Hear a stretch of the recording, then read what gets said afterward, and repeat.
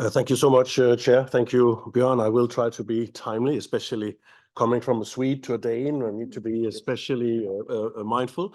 Good morning, everybody. It really is a pleasure to welcome you here today at the OECD Fisheries Committee workshop on climate change and fisheries, and not least when it takes place on World Fisheries Day. Now, climate change, of course, is one of the most serious issues facing society today, if not the most serious. I don't think it escaped any of you that just yesterday there was another UN report ahead of COP28 with very, very alarming figures that the world is headed towards perhaps almost plus 3 degrees warming.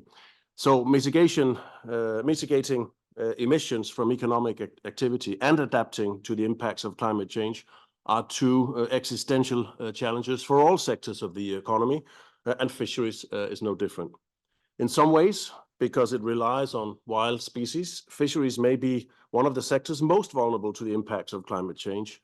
A warming ocean will lead to changes in the abundance and position of fish stocks, as the chair also mentioned, and therefore also in the availability of fish to different segments of the sector. That, of course, comes with the potential negative consequences for fishermen and their communities.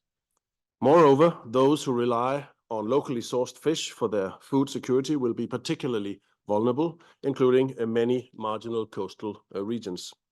COFI has long recognized the importance of climate change to the fisheries sector, and those of you with long memories may remember the workshop, I don't, the workshop held in Busan, Korea in 2010, where discussions focused on the economics of climate change adaptation in fisheries.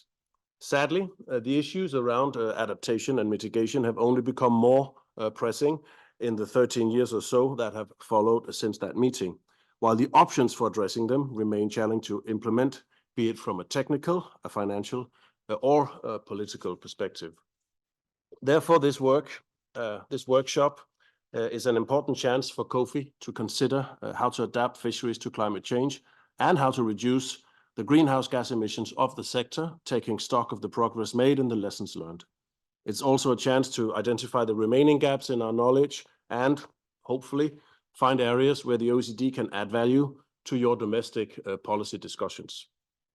Supporting our members in the fight against climate change is a key priority of the OECD and one that the Secretary General and I encourage all committees to embrace fully. There is a wide variety of climate-related work across the organization, both in terms of data production and dissemination, and in terms of policy analysis. The COFI can leverage this work to have greater impact on climate change policy. Just as an example, we have an organization-wide project called Net Zero Plus, Climate and Economic Resilience in a Changing World.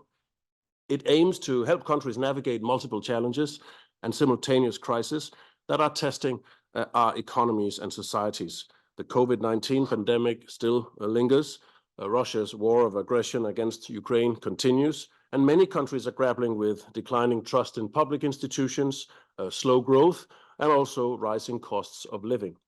In this context, the Net Zero Plus project is designed to help us tackle the possibly most challenging long-term trends we're facing. One key theme is resilience. That is building resilience to the impacts of climate change, but also the resilience that underpins the success of the transition to net zero itself. Another project is the Inclusive Forum on Carbon Mitigation Approaches, also called IFCMA.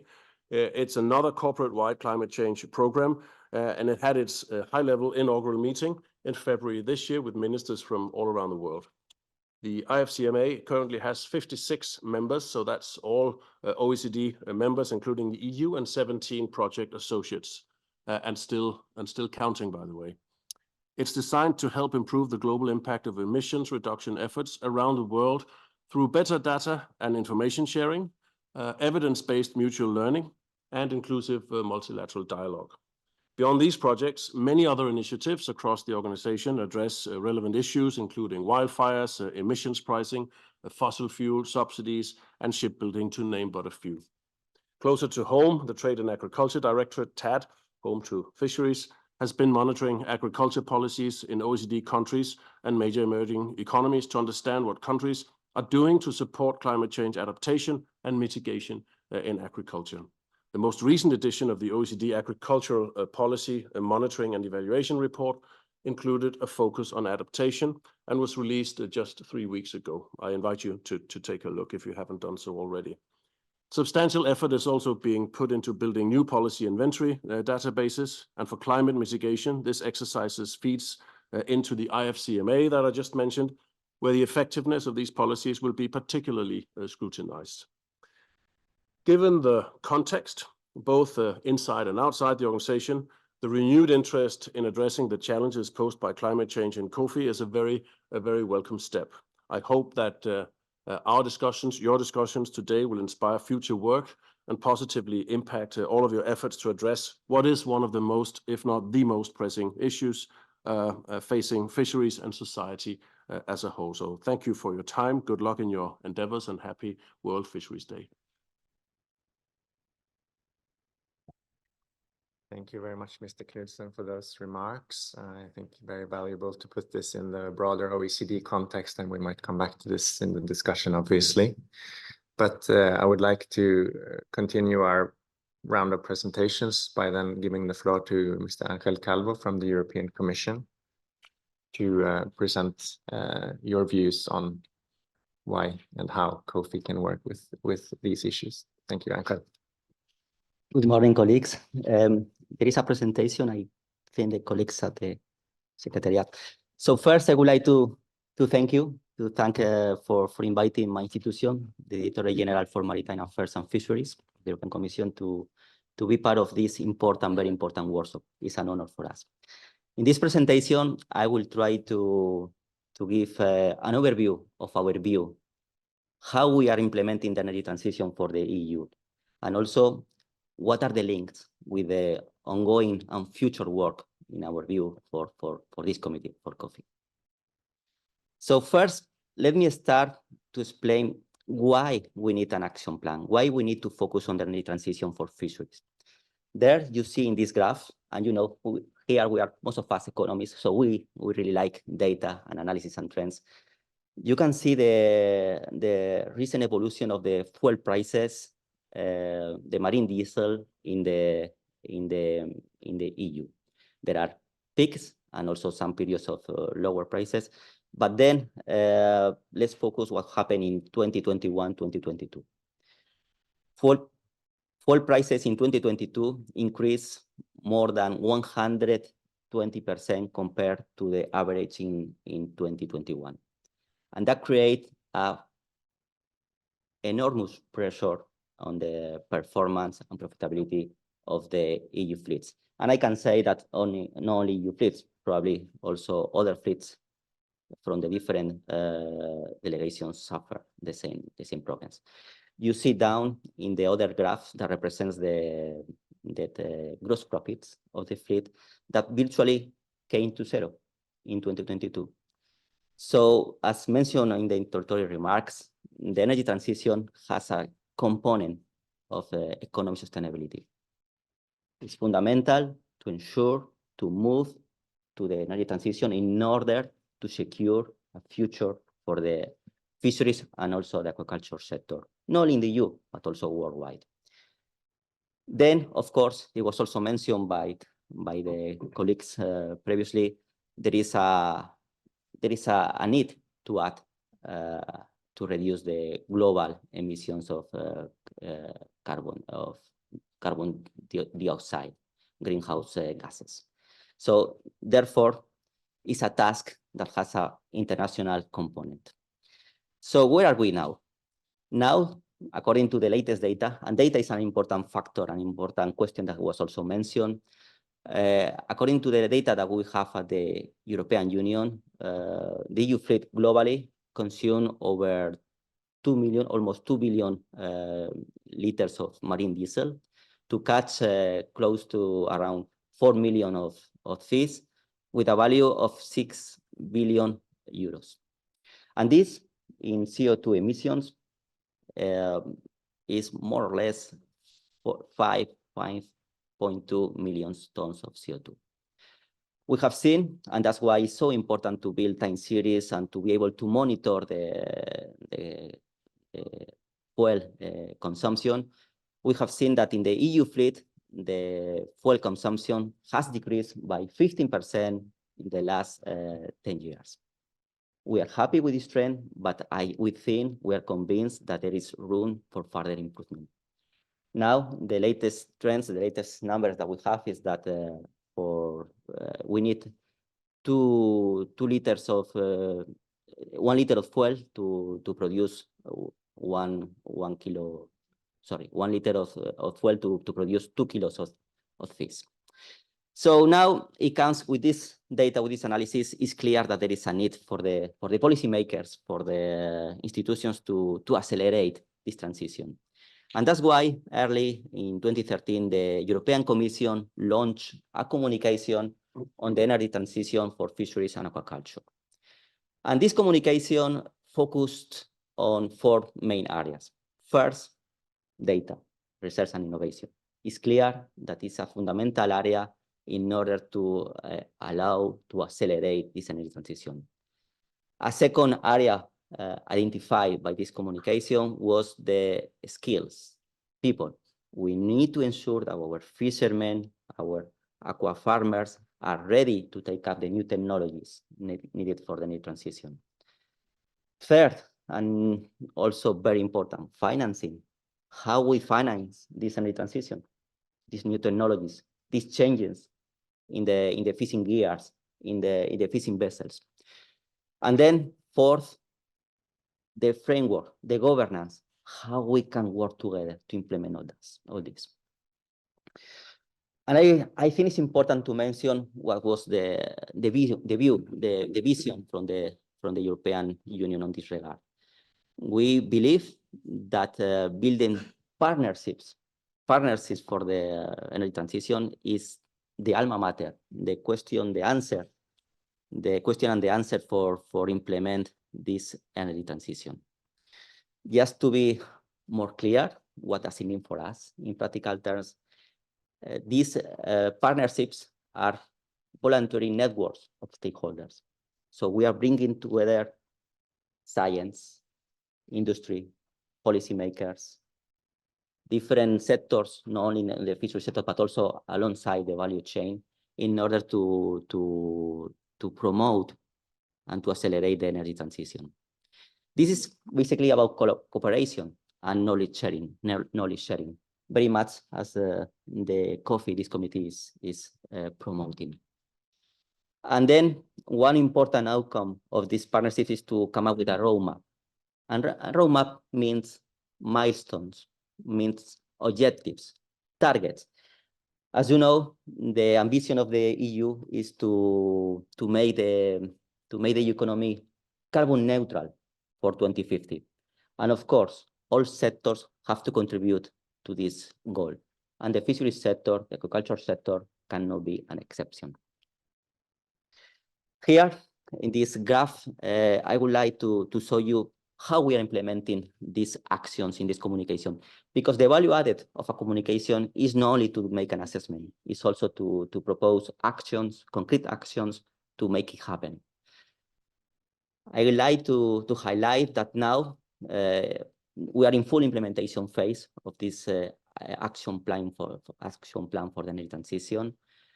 We are now ready to publish a guide on financing. I mentioned before that financing is important to help stakeholders. Where are the areas and also the programs available to promote, to support this energy transition? We are also preparing a study to assess the cost-benefit analysis for different technologies, because it's important to consider the feasibility of different technologies when we are talking about this transition. We are continuing with these partnerships. And of course, we are also preparing a number of actions, in total 21 actions, including discussion, living labs, discussions with other institutions in order to make it happen. So now, and I am aware of my time limitations, I would like to focus on the conclusions, on the takeaways of my presentation. So our ambition is to empower the sector to invest in the energy transition. We want to achieve, we want to make the sector more resilient, more sustainable, and to reduce the carbon footprint. And this should be implemented through a roadmap, which has to be presented, has to be prepared by the end of 2024, which is the main objective of this energy transition partnerships that I mentioned. But one important question, and perhaps was the main point of my intervention, why this is important? Why it's important that we discuss this energy transition in the context of coffee. Well, we believe that acting now requires the cooperation and collaboration between all stakeholders. This is about joining forces. I will present just quickly in a few seconds a tool about the data collection in the EU. We are getting information, we are measuring trends, but we need to share. We need to complement this view with also other delegations, other stakeholders. We also believe that there are opportunities in the new mandate of coffee. The new mandate of the coffee, and there I put just the exact wording that we have in the text, is about also best practices recommendation, data collection, and apply economic analysis. And also this mandate should or may contribute to the debate on cross-cutting questions in the context of the energy transition of the ocean economy. So in conclusions, I like now to click, if I have still 1 minute, these tools that are part of our action plan. So if you can please kindly click on the first link, which is a tool showing the data collection that we have in the European Union. It's a tool that also helps to inform fishermen and stakeholders on the impact of oil prices on the economic. This was the second link, I believe, but it works equally. So this one, I don't know if you can download a little bit the document or make it bigger. In any case, it's a compendium of best practices of projects that are promoting energy transition in the EU fisheries. So why not to use coffee or to get the support of coffee to expand this compendium also with experiences in your countries, in your delegations? Because this is about cross-fertilization. This is about sharing knowledge between the different delegations. So for example, this document is available, but only focusing on the experiences at the EU. And we are keen, we are very much interested to expand this compendium with experiences that you may have to tackle these questions. And now, finally, if we can go to the other link, which is the tool with the data. And thanks a lot for the technical support.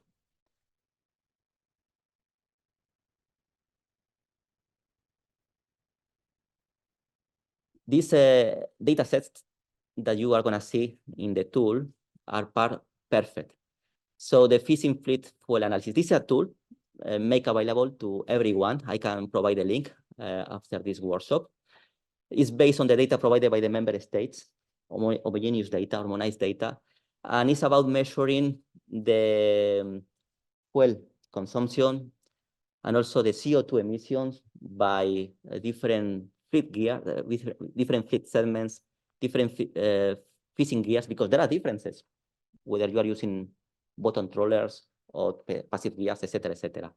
And this is about evidence. This is about knowledge, to see where we are and how we can build realistic milestones to decarbonize or to contribute to decarbonize the fisheries sector. Again, here, we need your help. This is about joining forces. We are using the knowledge from this TCF, which is the scientific, technical, and economic body of the European Commission. But of course, we are aware that there are also many initiatives ongoing in other regions, in other parts, and we would like also to bring that knowledge together and together be able to give a more effective answer to this question. So I will not take much of your time, just to invite you to have a look, if you wish, to this tool. It has many functionalities, and it intends to be also user-friendly and useful for the stakeholders and also for policymakers dealing with this important question. My final remark will be that this is about joining forces. And perhaps here in coffee, we have an opportunity to join forces and work together in this important question of the energy transition and adaptation to climate change. Thank you very much for your time.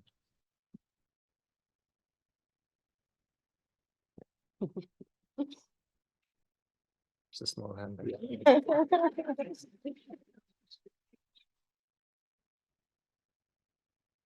Thank you very much, Angel and the European Commission, for giving some very concrete thoughts on how governments and institutions can work with the fisheries and climate change, and how we can gather knowledge and understand the issue better, and how you see that also as relevant in the Committee on Fisheries context. I think that's very helpful, and you're also very disciplined, of course, on timing, together with our Danish Deputy Secretary General here. So thank you very much for both your presentations. We do now go into, I think, a brief discussion on this framing of the workshop. So if any delegation would like to intervene with regards to the presentation, perhaps ask any questions or clarifications, I'd be happy to take any such remarks or questions. We do have time, so don't let me scare you. Maybe I can start off then, unless we have something online, you'll let me know, right? Yes. Perhaps you could briefly both address a little bit more the issue of carbon pricing, because you both mentioned, obviously, well, Angel, you mentioned the fuel price increases and how that has been possibly driving the decrease in fuel consumption. But also, of course, carbon pricing is something which I understand is discussed also in the larger OECD context. So if you, Deputy Secretary General, could say something about that, it would be very, very helpful, I think. So Angel first, I think. Yeah. Well, this is a fundamental question. And in order to answer to this, I think we need to have evidence. We have to be able to assess, to measure the prices of, first, well, to measure the emissions of the sector, and also to get a clear analysis of the prices, the signals that the prices are giving us in terms of market. There are some initiatives in the European Union on that regard, not particularly in the area of fisheries, but as I mentioned in my presentation, in this roadmap that we are building with the sector, because we have to have also the sector on board. We intend to come up at the end of 2024 with a roadmap, milestones, concrete targets about decarbonization, and of course, different tools, different experiences, like the pricing pricing for carbon should be considered there. But of course, I don't want to anticipate a discussion that still has to take place, technical level. But I can say that knowledge, evidence, and also could be an opportunity here, perhaps for coffee, to provide assessment, analysis, to build a good baseline for this kind of tools. Thank you. Just a few comments. Carbon pricing is certainly something that touches upon the work of many directorates at the OECD, not only TAD, home to fisheries and agriculture, but also home to trade, of course, very interesting. It's something that's also caught the interest, to say the least, of the WTO. Also our environmental directorate, because of the climate issues and the possible use of the tool there. And then our tax directorate, or CTP as it's called. Two of these lie outside my portfolio, so I don't really want to go into details where there are colleagues around the organization a bit more into the details of what we do. But I'd like to say maybe on on a personal level, I think looking at the scale of the problem we're facing, and again documented yesterday by the UN report, we probably have to find instruments where we work with the market to solve the climate change. But of course, that's much easier said than done.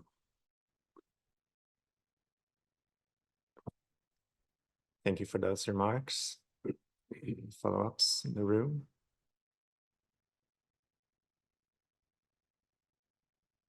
Italy, please. Yes. First of all, let me thank Mr. Carvo for this very insightful presentation.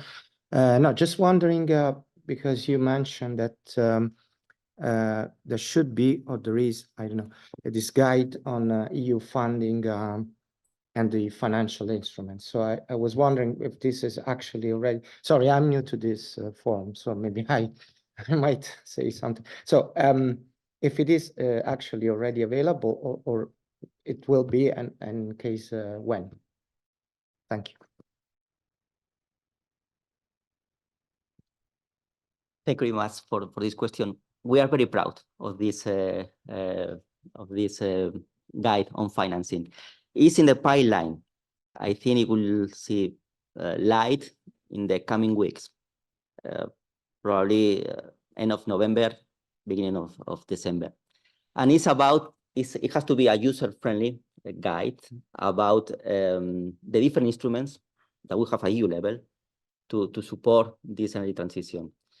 Once it's available, so we will do a press release, we'll do a publication, and of course, all delegations, EU, but also COFI, we will inform about this document and this tool that should be helpful to finance the transition of the energy in fisheries. Thank you.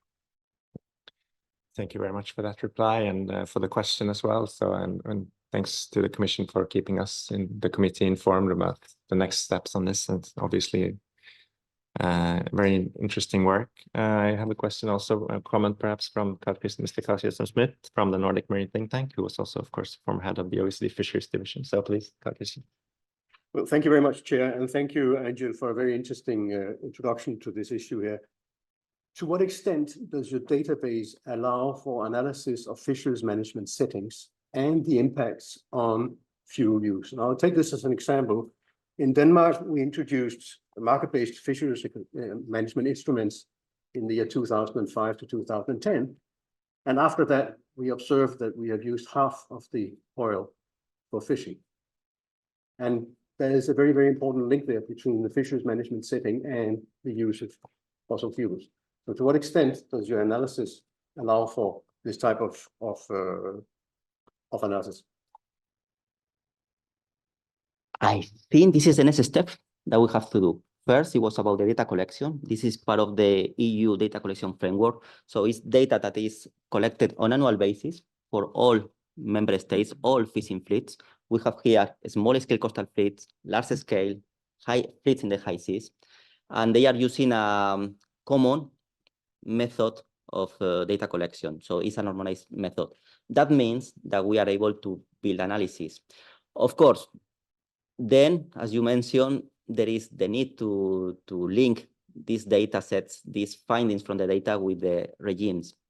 But I think this could be an interesting topic for analysis, perhaps in TCF or perhaps in other bodies to establish the assessments. I also have to say that these are the first steps when it comes to data collection on fuel. And we are also aware that there are areas that have to be improved. But of course, we have to start from somewhere. And the data is already public. So we invite everyone to build analysis on that. And as I said, this is about joining forces. Thank you. Thank you very much. Australia. Thank you for the presentation. I appreciate we're trying to mostly look forward, but just looking back for a second, I think you said that emissions had reduced by over 15% since 2009, I think. I was wondering if you could, were there any key things that helped enable that reduction? And in particular, is there still potential to kind of scale that up? One clear incentive was the fuel prices itself. The higher the fuel prices that we have seen, because it's not the first time that we have a shock in fuel prices. As you saw, as you may remember from the slides, we also we have the same situation in 2008 with very high fuel prices.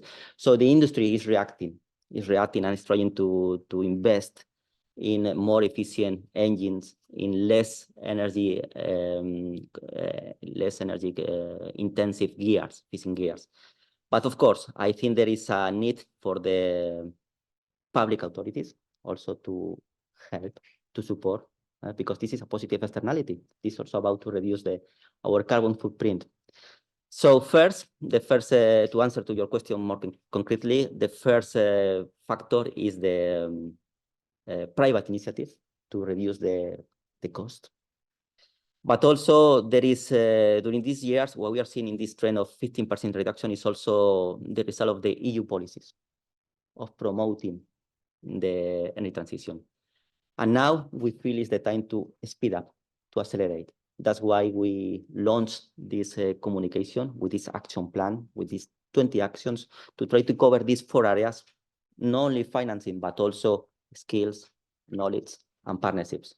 And we are confident, we hope that will help to I cannot give you a concrete figure, but also we expect that this 15% will be a small figure compared to what we expect to achieve in the future. Thank you. Thank you very much. Are there any further questions or comments from the room or from the virtual room?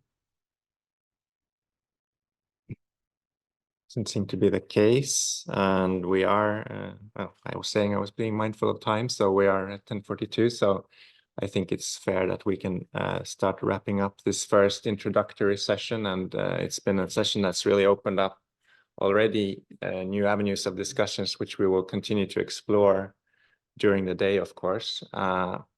Well, you both touched upon the need to identify remaining gaps in knowledge and what do we know and what don't we know about fisheries and aquaculture and how they are impacted by climate change. That is notably the topic of the session, which is to follow on this one. So we're very much looking forward to that. After that session, there will be a lunch, which we are also looking forward to, which will be served here at the so-called chateau. Well, it's not a so-called chateau, it's actually chateau because we are in France after all. So you're very welcome to that, and we're looking forward to having some more informal discussions about the messages that the speakers have delivered so far. After that, there will be a session on mitigation, which was, of course, touched upon by both our introductory speakers, and then a session on adaptation. So we will cover both perspectives and again, aim to identify knowledge gaps.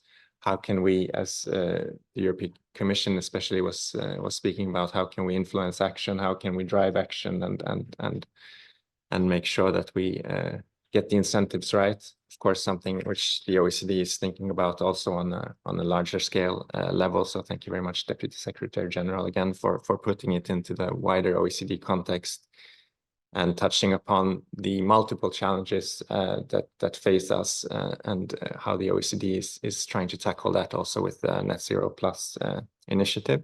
So very interesting to hear about that. And then we should also, of course, keep the larger picture in mind and not only solely focused on the fisheries and aquaculture, but it's clear that there's a need to delve deeper into these issues, and we will continue to do so in the next session, which is going to be chaired then by Monsieur Olivier Thibault, who is an economist at, among other things, I think, the Center for Law and Economics of the Sea. So you're very welcome to chair this next session. Thank you very much for being here, and à vous, Monsieur Thibault. Yes. Merci beaucoup, Mr. Chair, and thank you to the organizers for inviting me to participate in this workshop today and chair this first session. So I'm Olivier Thibault. I work with Ifremer in Brest. We have this joint research unit called AMUR, which focuses on the social sciences research efforts dedicated to marine and coastal resources and areas management. I'm happy to kick off the discussions here on this next session, which is focused on what we know about climate change and fisheries and what we feel we should try and get to know more about. We'll have three presentations, three talks this morning and a discussion session. And the questions that I think the organizers wish to see addressed, and I'll just put them up front so you can also think about them whilst we hear our colleagues present, will be around the kind of information and data that we actually need as managers, researchers, policymakers to effectively address the challenges of interactions between climate and fisheries. The applicability of the data and tools that have been developed in different regions of the world globally and how they can be transferred internationally. The extent to which uncertainty and lack of full information is a constraint on action and policy decision, and can we act without full information, and do we need to, and how do we do that? And also whether there are any constraints on the existence of available data or the access to available data that would hinder public policy development and implementation internationally. So those are the core questions. And without further ado, I'd like to introduce our first speaker, Dr. Nathalie Ilmy. Welcome, Nathalie. Nathalie is an expert in macroeconomics and international finance with the Centre Scientifique de Monaco.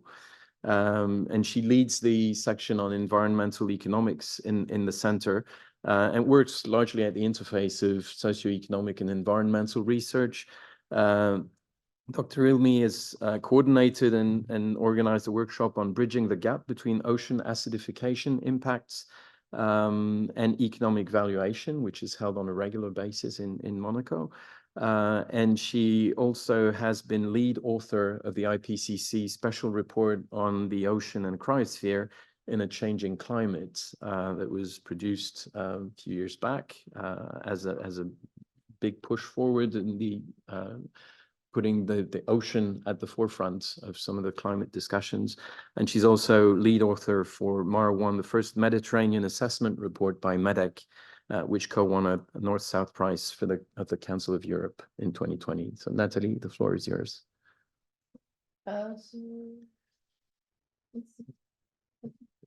Okay. Merci beaucoup, Olivier. Bonjour à tous. Merci aux organisateurs de cette conférence et à l'audience d'être là. Je voudrais vous présenter en fait les impacts du changement climatique sur les pêches en Méditerranée en m'appuyant sur un article que j'ai récemment publié avec... Donc cet article... Ah, ça monte. C'est bon? Ça coupe, on le fait la dernière fois, je suis désolée. D'accord.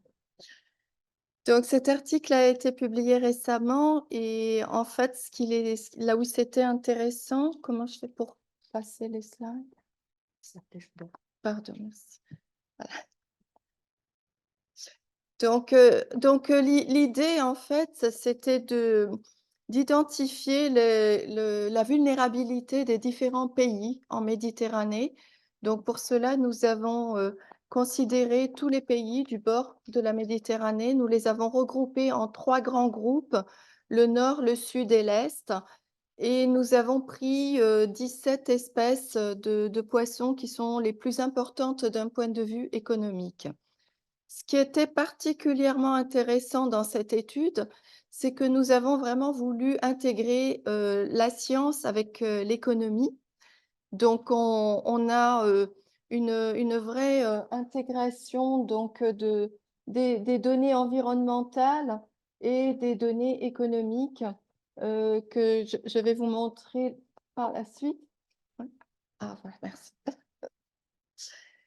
Donc, dans les pays du Nord, comme vous voyez, nous avons mis tous les pays d'Europe qui avaient comme particularité donc d'appartenir à l'Union européenne. Dans les pays du Sud, ce sont les pays qui sont en fait au nord de l'Afrique. Et puis, on a les pays de l'Est méditerranéen qui sont... on a inclus la Turquie dedans, la Syrie, le Liban, Israël et les territoires palestiniens et Chypre.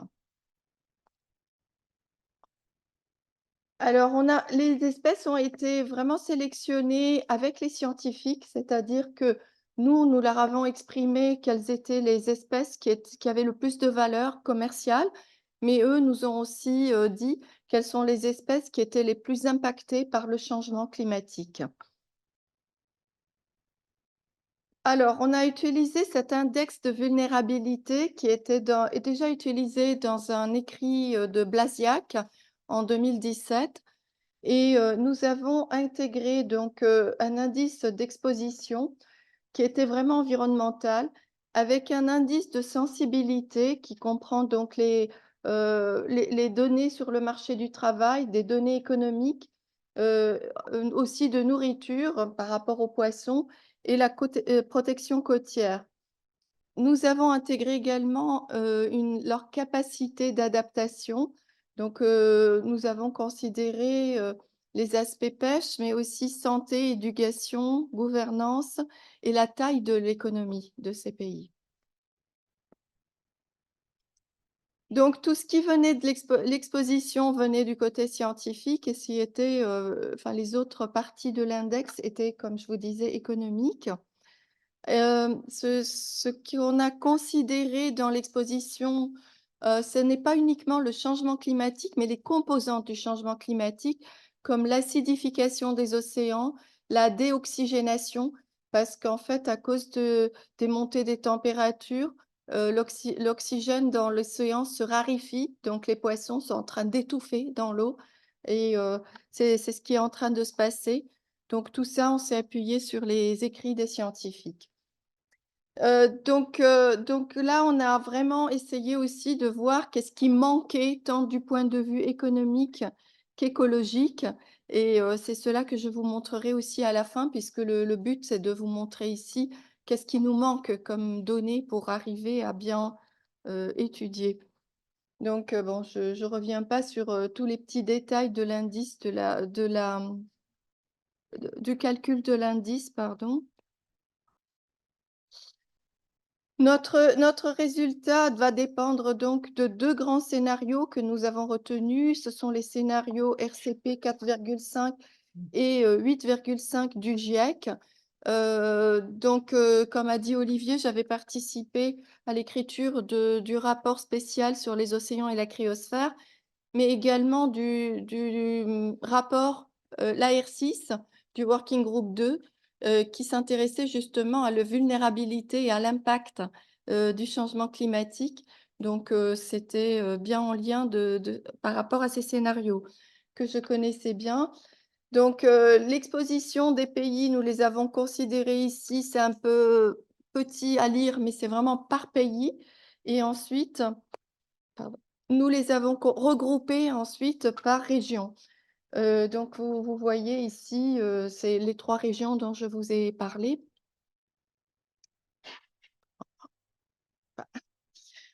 Voilà, donc ce qu'on a constaté en fin de compte, c'est qu'en fait, les pays les plus sensibles, c'était plutôt les pays du sud de la Méditerranée, parce qu'on a inclus à l'intérieur des aspects économiques qui nous ont permis de réaliser que ce sont les pays du sud de la Méditerranée, qui sont des pays en voie de développement, qui subissent le plus l'impact du changement climatique.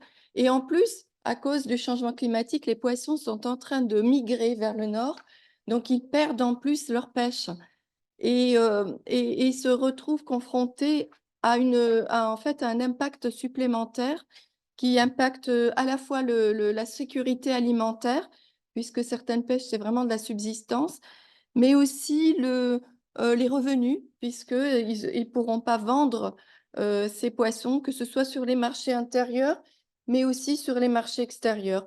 Donc, leur capacité d'adaptation va être impactée, évidemment.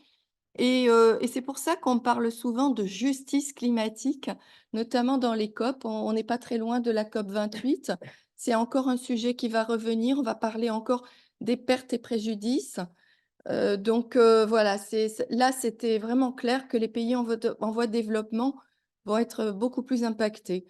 Quand on a vraiment intégré la science et l'économie, on a étudié l'impact sur les poissons qui étaient les plus impactés et on a vu qu'ils étaient en réalité tous vraiment impactés par le changement climatique.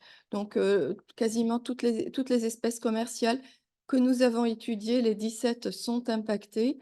Quand on les a regroupés par catégorie d'espèces, par exemple les petits pélagiques, etc., là aussi on voyait leur impact et on avait vu que les pays les plus impactés, ce sont vraiment les pays en voie de développement et encore plus avec le pire scénario, le 8.5, le RCP 8.5 qui est en fait vers lequel on est en train d'y aller au niveau méditerranéen.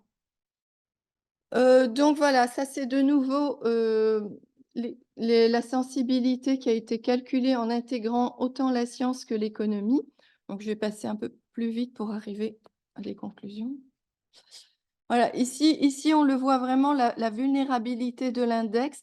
Quand on les a mis en plusieurs catégories, vous voyez que les pays du Nord sont en jaune, c'est-à-dire ou en vert, c'est-à-dire moins impactés quand même par la vulnérabilité, tandis que les pays du Sud sont les plus impactés. Si j'ai le temps de développer. Ça, c'est la partie adaptation. Je voulais la réserver peut-être pour tout à l'heure, la deuxième partie. Donc, je vais passer directement à mes conclusions. Excusez-moi, voilà. Donc, en fait, ce qu'on a conclu, c'est que si on arrivait à bien gérer les pêches, que ce soit dans le nord ou dans le sud, on peut quand même trouver certaines solutions. On a parlé beaucoup de faire des aires marines protégées en Méditerranée. On a des études qui sont faites dessus. On a en fait peut-être 1 à 2% de la Méditerranée qui est vraiment protégée. C'est très, très peu. Et on pensait trouver des exemples beaucoup plus consistants dans les pays du nord de la Méditerranée, c'est-à-dire les pays européens, mais même pas. Donc finalement, mettre en place des aires marines protégées, c'est aussi augmenter la collaboration entre les pays méditerranéens.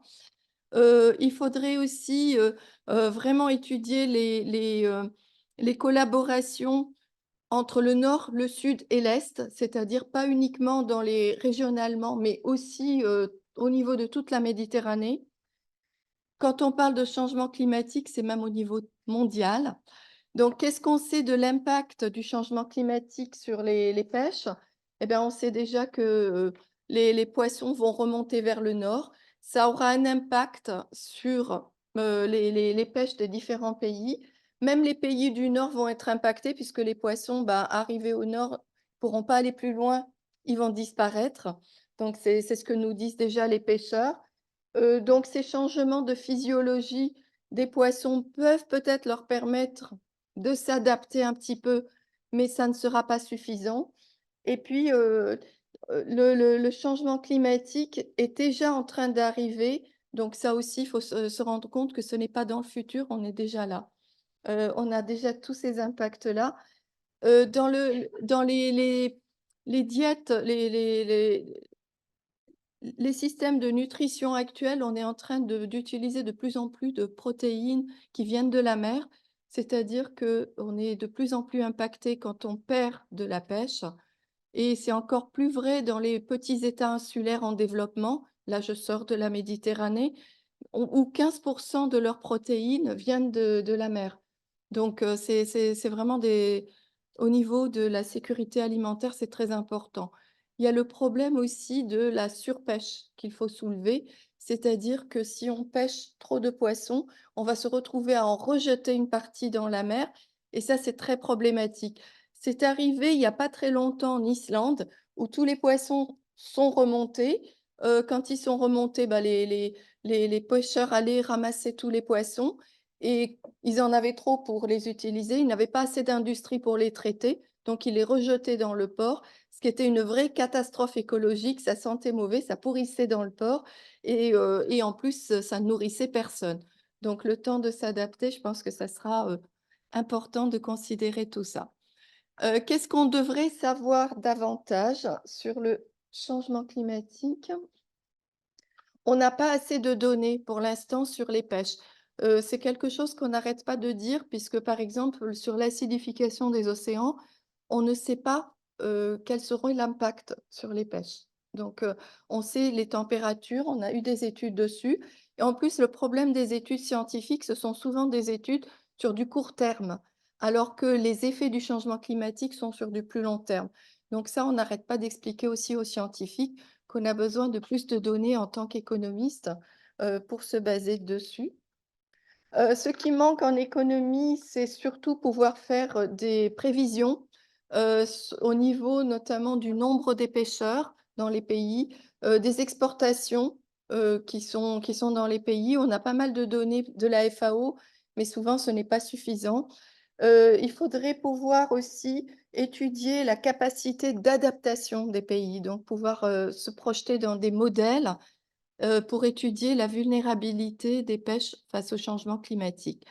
Donc au niveau scientifique, là, on a vraiment un manque, de modélisation et on a un manque aussi sur les espèces. Souvent, les scientifiques étudient une espèce à un endroit donné et ils n'arrivent pas à nous le dire, quand la localisation se déplace ou si on considère une autre espèce, ce qui est très limitant pour nous en tant qu'économistes quand on veut utiliser leurs données. Voilà, je vous remercie pour votre attention. J'espère ne pas avoir été trop long.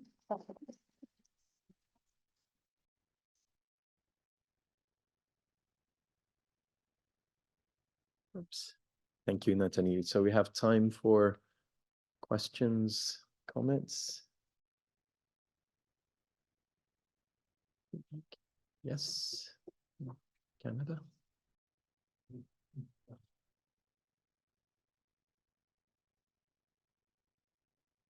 Merci beaucoup pour votre présentation qui est très intéressante. Je me demandais si c'était possible d'élaborer davantage sur les... J'ai compris la partie de développement d'index, mais je me demandais qu'est-ce que ça représentait par rapport aux variables économiques. Est-ce que ça porte sur, par exemple, la valeur des pêches, ou bien est-ce que ça porte sur la contribution au PIB, ou ça porte sur d'autres choses, par exemple l'évolution des prix, etc. Donc, si c'était possible d'avoir plus de détails, ça serait très apprécié. Merci à vous.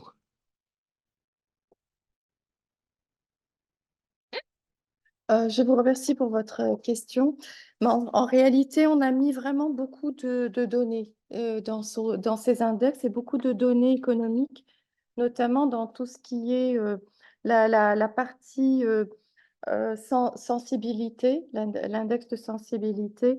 Et on a inclus à l'intérieur, effectivement, pas l'index, mais le GNI, le index, oui, c'est ça, indicator. C'est l'indicateur national brut. Pourquoi on a préféré ça par rapport au PIB? Parce qu'on a fait des simulations avec le PIB et le PIB était trop large en fait. Donc on a voulu quelque chose de plus ciblé par rapport aux pêches, un secteur économique comme les pêches. Donc on a choisi cet index après avoir beaucoup essayé. On a vraiment utilisé aussi combien de pêches étaient vraiment capturées. C'est-à-dire qu'on n'a pas voulu été ramené sur terre. C'est-à-dire qu'on a évité ce qu'on appelle le bycatch en anglais, c'est-à-dire ce qui était rejeté par la suite avant d'être ramené. Parce que si on prenait le chiffre de la capture, c'était beaucoup plus important, mais une partie n'était pas économiquement utilisée en réalité. Donc on a vraiment essayé d'intégrer tout ce qui nous semblait le plus logique dans ces index économiques. On a voulu aussi intégrer tout ce qui est dans la capacité d'adaptation, les aspects santé humaine, et les aspects d'éducation, de gouvernance, etc. Donc tout ce qui était lié à l'économie.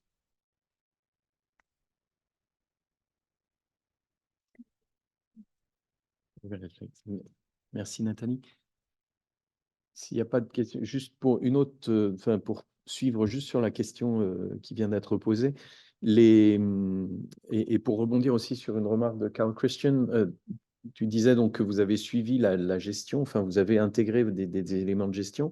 Qu'est-ce que vous arrivez à suivre qui te semblerait important pour comprendre la résilience ou la capacité d'absorption de chocs ou de changements liés au changement climatique dans cette gestion? Qu'est-ce qu'on suit en fait? Qu'est-ce qu'il faut mesurer? Qu'est-ce qu'on décrit qui te semble important pour... Sur la gestion des panneaux. Ouais, sur les aspects de gouvernance, de gestion, de mode d'organisation, de la régulation.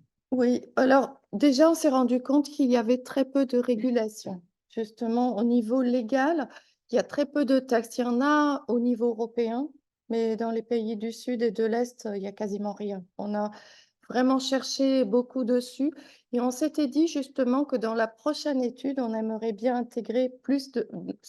C'est déjà prévu en fait, un article sur la gouvernance et on voulait intégrer des juristes parce qu'on voulait renforcer cet aspect légal qui nous manque. Donc, au niveau de gestion de la pêche, on a intégré en fait le fait d'éviter la surpêche, c'est-à-dire que quand les pêcheurs vont en mer, bah, qu'ils n'attrapent pas tout ce qu'ils peuvent et n'importe comment, mais qu'ils sachent en fait combien ils ont besoin de pêcher pour leur population ou pour exporter avant de prendre n'importe quoi et après rejeter justement.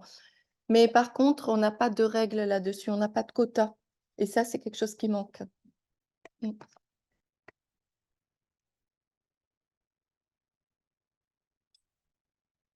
D'autres questions?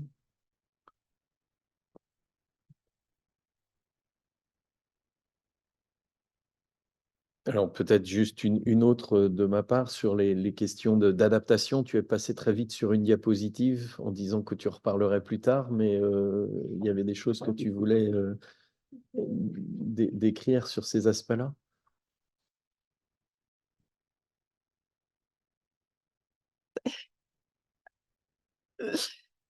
En fait, sur les capacités d'adaptation, c'est que en parlant avec les collègues scientifiques, on en avait parlé lors d'un workshop à Monaco.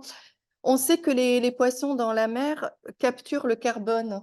Quand on les laisse dans l'eau, ils capturent le carbone, ce qui est très, très important quand on veut lutter contre le changement climatique. Et quand on n'arrive pas à réduire les émissions de CO2, on a cette possibilité d'enlever le carbone qui est déjà dans l'atmosphère. Par contre, si on les capture pas, on peut pas se nourrir. Donc, il y avait en fait il y a un trade-off à faire il faut décider, est-ce qu'on capture ces pêches ou alors on les laisse dans l'eau pour les laisser jouer leur rôle de naturellement capturateur de carbone. Donc ça, c'est quelque chose qui était important. Ce qu'on n'avait pas aussi beaucoup développé dans l'article, mais ça fait partie de la discussion, c'est l'aquaculture durable. C'est-à-dire qu'il y a une possibilité de mettre en place une aquaculture. On pense que c'est une des solutions à mettre en place, mais il faut qu'elle soit durable, pas n'importe comment. On doit cibler des espèces résilientes au changement climatique. Et ça, c'est fait vraiment, il faut les baser sur les études scientifiques. Et par exemple, en Égypte, on a une aquaculture qui est très, très importante. Et si elle est résiliente, si elle est durable, elle peut compenser justement ces pertes de poissons qui arrivent dans le sud de la Méditerranée. Merci. Merci encore Nathalie. And so we'll move to our second presentation this morning by Dr. Sarah Onborg.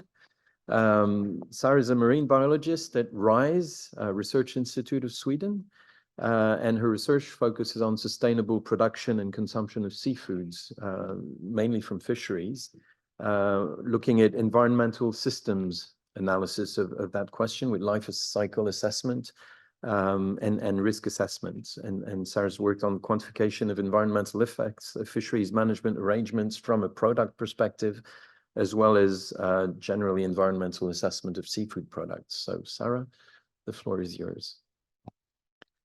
Thank you very much. And I have a presentation somewhere, guess. All right. How do fisheries contribute to climate change? I've been asked to provide an introduction to fisheries, foods, and contribution to climate change, and drivers of greenhouse gas emissions in fisheries, and opportunities for emission reductions in 10 minutes. And I also failed, apologies, because I didn't really pick up the thing on lack of data and uncertainties, but I'm sure that that is integrated in this presentation anyway. And I'll try to have that in my back of my head. But to put fisheries in a global perspective, the best, most recent estimate spans up until the year 2011. And in this sense, it has been said already, it's just a small share of global food production, around 4% of emissions from that sector in 2011. But there are these two very important issues to pay attention to here. But the one is that it's nearly fully dependent on fossil fuels, while many agricultural sectors are shifting to biofuels and have the potential to use electricity. But here we have a sector that's really dependent on use of fossil fuels. And the other is that on a global perspective, these emissions are actually increasing during this period, about 25% growth in emissions per ton between 1990 and 2011. But as we already heard from Angel Calvo here, there were some trends about decreasing for EU fisheries. So I guess there are regional differences here as well. But it's still, the most recent estimate has an increase, showed an increase. So, as I guess most of you are aware of, fisheries' contribution to climate change is driven from use of fossil fuels during fishing. And this is also then, as we said, an important economic factor for fishers. But it's also, in terms of emission reductions, you can also turn this around and say that there's promising for mitigation because we only need to focus on fossil fuels and not handle all these complicated biogenic emissions, such as methane from land-based food production, that are more challenging. And to pick up on that, you also see that there's a highly variable fuel use intensity, that is liter per kilo, depending on target species and gear used. And that crustaceans here also show a very high, although variable, fuel use intensity. And if you remember the global development here, we also find that these fisheries are increasing. That is also then contributing to this trend in global fisheries that we see of the increasing trend. A recent overview of based on available life cycle assessments of seafood products or product groups here also show the combined effect of gear and target species for different seafood commodities based from capture fisheries.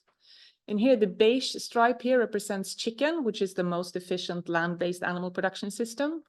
And as you can see here, you have small pelagics such as herring, sardines, and anchovies being very, very low in emissions.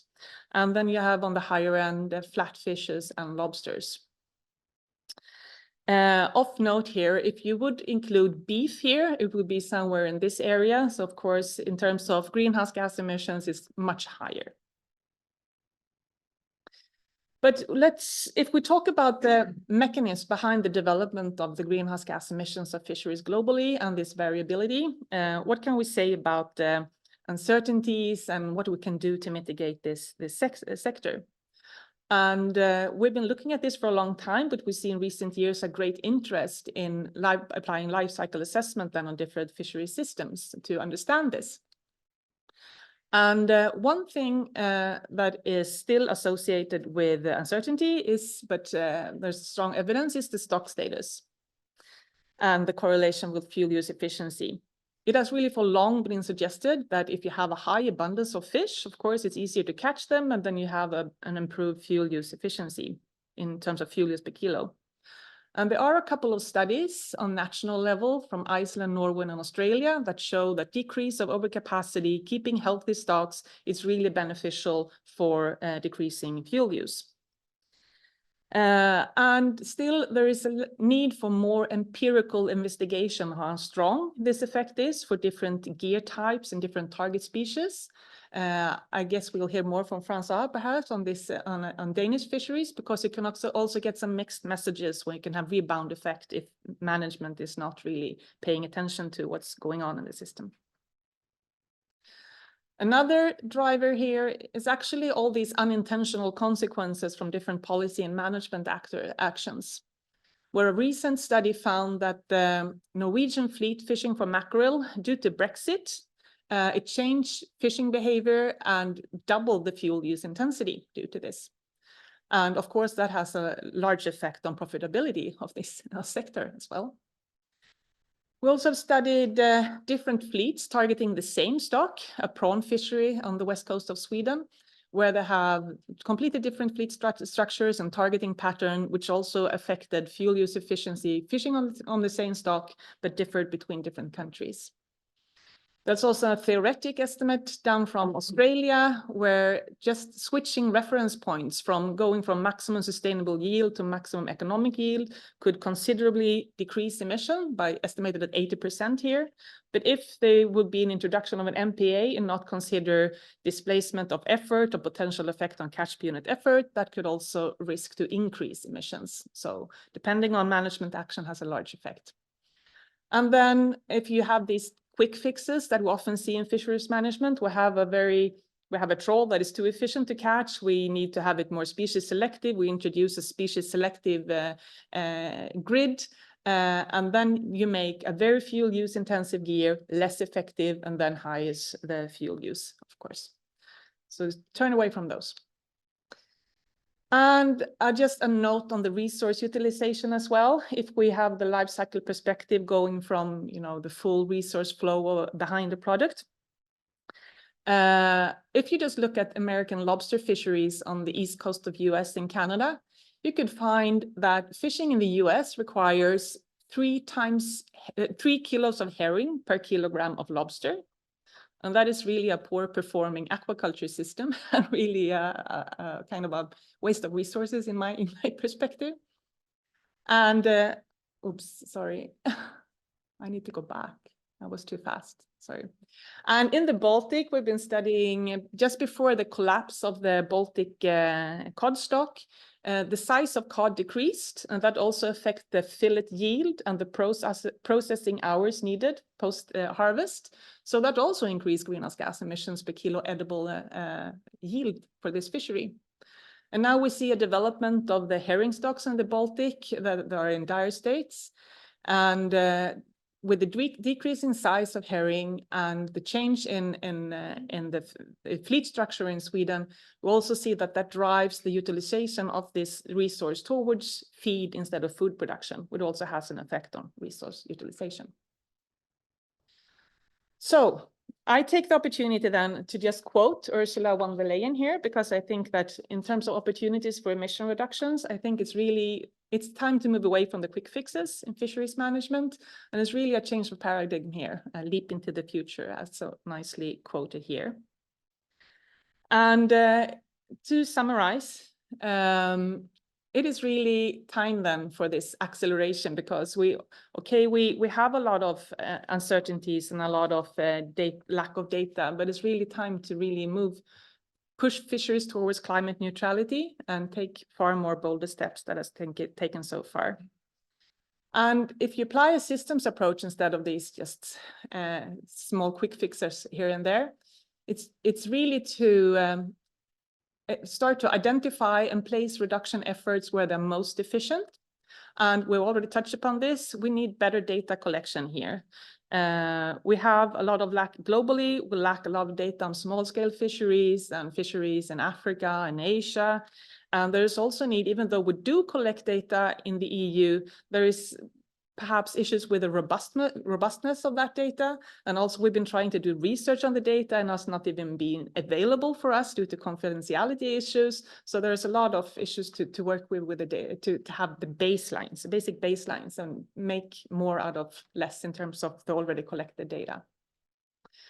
And then there are two pathways towards decarbonization of the fishing sector. And if you want to read more about that, I have a link to a recent report that we prepared for the European Parliament.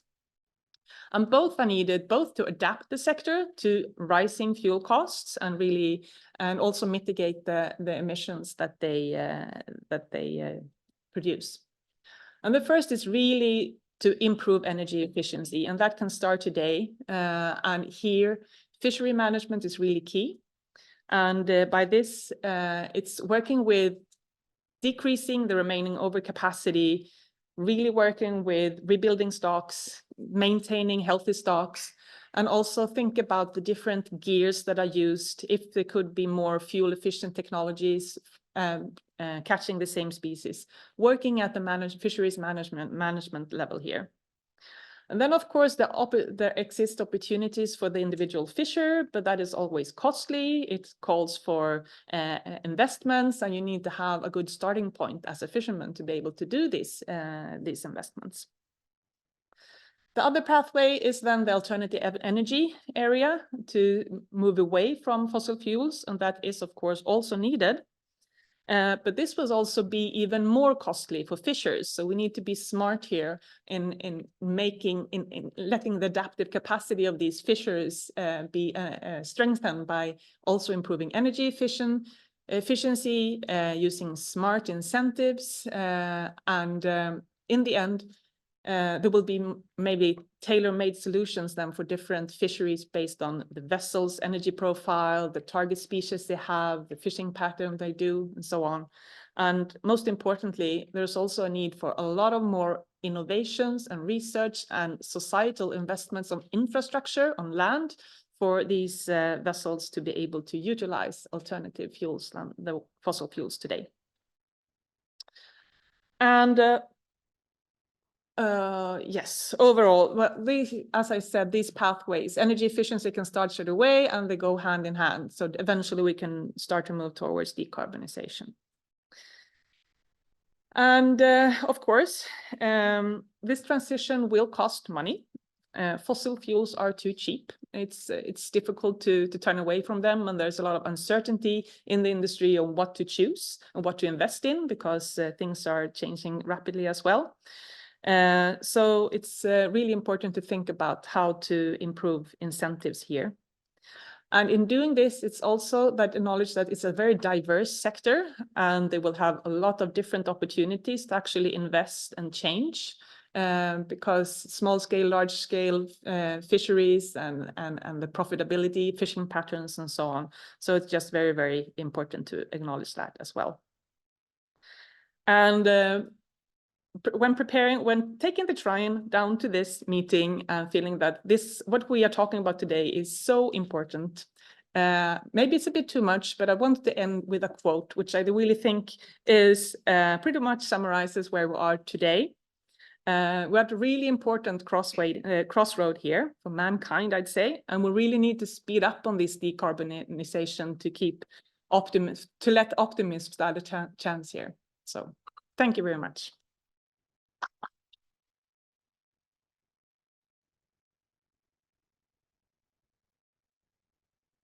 Thank you very much, Sarah, for setting up the scene for the challenges ahead. Do we have questions or comments from the room?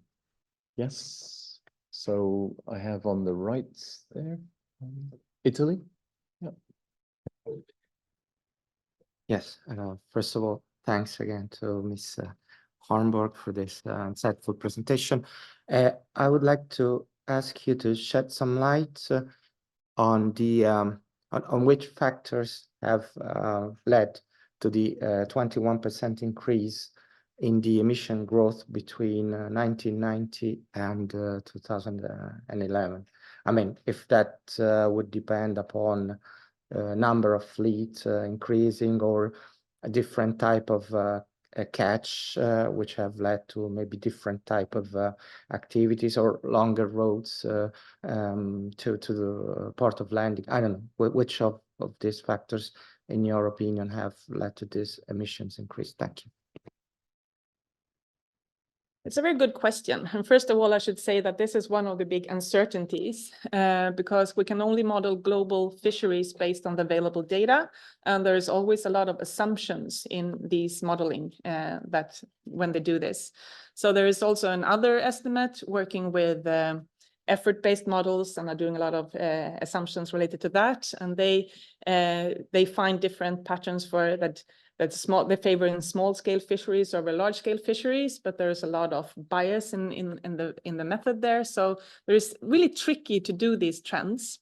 And the one that I showed you was using a fuel use intensity database and trying to fill the gaps, and based on the target species and the gear, trying to provide this overview. But of course, as I said, we have gaps, so there's a lot of extrapolations as well.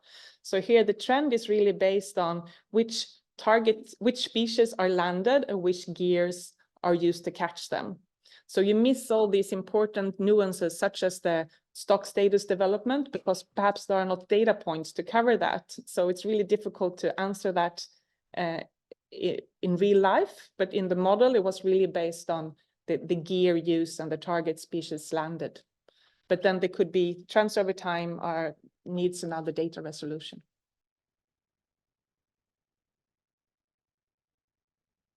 Thank you. Japan?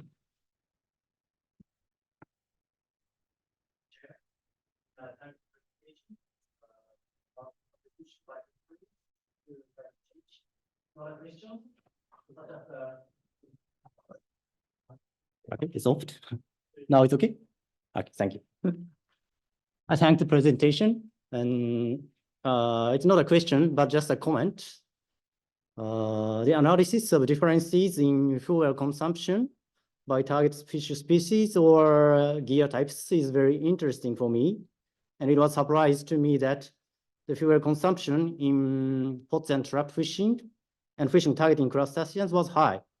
In our domestic studies conducted in Japan, fuel consumption tends to be higher in fisheries that use kind of fishing lights at night. On the other hand, I'm a bit concerned that such results may simply lead to the argument that fishing gears with high fuel consumption should be reduced or regulated. Although the consumption varies by regions or situations, so as explained, so we need to be very careful in examining the impacts of fisheries. It's just a comment. Thank you. Thank you. Any other questions? Yes, Natalie? Oh, sorry, FL, sorry. Thank you very much, Sarah, for the very interesting presentation. Clearly, as I'm responsible for FAO fisheries and aquaculture statistics, I clearly, let's say, really like your comment, and also Natalie mentioned the same things on the problems with data, on the robustness of the data. But as you mentioned, lack of data, data will be important, in your opinion, to additionally collect. I think you mentioned catch and effort now, because catch and effort is by gear that is usually not collected, but small scale fisheries, there are any other additional data important to be collected? Catch per unit efforts is good because then we know what's going on in the fishery, but it's there's a lot of LCAs on active fisheries, and that's because, like trawl fisheries, because they're more easy to model, because you have the effort hours easily reported and you can do some assumptions into a model. It's more like passive gear fisheries and fishing patterns and small scale to really, because it's so easy to introduce bias in that model, and it's but it's also, those fishing patterns are so special sometimes, so it's very difficult to model. So I don't really have an idea yet of how to do it more, what kind of data to collect on like an FAO level or an EU level. But I was also quite amazed to see that that tool that was presented that really showed these different graphs, because I think there are a lot of vessels are engaged in different fisheries, and how do you split and which fuel has been used for that fishery and that fishery. So there's a need to increase the level of detail in the fuel use data collected, and also work with small scale fisheries, especially passive gears.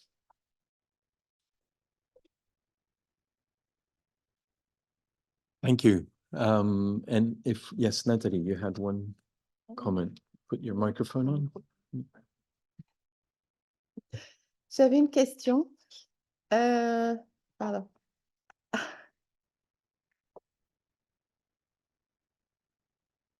J'avais une question sur ce que vous comprenez dans les émissions de carbone dues aux pêches.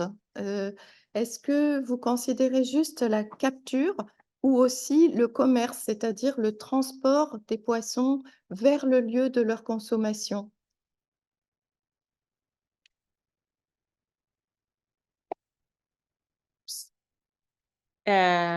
In life cycle assessments, we can include the full supply chain, that is also including the transport all over the world.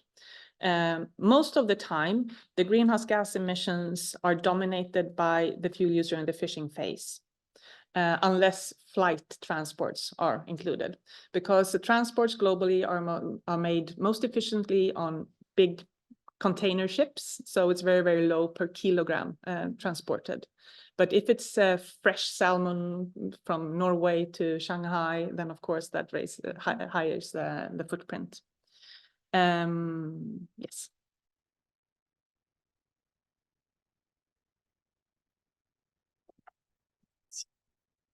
Yes.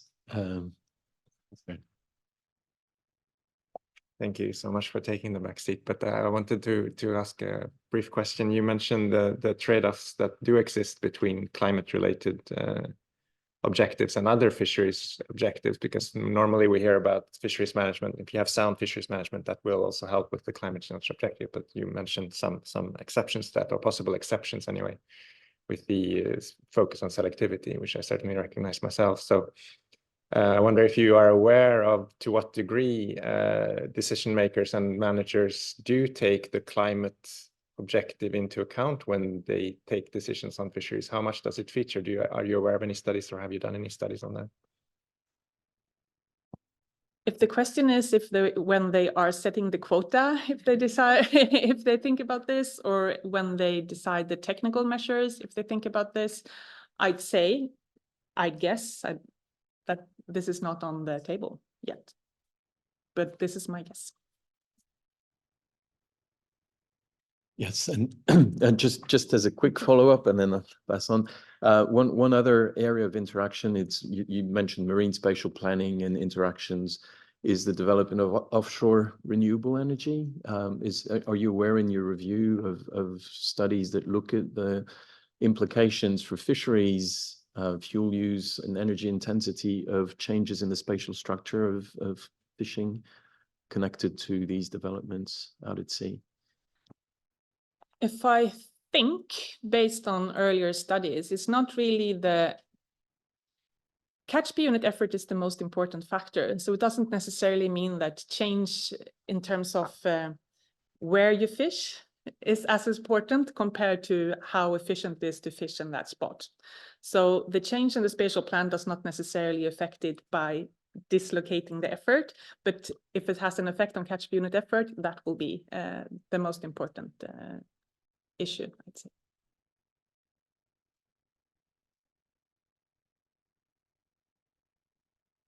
Okay, so we have a question from the UK online. Thank you very much. I've got a specific question, which is, you mentioned about data collection and that there were potential changes to improve the data collection and estimation process for fuel use and carbon emissions. I was wondering if you had any specific recommendations on that to do, which would address the deficiencies. We've considered how to improve fuel use data and carbon emissions in the UK, looking at purchase data from suppliers, and also more recently, kind of administration data for fuel tax exemption rebate purposes. So we haven't implemented them yet, but I was wondering if you had any specific kind of areas for improvement in the EU context that could be applicable to other members as well.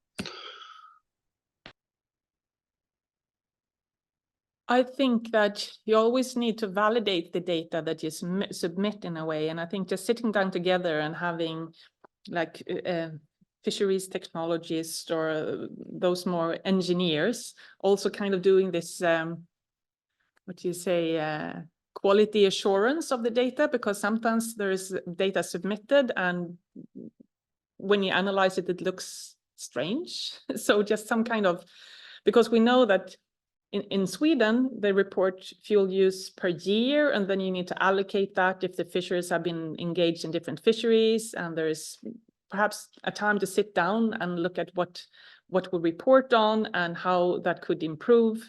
I don't have like a silver bullet thing, because it depends on different fisheries and their targeting pattern.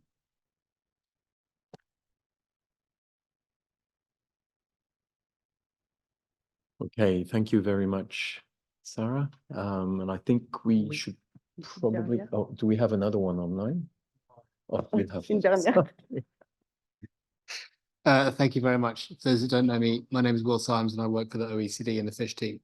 I have a question, sort of methodological to measuring emissions, but I think there was a paper a couple of years ago that made a fairly bold claim about emissions from sediment that was disturbed by trawling. And I think it's fair to say there's some disagreement on this claim. So I was wondering whether you would care to maybe elaborate on that a bit and give us a bit more insight into that issue.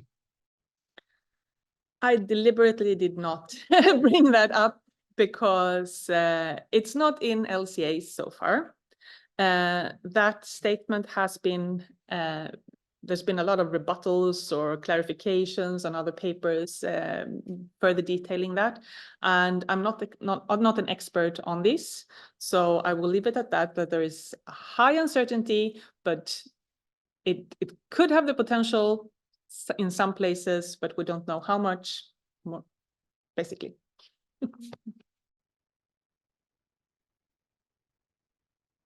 Okay, thank you very much for all the questions and the good discussion. We'll move to our third speaker this morning, Mr. Harry Beeson from Australia. Thank you. And there should be slides. I don't know if Brilliant. Thank you. So I'm going to briefly present this morning the handbook to fisheries climate change adaptation, developed by our National Science Agency, CSIRO, and the fisheries trade body responsible for research, which is the FRDC. And the motivation behind the handbook was to try and fill a gap. So it was felt that there was lots of information available on the effects of climate change, but less in terms of how all fisheries managers can actually use that information, as well as industry actors. And I mean, in keeping with what we've heard already this morning, it's worth noting that Australia's marine environment is changing faster currently than at any other period in recorded history. And the projected changes in fish production will clearly require changes. So you know, adaptation is clearly going to be important. So the handbook was first developed in 2016, but has been updated since. And there is now an accompanying online app to make the guidance more accessible and user-friendly. The aim was to develop a risk-based approach, as I say, for fisheries managers. Firstly, identifying the risks posed by climate change, and then looking at the potential solutions and strategies for adapting to those risks.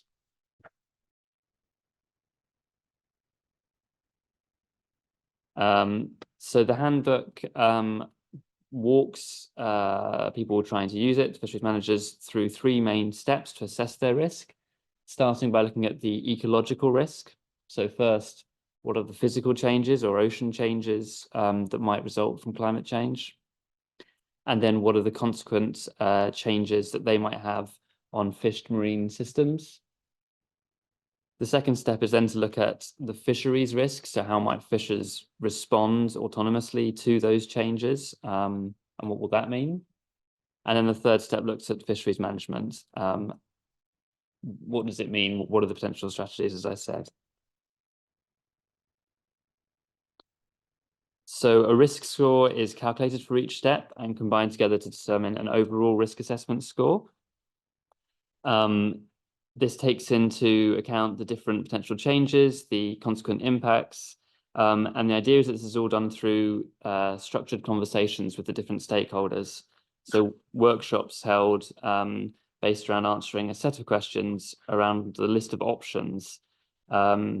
And these could be, amount of fish, location of fish, the type of fish that's changing, etc. It's worth noting that implicit in a risk assessment approach is a certain tolerance to risk. So there's an understanding that you're unlikely to ever be able to reduce the risk to zero, at least in a practical sense. And therefore it's about managing the risk, trying to make it acceptable with the practical options you have available to you.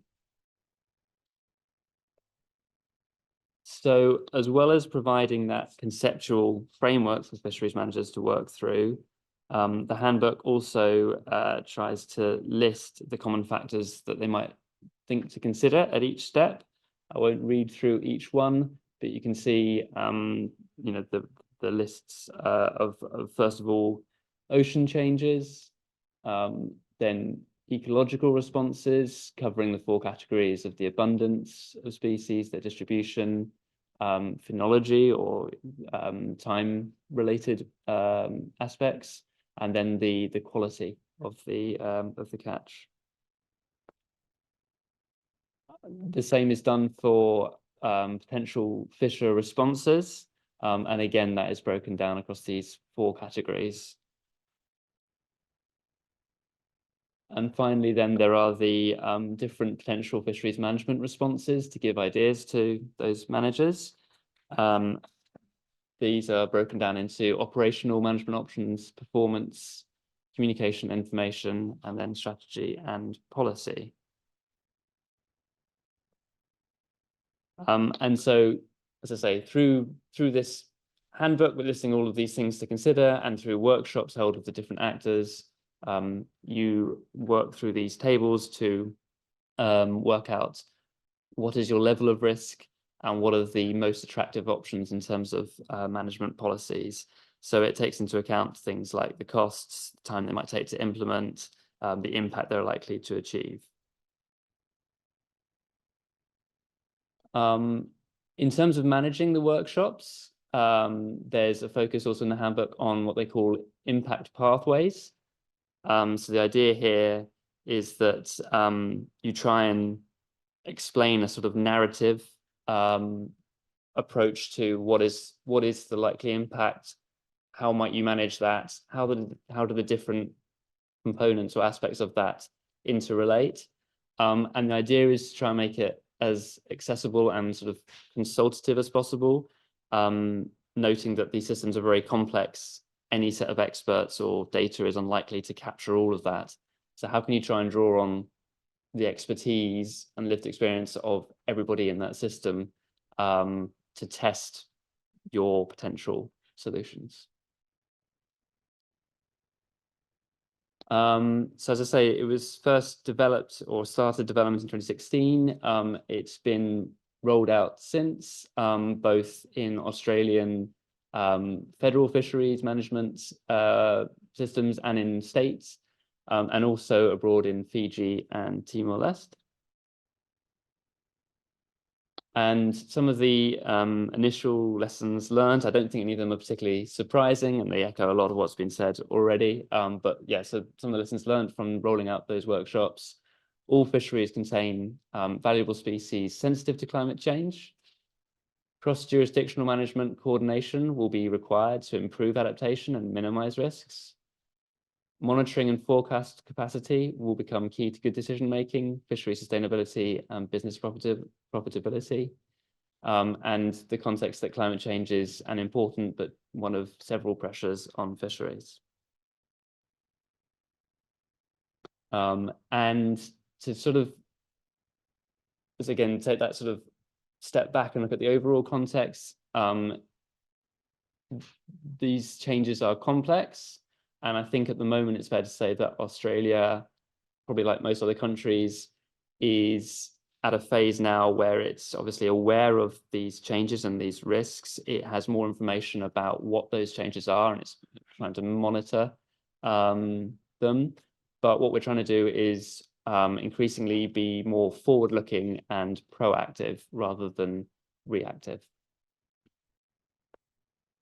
Thank you very much. That was a quick guide. And like I said, the handbook is available online. So if you're interested, I recommend reading through it. It's quite detailed.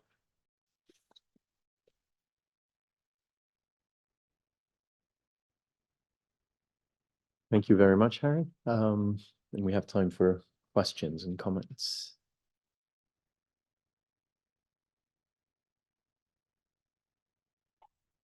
Yes, there.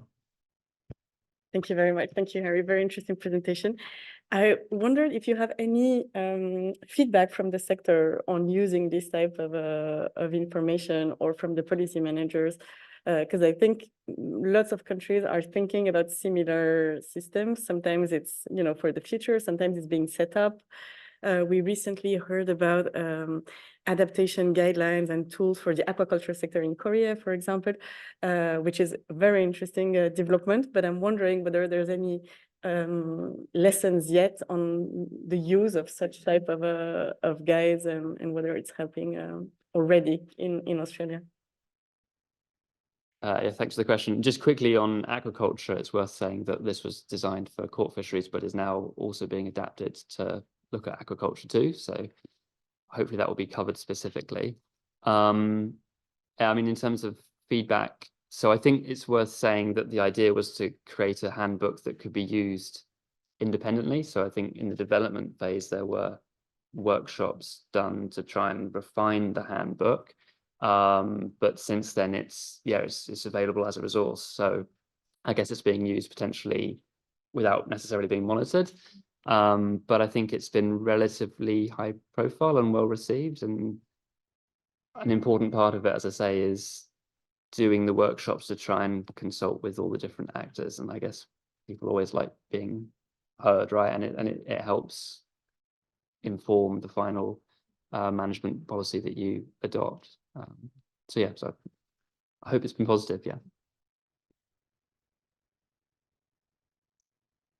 Thank you. Yes, I mean, so we're talking about getting more information and more understanding, but it sounds like what you're addressing in this context is also how you get that information shared and sort of collectively used to come up with plans or decisions, which might not be, you know, the same depending on how that process goes. So there's something about an institutional design of dealing with that information that comes with new understanding, which sounds quite useful.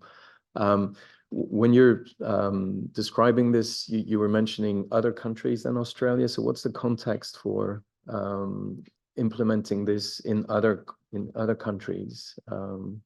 And how do you see that potentially expanding beyond the ones that you've already taken this to?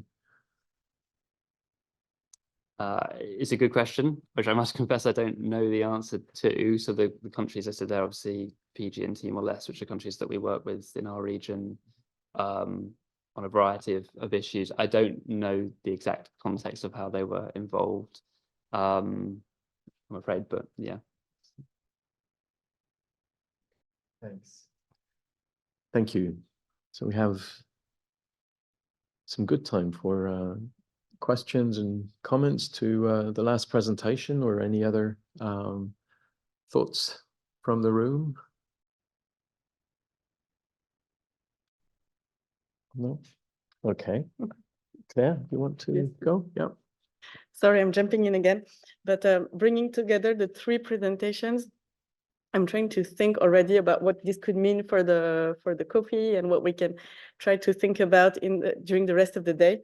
And one of the things that struck me after the different presentation is that there is some information, but we already are talking about the gaps. And And I wonder if we should focus on those gaps and where we should focus policy attention and investment.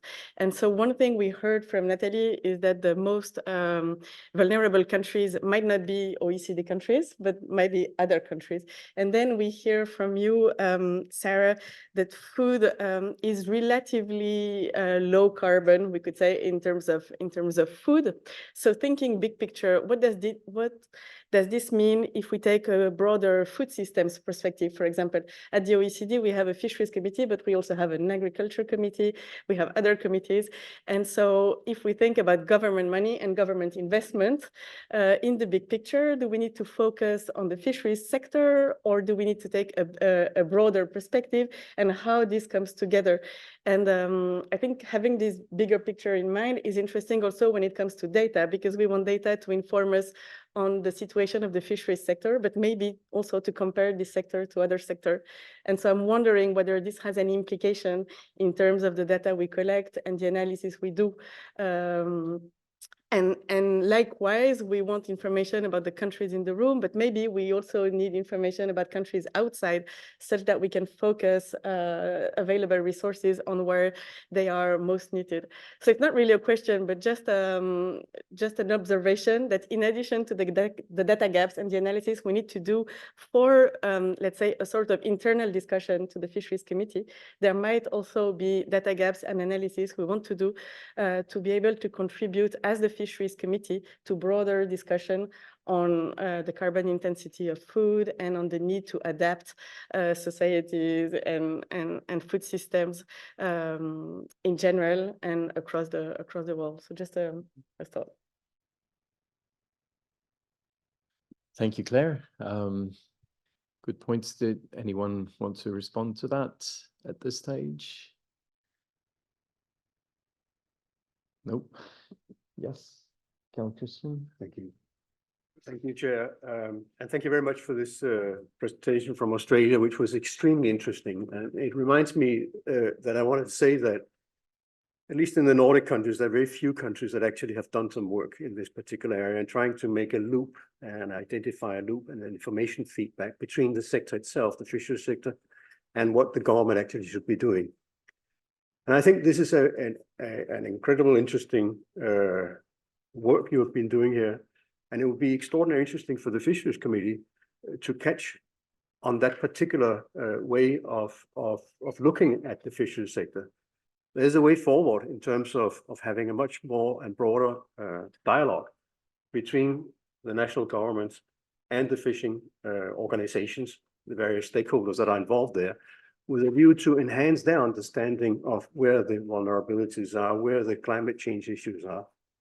And if you can come up with a sort of a concept note type of thing from the OECD and building a way forward on this, I think would be extraordinarily interesting. Thank you.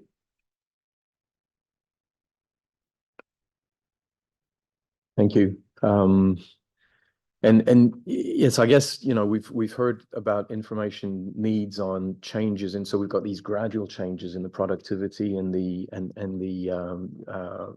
distribution of resources. We've got these changes in the fleets and the way the fisheries operate, and on those fronts, that interaction clearly would be something very useful to get this enhanced understanding, including the management. So we also heard how better understanding of the management circumstances that come along with those changes that we're seeing, and how does the way the fisheries are being managed affect the responses or the capacity to adapt, would also be something that you more easily track in that kind of an approach. And then that sort of institutional design of, you know, how do you create the circumstances where people can come together, share that understanding, and make decisions that don't necessarily have the full information, but you're making those trade-offs with uncertainties on all fronts, but better integrated systems perspective that Sarah was emphasizing we need. So that would go along with your point, Claire, I think, of maybe stepping out a bit for some of those questions and looking at interaction between seafood and other types of food, for example. So yeah, I think that's a very interesting perspective, and the Australian example was interesting in that respect. Just a couple of other things that I picked up on in the presentations this morning. One of the questions for this session was, do we have all the information we need, but what can we do if we don't? And it sounds like we're getting a clear message across from various presentations and discussions that well-managed resources and healthy stocks is a good starting point if we don't know more, but at least that's the best we can do to address some of the potential implications, because they will reduce fuel use potentially, but maybe also because they create that buffer capacity for downsides or negative impacts that would come from environmental change. Maybe also because they generate profitability. We've heard about the costs of addressing some of these climate change impacts, and you're better placed with addressing those costs in a situation where the fisheries generate higher returns. So there sounds to be a good alignment of well-managed fisheries with the capacity to address the impacts of climate.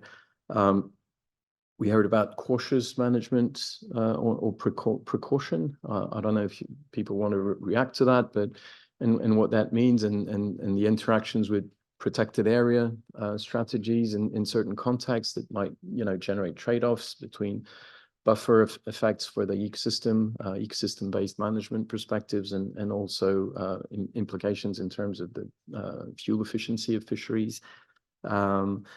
We've also heard about winners and losers, so the very strong heterogeneity of these changes and impacts, and the fact that needs addressing in itself, and that is an important. So in terms of the data and the understanding, being able to track the diversity of the consequences in the fisheries as well as along the supply chain. We heard about the importance of trade and better understanding of trade, and the data needs in that respect. And so, lots and lots of interesting ideas, I think, and points come out of this discussion. I'll just open up again for any further questions or comments to either of the three speakers, or just general comments.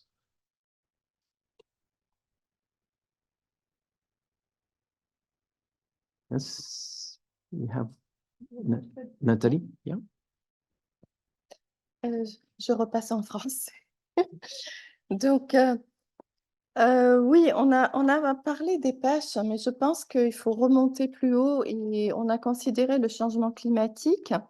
Donc, c'est vrai que quand on parle de changement climatique, on pense aux émissions de CO2 et en fait, au stress associé, comme l'acidification des océans, le réchauffement de la mer, la déoxygénation, etc. Mais je pense qu'il faut aussi considérer les autres stress à côté du changement climatique, comme la perte de la biodiversité, puisqu'avec la perte de la biodiversité, on a des impacts sur les habitats. Je pense notamment aux récifs coralliens, puisque on a énormément de poissons dans ces récifs coralliens. S'ils venaient à disparaître, comme l'ont dit les rapports du GIEC, à 90% d'ici la fin du siècle, on peut imaginer toute la perte de pêche qu'il y aura, en tout cas de poissons. Il faudrait, je pense, aussi intégrer le problème de la pollution non seulement plastique, mais aussi de tous les produits déversés dans la mer, comme le mercure, comme le problème des algues toxiques qui se multiplient avec le réchauffement climatique. Donc, je pense que les trois grands problèmes globaux, changement climatique, perte de biodiversité et pollution, doivent être vraiment intégrés quand on veut parler des problèmes des pêches.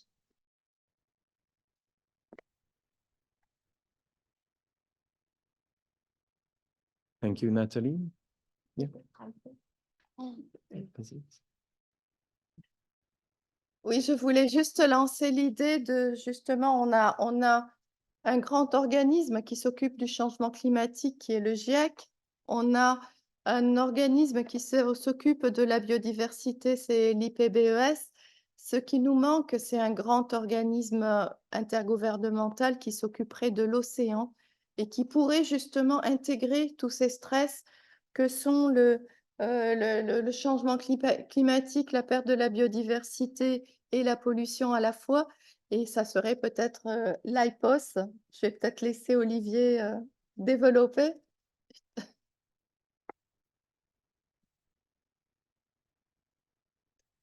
I guess I can say a few words about this International Panel on Ocean Science. There's a group of international colleagues has proposed that this sort of coordination process of bringing the information together that exists on our understanding of changes in the ocean and their interactions with human activities and the economic and social outcomes should be better integrated and pulled together to provide that perspective which Natalie was just describing. And so these are discussions on the way in various parts. Yes. Yeah. Yeah, maybe I can add something. In the Netherlands, we are working on a methodology on the impact of subsidies on agriculture, but we also think to extend that to the fisheries subsidy on biodiversity. And there's also a workshop on December the 7th on this issue, where we discussed that with the OECD, the Environmental Directorate, and several other countries which are working on a methodology on that. And we have also invited the Environment Directorate, the Agriculture Directorate, and we still trying to find someone from DG Mare, but we didn't find it. But if someone has some suggestions, please let me know.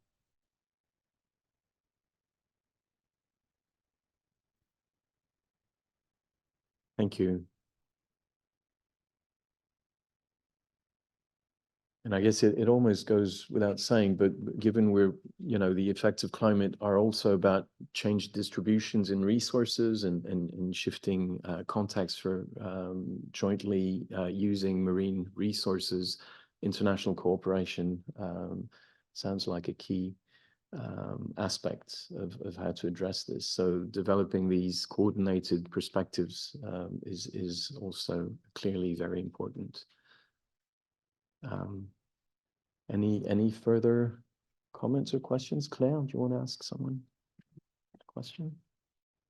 Thanks, Olivier. Actually, I was going to repeat Bjorn's question, not only to Sarah, but maybe to everybody in the room, because I think this session was about what do we know and what do we don't know. And with a further question in mind, are we using what we know and what we don't know?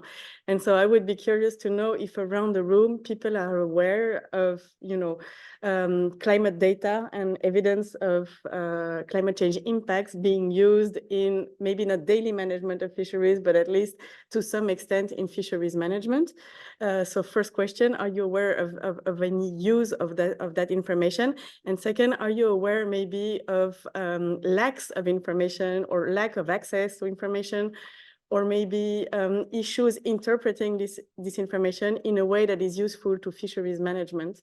I mean, I know you are not necessarily individually involved in these processes, but maybe you've heard from colleagues about whether climate change is becoming a factor in the management of fisheries in your country. And I think it would be really interesting to hear from the room on this issue before we progress.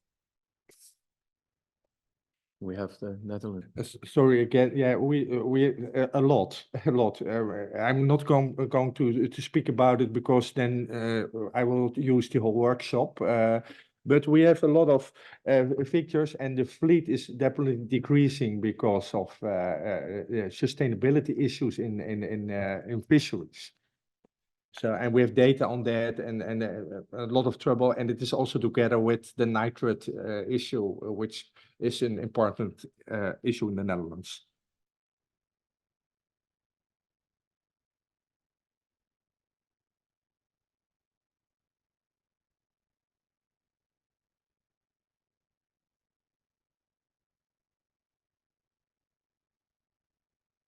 We have United States. Great, thank you very much. Good morning, everyone. This is a fantastic discussion. Excuse me. I think we have a lot of ambition for integrating climate data into fisheries management. And I say we globally, I think in this room, I think also in the US, we're highly motivated now to try to realize a vision of climate-informed fisheries management. I think what's interesting in the comments that have just been made and sort of all the presentations in this session is trying to disentangle in my own mind the difference between thinking about fisheries management kind of narrowly defined. How many fish are we catching? Where can you catch them? When can you catch them? And who's catching them? And ocean policy, very broadly defined. And so I think what we're butting up against here is that those two different but maybe self-encompassing spheres of thinking more broadly about what is the policy, what is the ocean level approach, and then what is fisheries management as we're kind of narrowly defining it. So I guess I just offer that as a thought and a framing to discuss paths forward. And I think previewing a little bit the brief talk that I'll give later is thinking about how do you actually integrate these tools into a fisheries management decision in terms of, a quota, as was sort of brought up, in terms of thinking about what does it mean to have a higher CPUE and what does that mean for emissions and how might you integrate that into a fisheries management decision. So I guess that's some fairly unformed but broad framework of thinking about how we might bring some of these tools into an actual fisheries management decision moving forward. And maybe that's also a space for Kofi to think about framing of some of the materials that might come out of this workshop. Thanks. Thank you. Christian? Yeah, thank you. The American intervention was very useful. And to complement that intervention, let me quote from a report from a workshop that we hosted in the Nordic Marine think tank a couple of years ago. And this is about ICES, so the International Council for the Exploration of the Sea. And I quote from the report: "The existing governance system for fisheries is rigid, lacks flexibility, and hence have difficulties in adapting to the changing climate conditions. For example, ICES have no framework for incorporating climate change in its advice on fisheries management. We therefore need to consider a new framework that is more resilient to climate change. And this involves a closer look at the way we build and use our organizations, our learning system, how we incorporate flexibility, and a review of agencies and assets." Now, basically what this says is that to answer Claire's question, no, the answer is no, and this is unfortunate. But we are in a beginning of a process, and I think this is where some hope is. We are in the beginning of a process where we try to understand what climate change actually means for fisheries and aquaculture, for that matter as well. And we're trying to cope with, once we have understood that, and we have not yet understood it, I think, but once we have understood it, what are the appropriate responses, including with our fisheries management systems and the like. And it's a process that's probably going to take some time. It reminds me, Chair, of the situation we were standing in 2000, around the year 2000, with the Fisheries Committee, where we wanted the Fisheries Committee to better understand the workings of fisheries management systems. And it took years, a couple of years, before the Fisheries Committee sort of got its heads around it and morphed this into something that was really interesting. And the studies then ensued from that. But it takes some time in this process here to try and get it to morph. Thank you. Thank you. Yes, Bulgari. Yes, thank you, Mr. Chair. I would like also to share a few reflections from Bulgaria about the discussion today. Information presented so far was straight our confidence of the need of effective and progressive responses to the threat arising from the climate change through mitigating its impact and adapting fisheries to the new reality. This is why Bulgaria welcomes very warmly this workshop today. But I want to point out that all food production systems, including aquaculture, face the effects of climate change. There is an urgent need to implement effective measures to address the main challenges of climate change impacts on aquaculture production. Such challenges are the limited amount of water available for species, increased risk of developing diseases, parasites, other pathologies, algae or jellyfish blooms, etc. At the same time, changed water conditions such as temperature, salinity, and oxygen content are preconditions for diversification of produced species, relocation of farms, or determination of new production sites. Concerning fisheries, altered water conditions may impact fishing areas and practices even in the target species. We still have a lot of work to do, and we hope that this workshop will contribute to addressing these global challenges facing the fisheries and aquaculture sector. Thank you. Thank you very much. And I understand there's a follow-up session tomorrow as well, which will allow for more discussions of some of those aquaculture questions. We had Sarah. I just wanted to add to the comments by Carl Christian in the US on how to really integrate it into a fisheries management context. You all heard about ecosystem-based fisheries management. It's been, a discussion for long, and it's been difficult to implement and operationalize, and you have different experiences from across the world. I guess perhaps we could piggyback, or we should, make the most out of experiences from those discussions and where we are today, and how can we improve? Yeah, but so.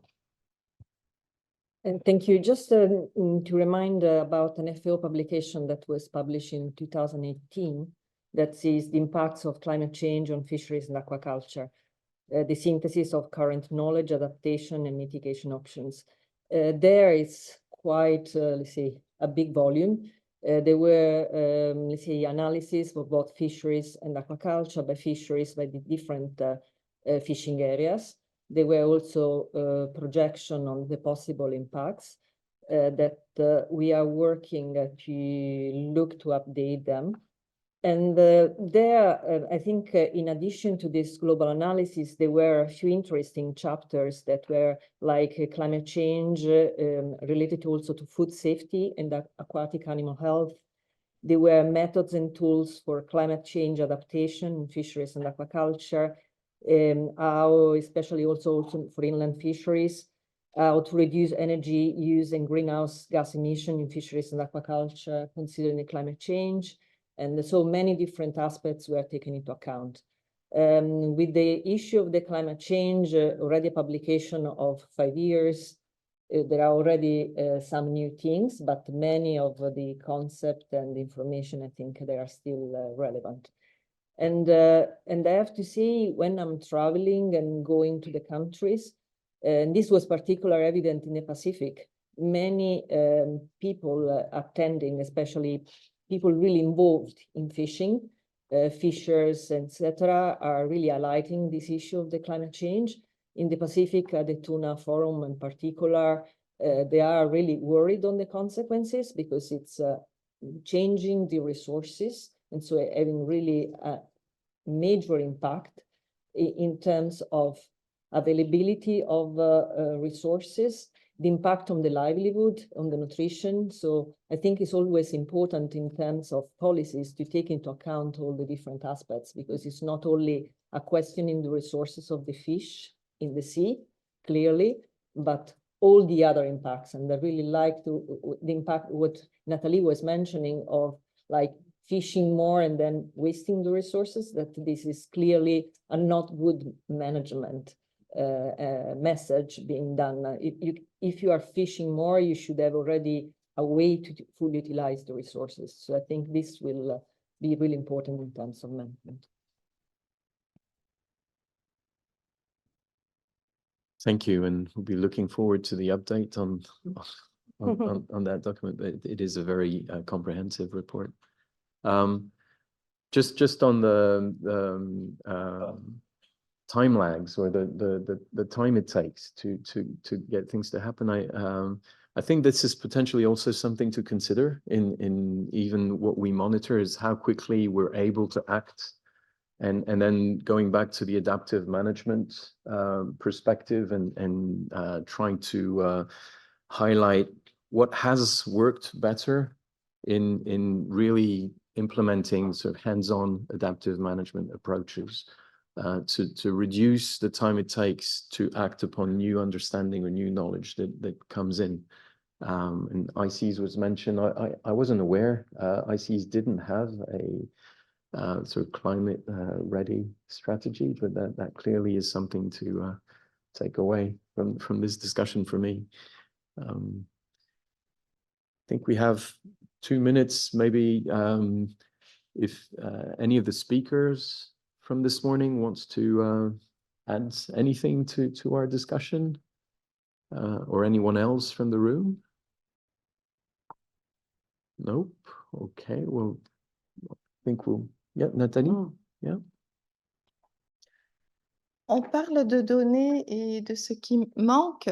On parle beaucoup de collaboration entre les pays pour la bonne gouvernance, etc.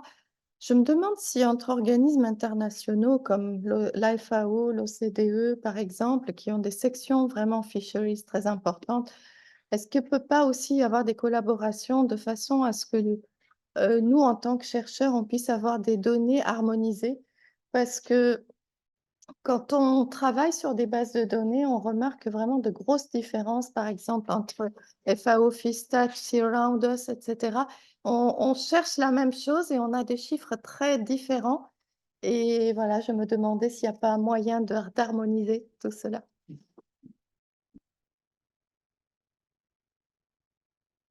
Claire, do you want to respond to that?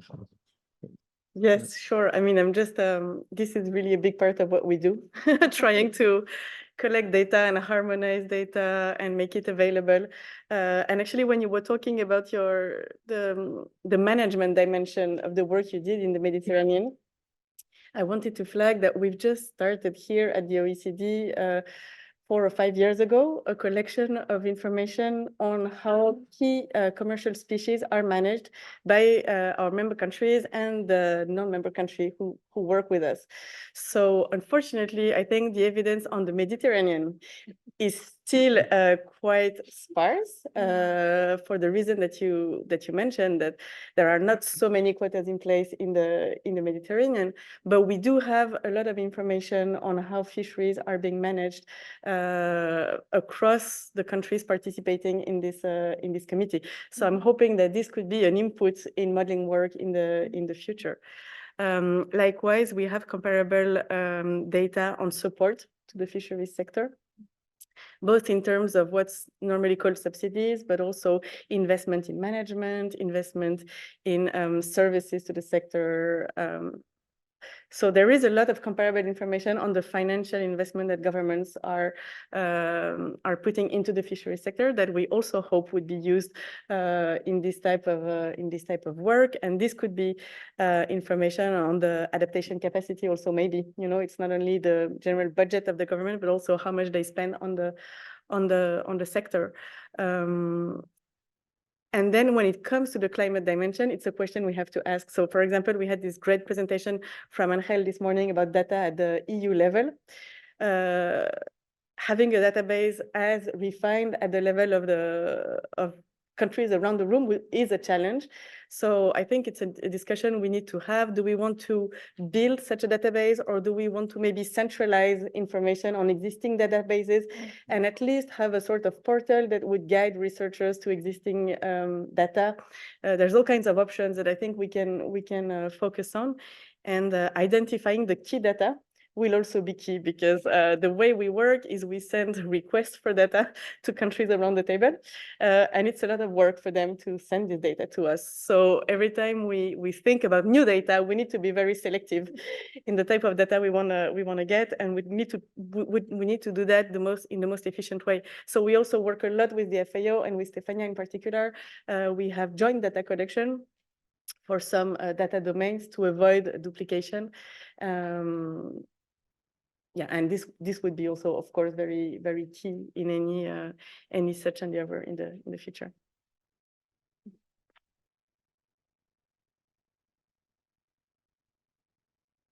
Okay, we have FAO.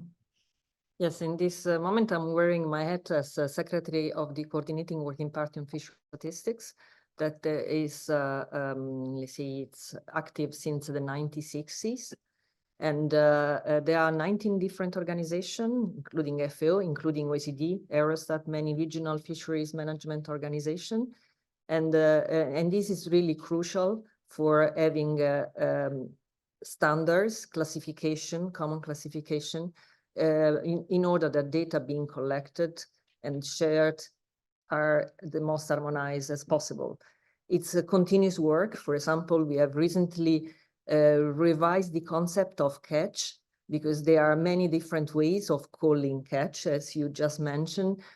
So what is the nominal catches, nominal landings, the gross catch? There are many different ways of talking about the same concept, but they not exactly indicate the same.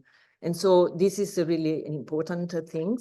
We try to also reduce burden on the countries, doing joint collection, reducing asking the same data from different angles, perhaps with a different question. So joining the effort in order to do the questionnaire. And data collection is really extremely costly and is very difficult, and data should be collected in the most effective way as possible. So it's crucial that country really, that's why I did the question to Sarah, is really collect really only the needed data in a way, but then this data have to be fully utilized. And international cooperation is essential. International classification are essential, then they can be adapted at national level, but at least when transmitting the data, there is one common way of doing. The sea around us data are different because they do reconstruction. They had by catch, for example, they had additional discards, etc., that are not included in FAO data. This is one of the main reasons. But clearly, we are doing our best at international level to try to avoid this issue. In terms of the Mediterranean, just to highlight also the work of the GFCM that does a lot of work and is doing more and more. So I hope in the future, for a future presentation of Natalie, they are doing a lot in this sense. There is a major emphasis at the moment on the work of the Mediterranean. That's one of the most problematic areas in terms of stocks. And so I think it's important to highlight also the work they are doing. Thank you. And I think we should thank all our speakers and thanks everyone for the good questions and discussions this morning. And I'll pass back on to our organizers for the next steps and practicalities for today. Thank you. Thanks, everyone. Should we just go?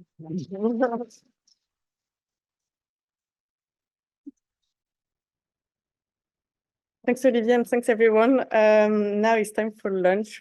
And this lunch, as Bjorn said at the beginning, is happening in the chateau.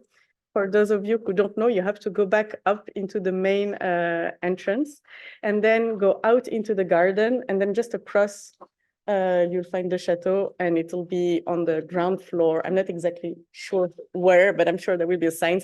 We can all move into the direction and find the room. And then we should be back at 2 sharp for the afternoon session.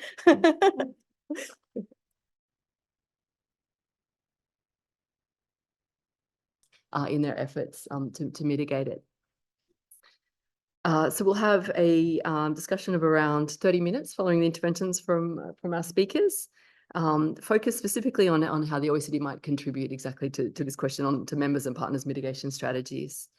Now, I was asked in introducing the session just to give a quick overview of the IFCMA, the project that I'm coordinating, because it's really emblematic of the way the OECD is approaching climate change now and working across committees on what is a very complex issue. So essentially, just to give you a very quick overview of what the project is, it's a global initiative that's aimed to help optimize the combined impact of emissions reduction efforts in countries around the world through better data and information sharing, by facilitating evidence-based mutual learning, and by helping to inform an inclusive multilateral dialogue among advanced, emerging and developing countries. Basically, the setup of the IFCMA reflects that countries around the world are taking very different approaches in tackling climate change because, of course, they're designing mitigation approaches to reflect their specific country circumstances and stages of development. And so the idea of coordinating more closely through the OECD on mitigation is to try to minimize the possibility of negative cross-border spillover effects like carbon leakage, and to try to make sure that the individual efforts of countries are globally as effective as they can be. So it's a forum for dialogue, but also technical analysis. The work of the IFCMA is following three main work streams. So we have, first of all, a stocktake, a very in-depth stocktake of countries' policy approaches to better understand the policies that countries are actually using. We're also undertaking modelling work to try to enhance international understanding of the impact of the policies that countries are using in terms of their reductions on emissions. So what kind of impact are different types of policies actually having in helping countries reduce their emissions?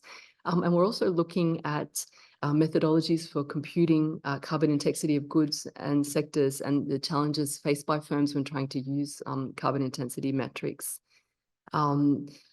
As I mentioned, this is really representative of the kind of approach the OECD is trying to take now on climate change. So looking across different policy areas, and my colleague Kian will also speak a little later on in the session to another initiative that's working across committees here at the OECD. So I just want to say a couple of words before inviting my speakers to start on how we see the IFCMA as actually capitalizing on some of the strengths of the OECD in this area. I think the first thing is that it's a multidisciplinary initiative. So we have three parent committees here at the OECD, the Economics Policy Committee, the Environmental Policy Committee, and the Committee on Fiscal Affairs. So we're working across the climate, the structural, economic, and also the fiscal, so the tax communities. And we're also interacting with other directors, including TAD and also our statistics directorate on aspects of the work. So it's very much a horizontal initiative as befits a complex policy questions such as climate change. So I think one of the things that's good to think about in this session is what are the opportunities for engaging with stakeholders beyond your core usual set of stakeholders who try to advance this issue. The ICMA also aims to be a safe space for discussions. So because we're aware that a lot of the issues we're touching on are highly political. We're trying to draw on the key strengths of the OECD in terms of working through our technical analysis. So, how can the OECD make a contribution in terms of internationally comparable statistics, helping countries develop measurement frameworks for their effort, and so on. So we're using the OECD's track record in supporting evidence-based analysis as one of our core strengths for that initiatives, and trying to make an evidence-based contribution from the OECD point of view. And the OECD also has a strong convening power, and we're working because we have a potential to be a global forum. This is obviously one of the major things for the IFCMA. So we have 57 members at the moment, and I think the question of the OECD's global reach is another thing that that this committee should keep in mind when thinking about how it could make a contribution in the area. With that, I think I'll turn over to our first. I've said enough. I'll turn over to our first speaker. So François, over here. So François Bassali is a senior researcher at the Technical University of Denmark, and he will give us an overview of the potential of different fisheries emissions reduction strategies. So François, over to you. Thank you. Thank you.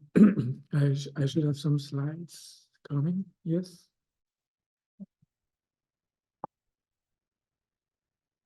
Yes. So I've been tasked to report on this issue. How to design some strategies that would help decarbonizing the fishing sector. And I will take particularly the perspective of the European fleet, because basically I designed my work around this, and I have some estimates on this. So I think that would be helpful for OECD as well. We have a global commitment in in the European context is reducing by 30% the CO2 emissions by 2030, and to obtain a carbon neutral fishing sector by 2050. So it comes with a lot of other multiple objectives, actually.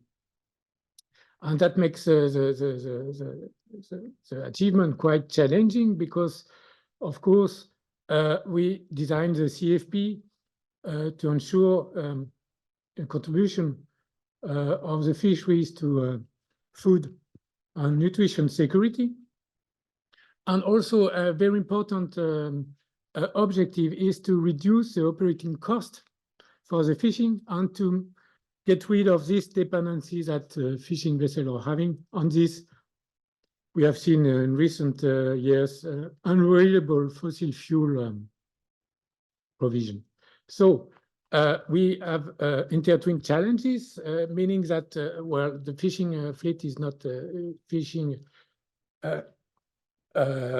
disconnected from other environmental challenges. So we face climate change issues, especially a change in ocean productivity that is impacting those fishing opportunities. And we all know that it's fishing as fish stock distributions, the timing of the ecological processes, and so on, all those ecological considerations that the fishermen are facing.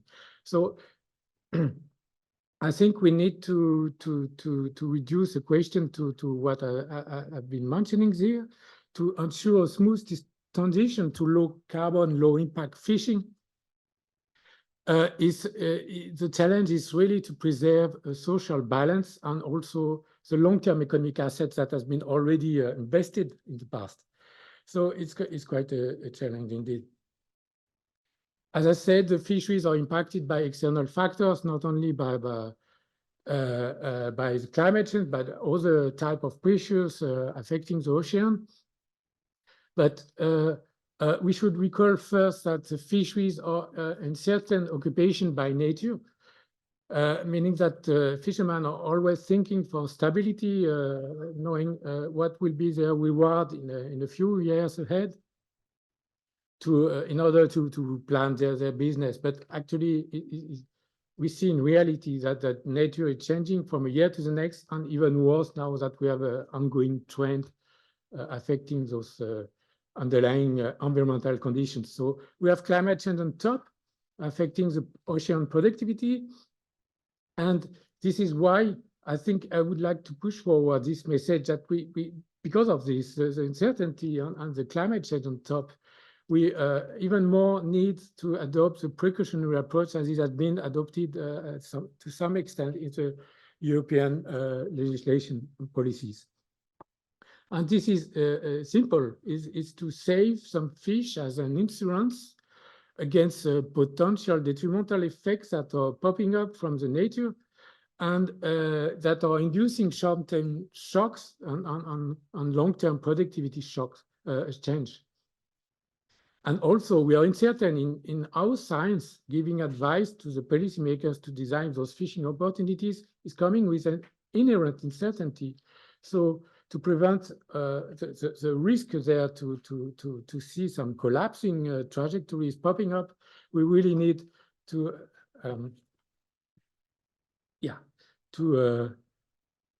well, yes, I'm not on the good one. Thank you. And sorry, it doesn't work anyway. Can you click on it? Yeah, but where should I direct? Oh. Yeah, sorry. So yeah, so I think it's really time to engage a virtuous cycle to ensure that we are fishing precautionary, and because it just comes with some co-benefits for decarbonizing and ensuring arranging this energy transition using less fuel and especially fossil fuel. So the prerequisite of this virtuous cycle is really to ensuring that fishing is done in a sustainable manner, and in the European context, it means really fishing at the maximum sustainable yield levels, and even less. We can fish less is because we know that by fishing less than the maximum sustainable level, we are actually decreasing the risk of having some damaging effects. And actually, an important point is that we can actually earn more by fishing less. And just because of this, because we are protecting and conserving the ocean productivity, which means we are protecting the sensitive species that are component of the marine ecosystem. We are protecting the health of the habitats that are supportive to those fishing opportunities. And that's really the key message I would like to push forward. And it means that with less fishing effort deployed, this will result from the fact that we have healthy stocks at some abundant enough, so that actually we can get some higher yield from the fisheries with less fuel spent, and which mechanically will increase as well the resilience of the fisheries facing those ongoing climate change effects that we call it. There are long-term trends, but there are also shocks coming from extreme events, as we have seen in recent years with all those heat waves affecting the fisheries. And here just, yes, an illustration, sorry, of the relationship we have between the biomass stock levels and the fuel use. And you see, we can identify some relationships, that meaning that with more abundant stocks, we are using less fuel in terms of fuel per unit of effort that is being spent. And we have identified different case studies where these relationships hold. What is the important on the longer term is to really promote the best available fishing techniques, because we have identified that if we plot the fuel use intensity in terms of liter of fuel burnt per kilo landed, then we can identify some fishing techniques that are actually really energy demanding compared to others. Even they are targeting the same assemblage of species, which is not always true, of course. But we immediately see, I'm taking a random example from France. Yes, thank you for that. And you see bottom fishing, bottom contact gears are the one spending more fuel just because they are touching the seafloor. So by the resistance of the physical resistance, you need more fuel simply. So I think that we should organize a shift from those energy demanding fishing techniques toward less energy demanding fishing techniques, and this is done by scoring those different fishing techniques so that we can identify and document what would be the best one to promote with a smart policy. So, but it also comes with some danger of upfront cost we need to identify. So we need to document as well the problems, the issues with feasibility studies. That could be ecological feasibility. Does that make sense to switch from a given species to another? That could be feasibility in terms of economy. We have upfront cost. Who will bear this cost? Is that the individual single businesses that should bear that cost? So you have a bump at the beginning that is really preventing the uptake of those best available fishing techniques because of the inertia of the system, the past dependency. I will come back later on this. So we need a smart policy that can log barriers and change also the mindset and decrease the fear of affecting the catch rates when you're switching from one practice to another. Of course, it's a danger for individual businesses. But we for improving this energy efficiency, we have simple solution, and as well as we have a growing sector in research and development that is implementing this precision fishing, as we have seen in the agriculture sector as well, how to improve the catch rates without using less fuel, capturing the catching the exact same target of species. So this just showing what we call precision fishing is basically putting some sensors on the fishing gears, and it's helping the fishing gear behaving according to the choices of the skippers. That is really in real time informed about where the fishing gears are being operated in the water column, and can direct more. And with the help of camera sensors, looking at what is being caught throughout the fishing gears. So and it came with some win-wins, that is actually improving the traceability with electronic monitoring on board those fishing vessels. And at the end of the day, you can even claim some premium on the market, because you can prove and demonstrate that you are conducting responsible and sustainable fishing. So we can identify a row of barriers that are actually preventing the uptake of those solutions, and I already mentioned a few. The feasibility of converting to other fishing practices is not obvious. You have upfront cost. You need to put out, if you want to retrofit your vessel to arrange it so that it can operate other type of fishing gears, you need to put the vessel out of the water. You have potential foregone revenue. In converting to other alternative greener fuels, from brown to gray to green to white fuels.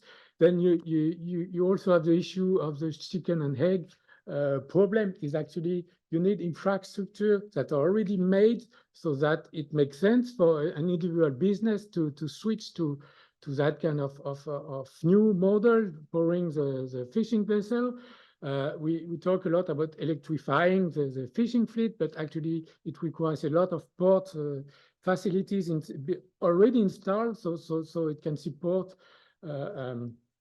those fishermen that are choosing to plug on the quayside the fishing vessel. You need more space on board fishing vessels. You also need qualified crew, a marine engineer, and the crew that can safely operate those new fuel type. I have a slide afterward showing what I meant there. And then we have a lack of incentive really to make this change.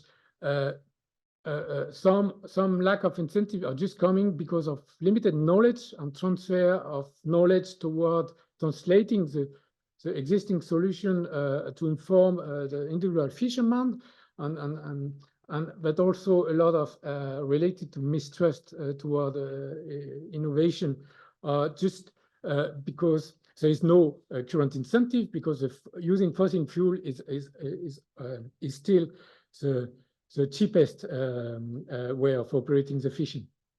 And then we have seen that there are kind of financial risks. We need funding, helping individual businesses going through this upfront cost, but also informing them the payback time that for each of those potential solutions will be needed. So some of them will decrease the cost, so we can expect a payback time, but for some others, they will not decrease the cost, because the fuel type is just more costly than what we can get from fossil fuel. So you need support from a financial scheme there. And then we have observed that in the European context with MiFID legislation, just because those new fuel types are occupying much more space on board vessels, and then in the context of the European context, actually, there is a cap on the tonnage of those vessels. And of course, it's to limit the increase of the capacity of the fleet fishing, but it cannot hold anymore if you have to install hydrogen tank on your vessel, and at the meantime reserving some space for the crew simply to operate the fishing. And it's really that kind of bias is really the same that we can actually identify when it comes to improve the selectivity of the fishing. Actually, we have also observed that there is a strong lack of interest in science, because scientists are not good enough at communicating those solutions, and because there is a bad relationship with the fishing sector in some areas. So it is very hard to push forward those existing solutions that could immediately be implemented in some cases, while the fear of economic cost is just coming from the fact that they need support right now to switch to alternative fishing operation practices. And here I just recall this strong barrier that we identified the need for more space on board vessels. You have numbers per fuel types, and you see that we cannot outcompete the fossil fuel, because for 1 liter, the energy developed by 1 liter of fuel per volume is much lower than every other alternatives. So you need either to shorten the trip length, so affecting your economy, or either reducing your mobility when operating your fishing, so going fishing closer to the harbors, or you need to identify other innovations that could help. So, for example, fuel bar at sea to recharging those battery or whatever. So it needs really some thinking to overcome those barriers, and I really think we need to learn from the shipping sector that is really really investigating those solutions there. So to continue on this virtuous cycle, then once we have done this, it's of course we will increase the resilience of the sector to face crises such as economic downturn, or as we have seen recently, or fuel price increases. Of course, if you are decreasing those dependencies, then you will increase your profitability and lesser the risk of being shocked by economic crisis. So an important point I would like to make is that currently the use of fossil fuel is being exonerated of tax. And I think to be constructive, I think we really need to think about redirecting those fuel taxes. That is actually in a European context is more than 1 billion and 20 euros that is being spent just to support and decrease the fuel price to the fishermen. And if we decrease a little bit this amount to redirect toward financing the uptake of those solutions and facilitating the transition, I think that would be very helpful. And then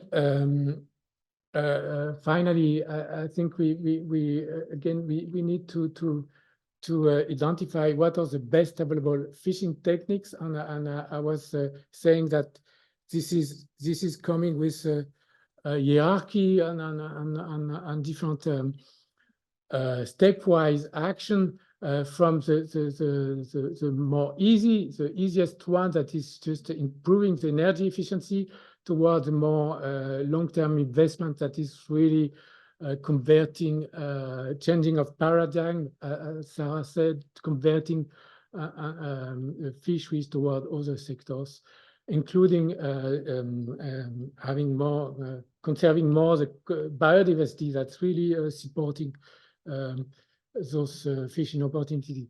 I just would like to mention this, that is really in that way, we are a little bit locked in already a path that has been developed in the past. Is what we call path dependency theory, saying that we have a good example with cars in Los Angeles, that everything, the entire economy has been built around using a given technology, and to implement clean technologies, then these clean technologies need support, financial support, to switch from the current path to an alternative one, because otherwise cannot be done. So it came with win-wins. Is not only barriers. It came decarbonizing and ensuring sustainable and responsible fishing came with win-wins. Fishing less is earning more, and it's important to recall that we should not forget on the way the small-scale fisheries, because all those solutions adapt to certain fleet segments, and some of it is valid for big vessels, for example, hydrogen, but for some of us is more valid and feasible for small-scale fishing, especially the electrification, which require less space on board fishing vessels. So it's really important to downsizing, and also because when you're small, you're also downsizing the issues somehow. And then this is my last slide, and it's really a EU-centered slide, but I think it holds for beyond the EU. In the context of the EU, we have the common fishery policy, and it's quite important to really fully implement what the already in place legislation, so that we protect the fish with conservation areas that will maintain the biodiversity, and it comes with a co-benefit on ensuring fishing opportunities. So it's really to stick to the quotas that have been decided and advised by the science. Is also phasing out the most energy inefficient fishing techniques, and this can be relocating the quotas among the different fleet segments, depending on the scoring. I was referring to the best available fishing techniques that has been identified. So you put more quota on those, and it's also on the longer term developing energy efficient alternative propulsion technologies. Is also looking at incentive-based management solutions that is developing eco-labeling, referring as well to how to allocate those catch limits on those rights to different fisheries, depending on their fuel use, on yes, and on the policy side. We should continue having this soft power, spreading the word with good solution success stories that has been identified case by case, and really acknowledging that for different fleet segments the story can be slightly different. And of course, the ultimate goal is to make really the right balance between the fleet capacity and those fishing opportunities. So no funding can be allocated to fisheries that are currently not proven in balance with those fishing opportunities. That's written in the European CFP. I think that was my last. Yes. Excellent, great. Thank you so much, Francois, for that really complete presentation. I think that was really helpful to situate the challenge, some of the different policy objectives that need to be taken into account in terms of food security, preserving social balance, and so on, but also the different ways in which we can tackle this challenge in the sector. So looking at keeping healthy stocks, innovations in fuel use, efficiency, addressing barriers to decarbonisation, and so on. And important too, I think, to see the co-benefits of the transition in the sector. I was also interested to hear you speak about some of the links there in terms of possibilities to learn from the shipbuilding sector, the shipping sector, links with commercial shipping, fossil fuel subsidy reform, which of course is a much broader issue across the economy. So great, thank you very much. So Kian is our next presenter. So he will speak to what we've learned across sectors and how could the COFIC potentially contribute to horizontal work on climate change from the perspective of one of the OECD's major horizontal projects. So over to you, Kian. Thanks very much, Justine. So I have some slides that I'm hoping we have. But just to say thank you all very much for the opportunity to speak here today. I'm very much pleased to have an opportunity to speak to you a little bit about some of the lessons that we learned in phase 1 of the horizontal project on climate and economic resilience, which is also referred to as Net Zero Plus, which is a project that really attempts to take a cross-cutting look at climate change work across the OECD.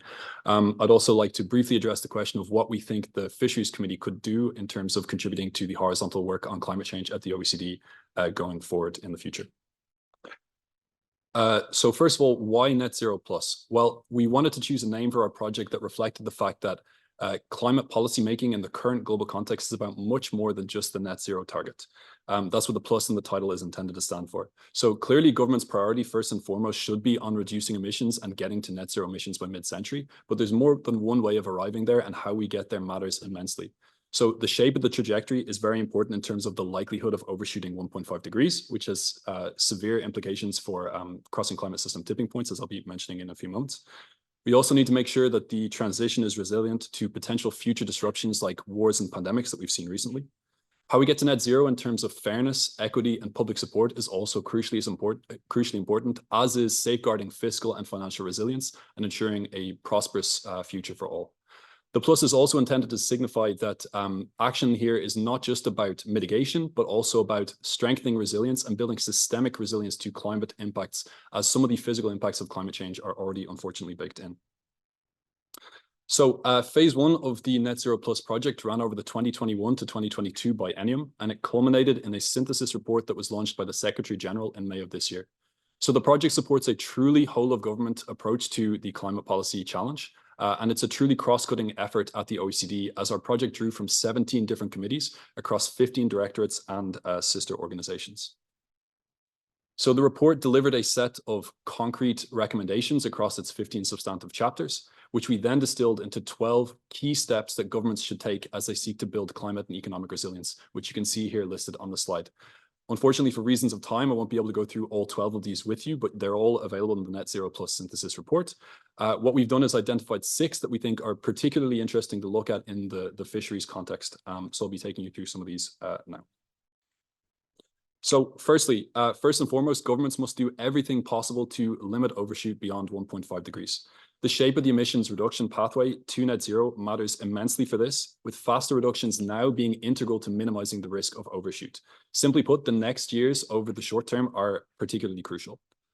And the main reason for this is linked to that risk of crossing climate system tipping points that I mentioned already. So beyond 1.5 degrees of warming, recent evidence is showing that the risk of triggering catastrophic and irreversible climate impacts increases greatly. So the figure on the slide shows some of the threshold estimates for a select series of climate system tipping points. And as you can see, for several of these tipping points, the thresholds start to become possible and even likely within the Paris Agreement range of around 1.5 degrees Celsius of warming.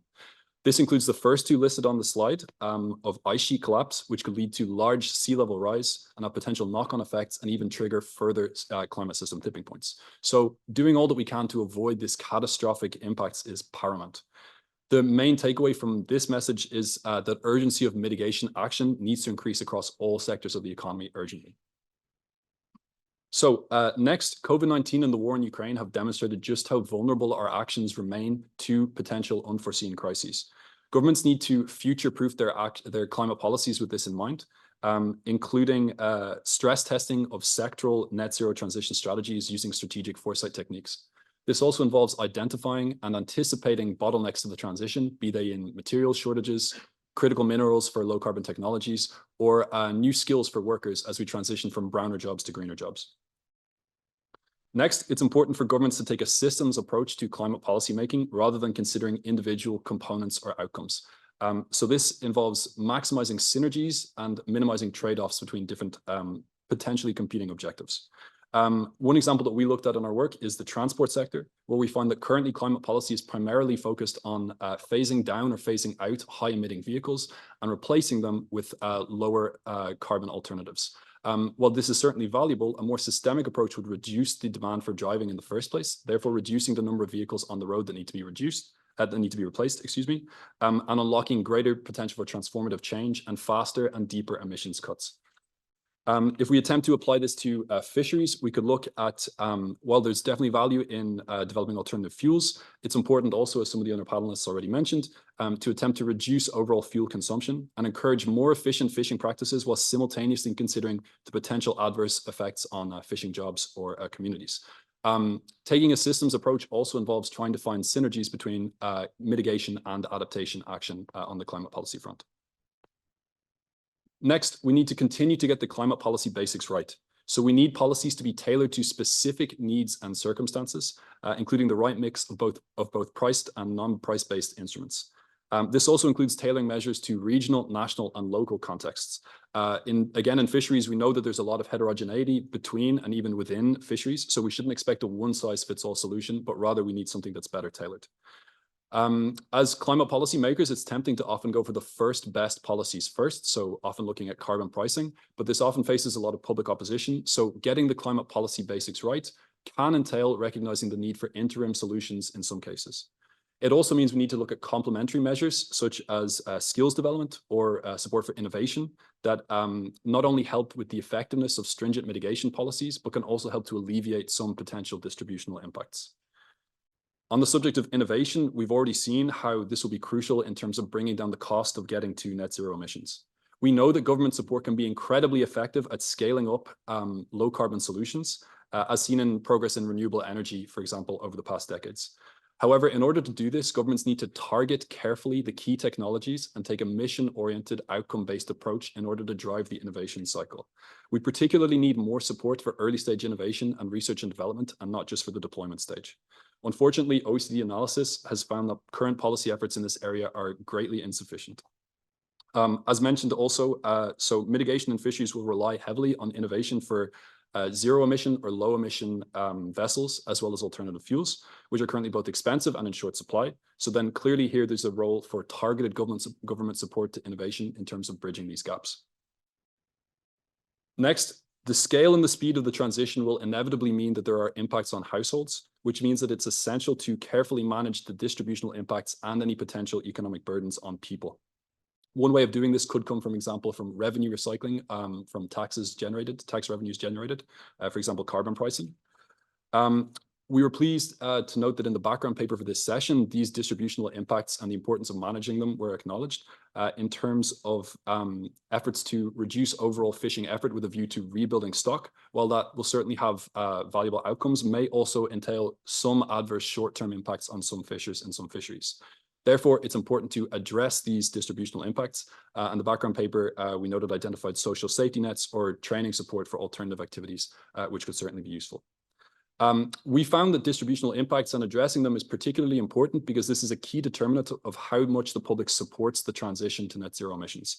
In particular, public attitudes to climate policy have been found to depend on how people understand climate policies that are put into place, as well as the distributional impacts on their own households and also on those households with the lowest incomes in society.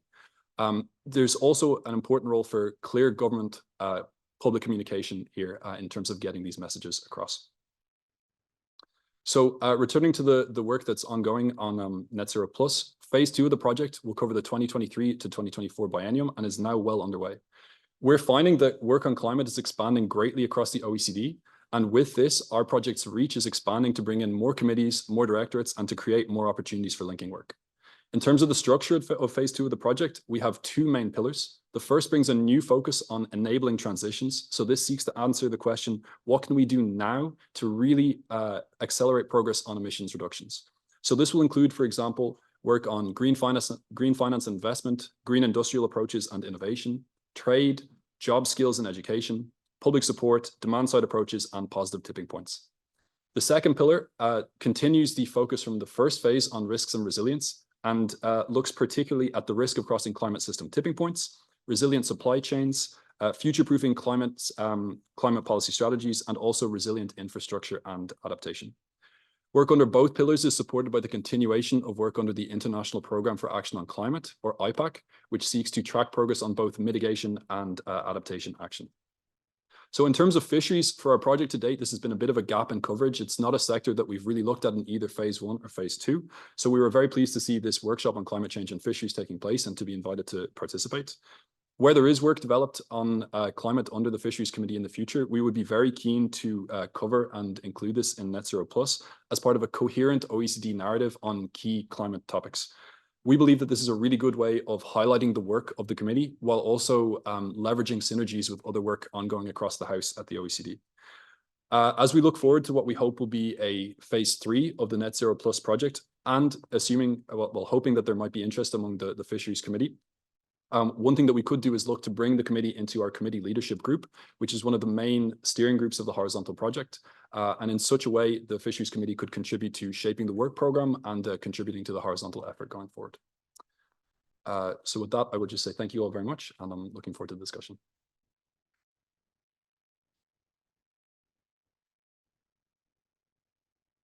Thank you very much, Kian. And I think you've managed to communicate very effectively there how seriously the OECD is taking this question of synergies across committees and working across policy communities to try to advance efforts on climate change. Also some good food for thought there in terms of the role of this committee in that project and potentially more broadly. So great to have that. Now our next speaker, Gemma Cripps, is joining us online, I believe. So she's from the Department for Environmental, Food and Rural Affairs in the United Kingdom. And she'll be speaking about the policymakers' perspective from the UK, experiences in fisheries mitigation policies. So Gemma, are you there? Hello, thank you for introducing me. Great to see you. Would you like me to share my slides, or are you happy to do it from your side? We can see your slides already. They're up, I think. Okay. So it should be good to go, I think. Brilliant. Okay, I'll just get it from my end. Okay, well, brilliant. Thank you very much for the opportunity to present today. It's been incredible hearing the previous talks. They've been very insightful. So as just been mentioned, I'm Gemma Cripps. I'm from the Department for Food, Environment and Rural Affairs from the UK. And I'm going to give a very quick overview of our current policies and the evidence-based pathways that we're taking to be able to reach net zero in the UK. Next slide, please. Thank you. So just to start with our legal commitments towards net zero in the UK. As part of the Climate Change Act, the UK government has committed to reaching net zero carbon emissions by 2050, and there are various interim targets that we aim to achieve before we get to this point. Importantly, to be able to support in delivering against these targets, significant action is needed across all sectors operating in the terrestrial and the marine space. For the marine sector, on our side, the recent introduction for the UK Fisheries Act has provided those legislative steps that have been needed to be able to support the reduction of carbon-intensive fishing practices. And under its climate change objective, there is an action and several commitments to ensure that all adverse effects of fish and aquaculture activities on climate change are minimalised. And then lastly, we have our Environment Act. And recently there's been 5 key principles that have been announced, and these are on the slide. They are integration, prevention, rectification at source, and polluter pays, and precautionary principle, that one that we've heard quite a lot of today. So at the moment, we're currently trying to work through how these different principles will interplay with our net zero policy ambitions. To deliver against these ambitions, DEFRA has quite an ambitious fisheries and climate change work portfolio for England. And the reason why I'm saying England is because fisheries management in the UK is devolved. But importantly, we work very closely with our devolved administrations so that our evidence is aligned. So if those policies need to scale up to a UK level, we can do it quite easily. So in the middle of this slide, we have our vision in DEFRA, which is to secure a thriving and prosperous net zero English seafood industry with world-leading best practice, climate mitigating and climate adaptive fisheries management measures that puts resilience as well as opportunities at the forefront of decision-making. So we aim to achieve this vision in the centre using those 2 goals at the top of the slide. So there is goal 1 here on the left-hand side, which is to achieve net zero across English seafood industries by 2050. And on the right-hand side, we have the second goal, which is quantifying the impacts of and adapting to climate change across the English seafood sectors. So underneath each of these goals, there is a series of work packages. So there's 6 here, and they are all quite a huge work portfolio in themselves. So we have vessel emissions, supply chain, beyond net zero, risks and impacts, opportunities, and adaptation. For today's talk, I just wanted to focus on the first one, which is highlighted in blue, the vessel emissions. But noting that a lot of the different work packages that we've got on the slide are probably relevant to other conversations and other sessions through today's workshop and indeed through tomorrow's workshop. Please do feel free to ask any questions around them. I'll be happy to pick it up after the talk. So for vessel emissions, the goal of this work area is to quantify vessel emissions across the English fleet and then implement effective decarbonisation solutions to those vessels. So for the next few slides, I'm going to dive into this work area a little bit more, just setting out what we know so far and some of our priorities in this space. So next slide, please. Thank you. So for vessel emissions, we are starting to build an evidence-based picture in the UK of where the UK fishing fleet sits with neighbouring countries on how much emissions our fishing vessels emit, and then how proportionally this actually compares with other sectors in the UK, and whether our trend in carbon emissions are increasing or decreasing. And I've added some of these facts on the slide, and I'll just run through a couple with you now. So we know that the UK fishing fleet had the fourth highest carbon emissions during the at-sea phase compared to 22 European countries. We also know that the total emissions by the UK fishing fleet are quite substantial, and they base around an equivalent of 0.66% of UK domestic transport emissions. This varies significantly across the devolved emissions administrations, but at a UK level, that's 0.66. We also know that over the last 15 years, there has been a 32% reduction in total vessel emissions, and this reduction has occurred whilst total fisheries landings have actually remained stable. So this has largely been a result of decommissioning schemes rather than active decarbonisation measures being implemented. So there are many areas that we still need to address, so many evidence gaps and priorities that we're looking towards. And I've popped a couple of the key ones on the slide. So the first one is looking back into the past, looking back to that 1990 carbon emission baseline level, so that we can understand how far we've come from that target. I mean, we know, as I've mentioned, that over the last 15 years we have declined, but what is that in relation to the 1919 target, and how well are we actually doing? The second is to improve our estimation of carbon emission calculations and fuel use calculations, just so that we can have a little bit more accuracy in what we're predicting. And then lastly, it's looking towards innovation across different industry sectors and across countries to understand how we can support real-time in situ greenhouse gas monitoring for each of our vessels. Next slide, please. So moving on to decarbonising solutions for these vessels and possible pathways to net zero. We know that we need to do a lot more in order to be able to reach our net zero targets, both for 2050, but also the targets leading up to 2050. And so we recently commissioned our evidence experts within DEFRA to deliver an evidence-based pathway, setting out how the UK fishing sector could reach net zero by 2050. And what we received back was actually 3 separate pathways to net zero by 2050. And those are what you can see on the slide at the moment. The first pathway, which is on the left-hand slide, is the technological pathway. And this gives a roadmap of technological decarbonisation or mitigating solutions to 2050 to be able to support net zero. And these solutions include propulsion methods, hybrid approaches, as well as alternative fuels. The second pathway was called the operational pathway. And again, it gave a roadmap to 2050 of different operational solutions that could be implemented to be able to reach that target. And these include changes to fishing methods, changes to gear design, and also changes to trip planning on fishing excavations. And then lastly, the third pathway on the right-hand side of the slide is called the managerial pathway. And this sets out possible policy and management measures that could be implemented to support the fishing sector and to support the fishing industry to transition to net zero.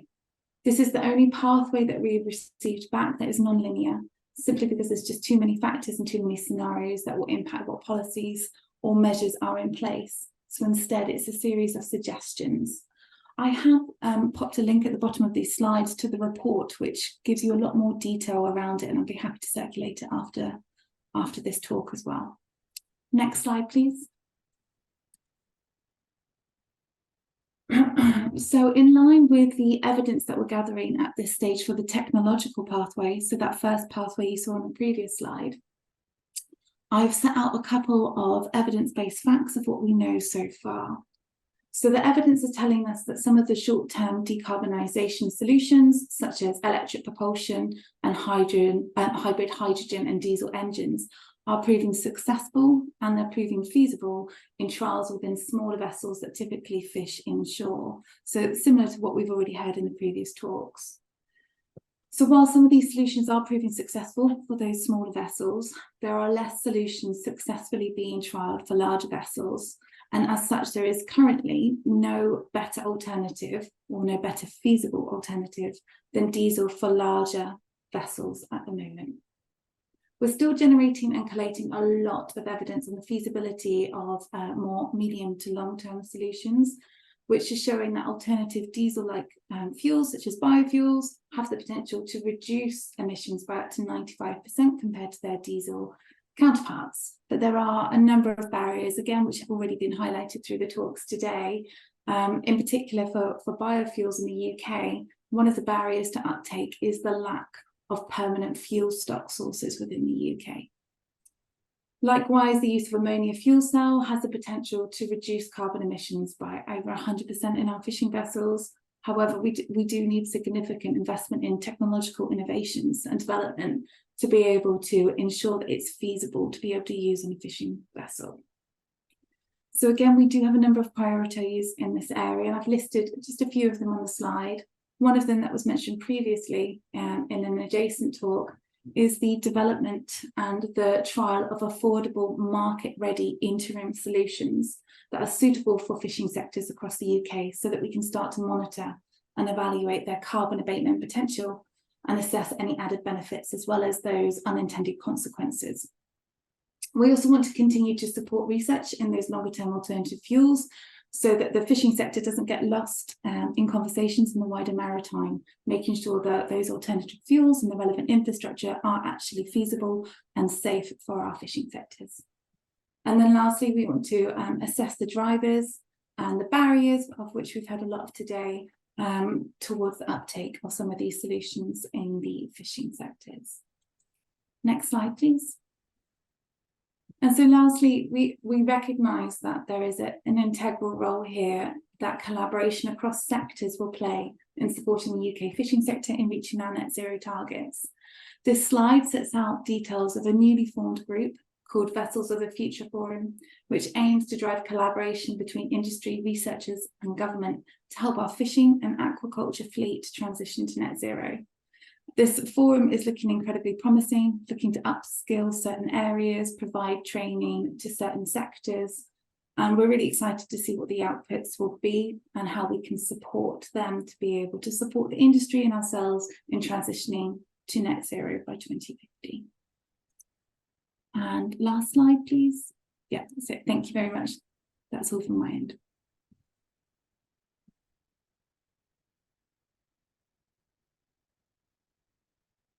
Excellent, Gemma. Thank you so much for sharing some of the evidence base from the UK and the efforts of your country there. I thought it was particularly interesting to hear about the efforts around data, trying to enhance understanding of the baselines and so on, and also to hear about the Vessels of the Future Forum and how you're looking at collaborating across sectors in support of the transition.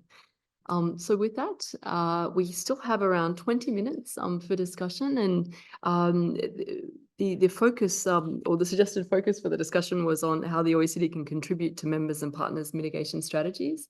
I think the presentations have given us a good overview on that, but also on other issues. So with that, I'd just like to open the floor for any questions for our speakers, any observations, comments on a potential role for the OECD, but more broadly as well. So over to you.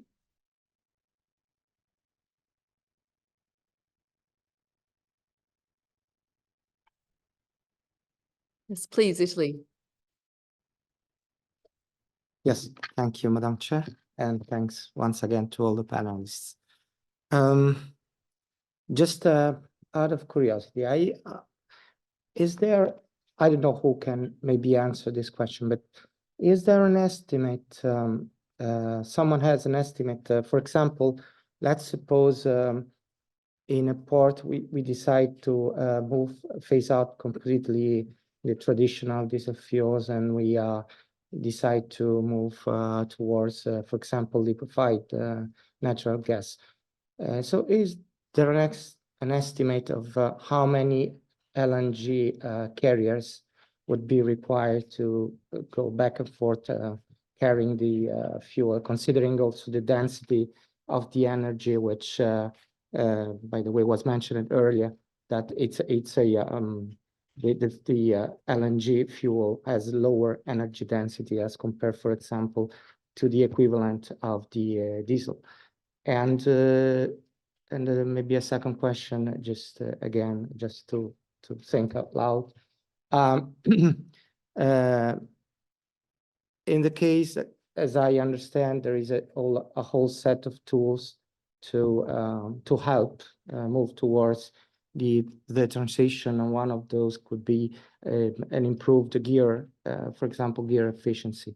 So I was thinking, what would provide, for example, if I have an improved efficiency of gear, so all other things being equal, what would provide, instead of going to have the same catch with lesser fuel, then what would provide to have more catch with the same fuel? I mean, what would be, because in my opinion, the tendency would be, natural evolution. If I have a more efficient ways to do things, I would produce more. So it would increase my, margins, my operating margins or whatever. So just, again, just thinking out loud. Thank you. Okay, who would like to take that one? I'm looking at you, Francois. The second one, yes. Yeah, I think that's a big pitfall there, that indeed in the Med, there is no catch limits as such, apart from a few stock big pelagics. And if you increase the efficiency at fishing for the same amount of for less amount of fuel, then this saving will be reinvested in improving the catching power. So it will be a I think but I don't want to enter into this area, but I think in the Med they are more push now for implementing those catch limits in several sub-areas. Also because it's more efficient, as we have seen that there are effort reduction multi-annual plans that are being implemented, and we see that before getting the signal that those plans works, it takes time, because when you reduce the capacity, the maximal allowed fishing effort that you can deploy in your fishery, then the innovation in technologies is counteracting this those effort reduction. So indeed, it's a risk. We should not, the gain in energy efficiency should not come with more degradation of the marine habitats. And I agree. For the other questions, the LNG, I have no clue. Yeah, I might jump in on that. I don't have the exact numbers for LNG, but one estimate that I recently read up on is that when you look into we currently have a goal that for 2030, around 5% of fuels used by the global fleet should be zero emissions. And there are some interesting estimates that show that would amount to around, I think, like around 60 million tons of heavy fuel oil. And if we were to replace that with, for example, methanol or ammonia, I don't know the exact number for LNG, but for those two examples, that would more than double it. That would be around 36 or 37 million tons. So I think as your question rightfully points towards, it is a substantial increase in volume. If we don't, again, I think what I also tried to highlight during my presentation, link it with these important energy efficiency measures that should help just reduce the consumption of fuels.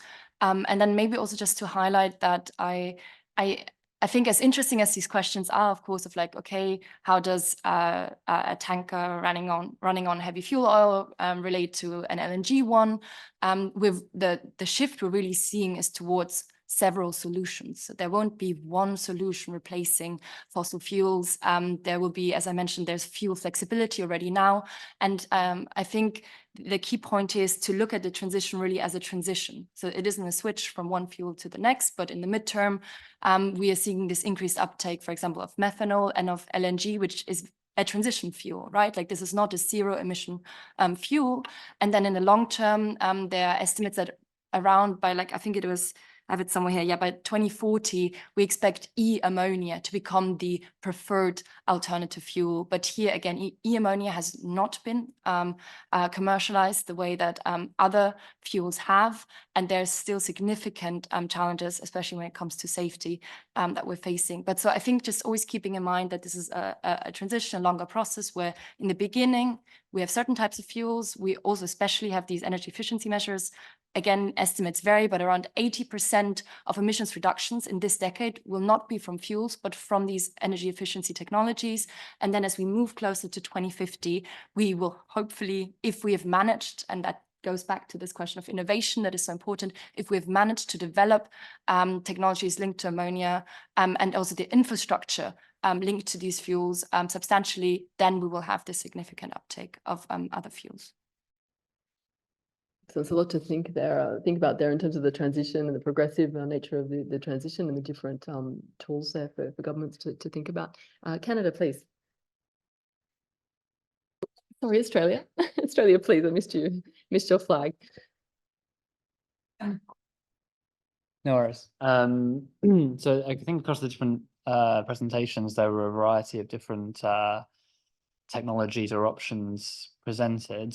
I may well have missed it, but it seemed like all of them led to improved efficiencies and reduced emissions, but I didn't see any that necessarily referred to sort of zero emissions. So in the context of net zero, is that something that is in the long term possible?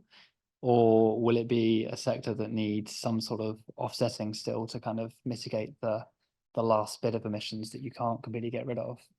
I think this morning there was reference to growing stocks absorbing carbon themselves. So maybe there's an option within the sector. But yeah, I was wondering if net zero is possible or whether we're going to have to get as close as possible and then offset.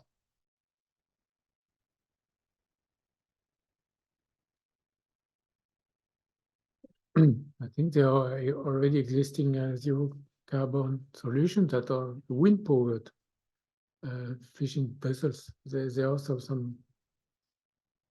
some fishing vessels that actually have some sailing, helping them reaching their fishing grounds. It's not, yeah, it's still not. Yeah, you still need some help or hybrid motors to ensure at least the safety or in operating the fishing, but then if you choose that direction, then you're unlocking certain type of fishing, and especially bottom trawling, where you need really engine power to conduct that kind of fisheries, just because you need traction of towing a large gears. So if your vision is to switch toward passive gears that are just put in the water and waiting for the fish, then you can commute back and forth from the port with wind-powered fishing vessels. But might sound naive at that stage, but I think that's the way forward.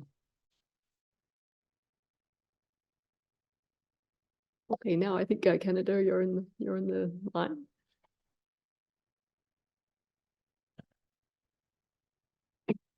Thank you, Madam Chair, and I would like also to thank the panelists for their very insightful presentations. So I have two questions, and I'll start with a disclaimer that I'm not actually working on those topics on my day-to-day work. So perhaps the questions will betray the state of affairs. So the first question was for Emily in relation to her presentation. That there was a reference made to ship owners. The expression was that they are sitting on the fence about adopting new technologies, and I wasn't sure how to interpret that.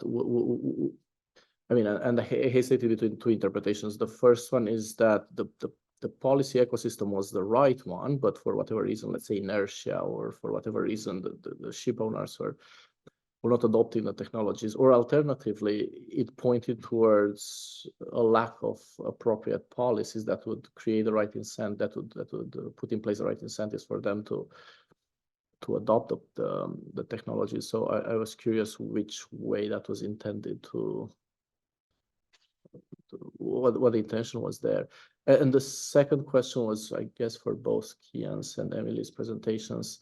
There was a sort of a key takeaway that was coming back often about lower consumption as one important element of this. And I was wondering what that actually meant. Did it mean lower aggregate consumption? Or was there a more sort of relative metric being that was referenced? Let's say, I don't know, fuel per quantity or per unit of landings, or fewer per protein intake, or whatever else that may represent.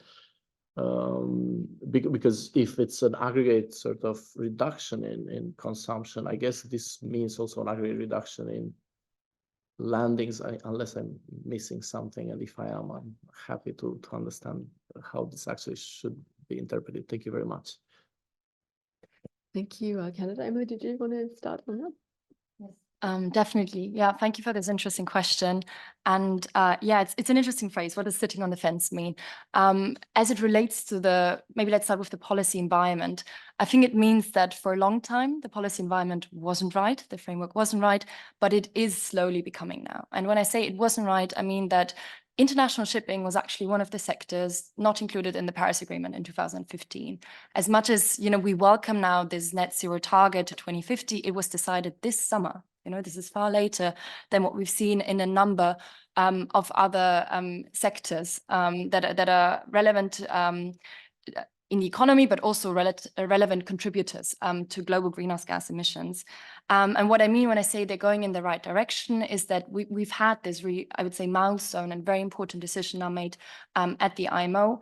And we're seeing that it is increasingly tied to just more ambitious policy action also nationally. So I think shipping is interesting or shipping and shipbuilding both, because shipping is an industry that is so inherently international, where a lot of national initiatives are just reliant on the IMO that sets the sort of guiding strategy. And then shipbuilding itself is very strongly impacted by national policies, right, and implementation. So if the incentives that both of these areas set don't fully align, then it can be very difficult to actually see substantial progress. But I would say that they're starting to align more and more.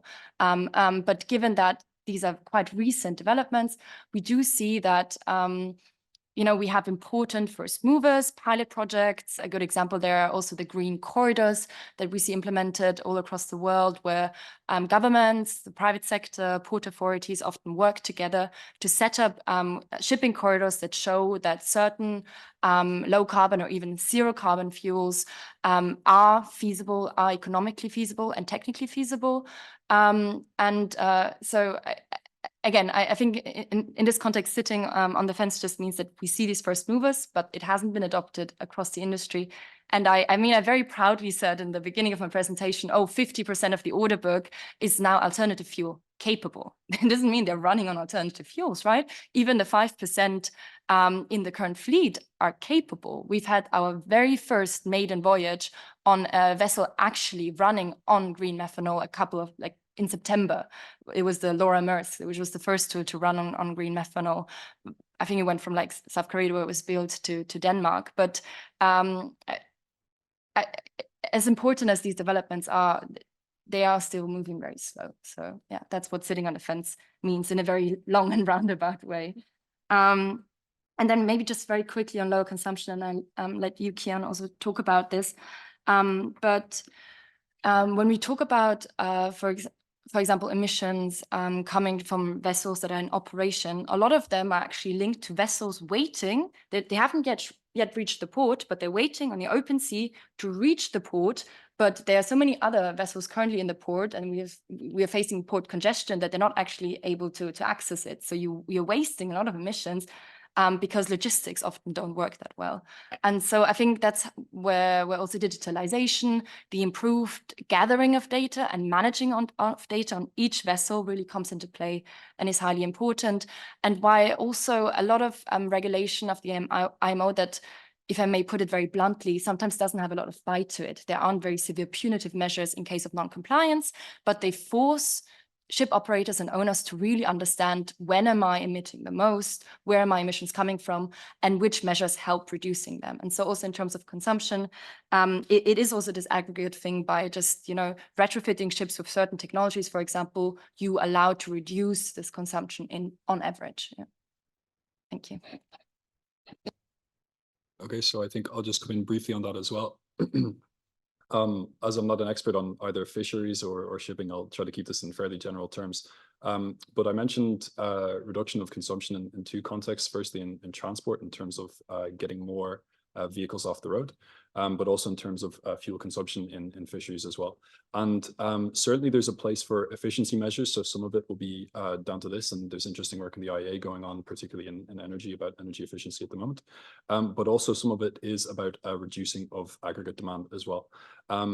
Some of this is going to be a big focus of the work that we're doing in phase 2 of the horizontal project, in part spurred by this quite hot button statistic that's come from the IPCC recently, that is between 40 to 70% of emission reductions to 2050 could come from demand side measures. So this is something that we're looking into quite seriously.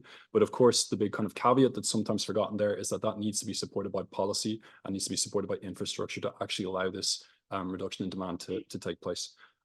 So we'll be looking at that in terms of fuel, in terms of energy, but also food consumption and product use going forward, trying to reduce aggregate demand here as well. So certainly we do think that there's a big place for that and a big role going forward. Thank you. Of course, the IEA has been talking about the energy efficiency as a hidden fuel for about a decade, I think, now as well. Yeah. Well, yes, please. Thank you, Chair. I just wanted to make the comment that in fisheries, we're talking about a public resource. And this is not a privatized issue like you have in shipping. We have countries' intervention, we have fisheries management intervention. And one of the things that we need to keep in mind is that outcomes in the fisheries sector, including the use of fuel, takes effect against the fisheries management settings that are in place. So one of the studies that the Fisheries Committee might actually want to undertake is to mapping the greenhouse gas emissions according to what type of management you have in place in the fisheries sector.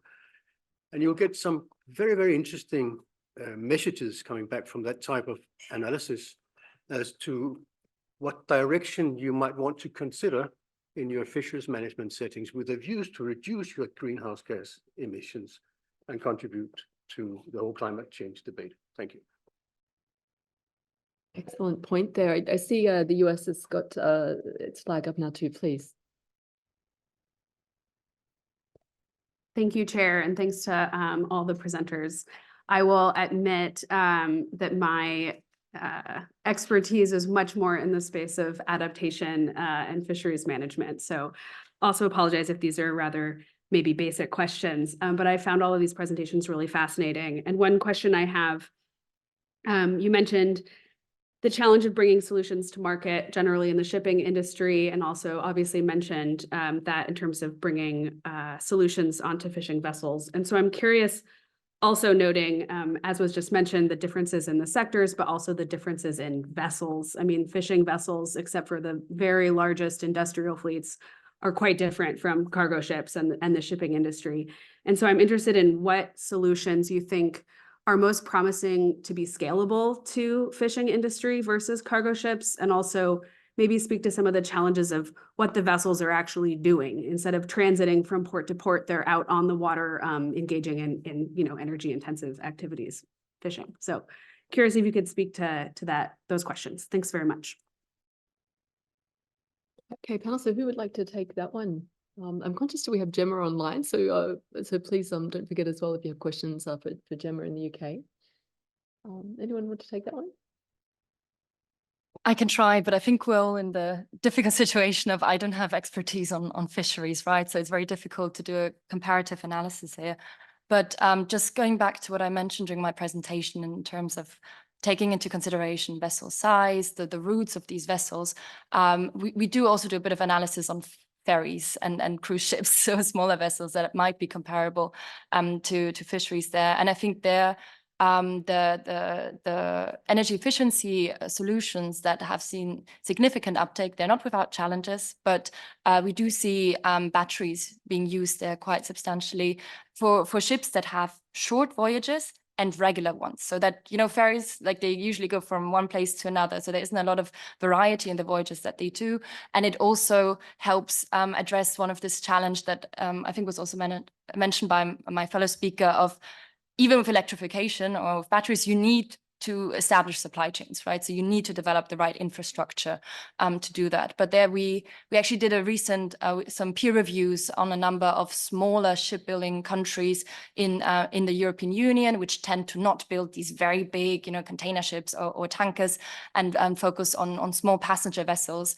And there they've actually have been quite successful in building up ecosystems where they will produce small vessels, but also at the same time develop the necessary it's not fuel, right? Like electricity supply that then allows the use of these, for example, electrified ferries for their islands. I'm talking about Croatia there, which is quite an interesting experience studying that more hands-on.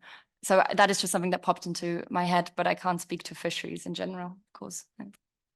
I think these questions are illustrating very well, actually, the you know, why we're taking a cross-sector approach at the OECD, simply because people say, well, that's not my area of expertise, but so we're trying to work across committees. I'd like to invite Spain now to intervene. I'm conscious of the time, but please. Thank you very much, Chair. I will be very, very brief. But thank you very much for the intervention. I think it's very, very interesting, the different points of view that we are seeing and a lot of work to do, and that we have to be engaged on. But my question is more in relation with the Directorate on Environment that Cian has been explaining, and it's because we are, the Net Zero Plus project or forum, you were putting a sentence like more climatic and economic resilience. And I was wondering about the social part, because when we are speaking about sustainability, we are speaking about the three parts, and it's very relevant to treat them at the same level. So the economic, environment, and social part. So I was wondering how in all this, the 12 steps, the Directorate it's involving on this part also, because, well, for us, it's very relevant part that we need really to engage the social part in order to go forward the climatological part and environmental part, and of course the economic has to be there. So yes, thank you very much. Yeah, no, thanks. It's a really good question. And certainly the sort of overriding ethos of the project is to try and integrate environmental, economic, and social concerns all together. This is an effort that we try to do, but understandably, to some extent, they do end up a little bit separated at some points. But just to tell you a little bit about how we're trying to deal with that, in phase 2, what we're going to be doing is bringing out a number of different policy notes throughout 2024, one of which is going to be looking at the just transition, which is where we're trying to get into these issues a little bit more specifically on the social side. So we're going to be integrating that with works on trying to track labor market developments, skills needs, and education as well, education and training. So we're trying to look at the intersection of these issues, as well as some work that's going on in the Environment Directorate, but also in the Centre for Wellbeing at the OECD on environmental justice, and trying to see what some of the concerns are here. I suppose it's also worth mentioning that we do have a couple of cross-cutting themes in the project, which will certainly end up playing a big role in this. Obviously, closely related to the environmental justice question is at the developing country lens, which we're trying to bring in the project, and then also an effort to mainstream gender throughout the project as well. So hopefully we're going to integrate this in the just transition part, but also in adaptation a bit more as well, in terms of vulnerability assessments. Thank you, Kian. Now, Gemma, I just wanted to give you the opportunity. I understand that you're not actually able to open to raise your hand online. So I wanted to give you the opportunity to come in to respond to any of the questions we've heard. And I also wanted to ask you an additional question, because in your presentation, you raised some of the challenges around trying to gather baseline data to support the transition in England. And I was wondering what kind of, the challenges you've encountered there, and if you see a role for the OECD and, working across countries and to understand the policy perspectives from other countries as well in supporting the UK in its efforts there. So Gemma, I invite you to speak up if you want to respond to any of the questions. Thanks, Justine. Apologies, I realise I've written a lot in the chat function, but I couldn't get my hand to raise to some of the questions, some of the great questions actually that's been asked on the floor. So I just wanted to come back to one of the questions previously, if that's okay, which was, I believe it was the Australian colleague that raised the very important question around these solutions are reaching net zero, but they're not reaching zero emissions. And I think that is an integral question. And it's one actually that we're focusing a lot of our efforts on at the moment. What does beyond net zero actually look like in our fishing sector? What will our fisheries management climate adaptive approaches look like after we've reached that target? And I think there needs to be an acceptance that it is a holistic approach we are taking. We are not just decarbonising the vessel, but we actually need to think a bit wider. So understanding what that vessel actually does to the wider environment, which I know has previously been picked up in response to that question. How is it affecting blue carbon with our fishing practices? And what can we do from a fisheries management perspective to be able to retain some of the carbon in the marine carbon cycle? So there's lots of questions and lots of different evidence pathways that we're looking down at the moment. And one of them is trying to understand how we can incorporate fish carbon into fisheries management plans, and what does that mean from a beyond net zero perspective. So I just wanted to add that in there, and of course more than happy to share some of the work in that area. And with regards to your question that you asked, Justine, there are a number of barriers in going back to the 1919 baseline, not least because emissions were measured differently back then, and data was definitely not as well, there's a lot of gaps in the data. It wasn't collected to the quality that we are doing today.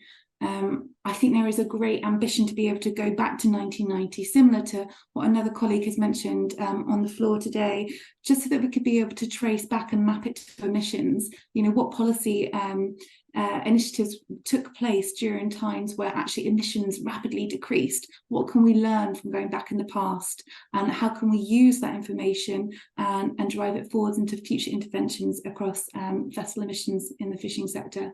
So there are a number of barriers. At the moment, we're trying to understand if these barriers are worth overcoming, or whether actually we reset our own baseline in line with sort of the IMO definitions. So maybe doing it a bit further into the 2000s rather than going back to that 1990 baseline. So there definitely are a number of challenges that we need to look to overcome before we actually get clarity and certainty and have confidence in those answers as well. And I guess these discussions are particularly relevant in a sector if the ambition is consolidating right now. So if we're going to be looking to accelerate the transition in the future, which baseline we'll be using, all these questions come up. Now I understand there's also a question from Norway, and if online, and so we have time for just one. I think we have time for one more question. And so Norway, I'd like you to invite you to speak. Thanks. Thank you, Chair. I hope you can all hear me. And thanks to a lot of interesting presentation. It's really obviously that there are many initiatives that can be taken. And I just wanted to say that in Norway, we have taken some initiatives according to make the price of fuel higher. We have implemented full carbon tax in 2020. Together with some compensation. And we also introduced biofuel blending requirements in fuel, which also makes the fuel more expensive. But in spite of that, we see that at least for the time being, the increased cost of fuel seems to be passed over to the consumers You can just go into any supermarket and you will realize that fish has become really expensive. So the fishing activity takes place. So that is at least a consequence in the short term. But we believe the policy will work. But my point is, I think it will take some time. Thank you.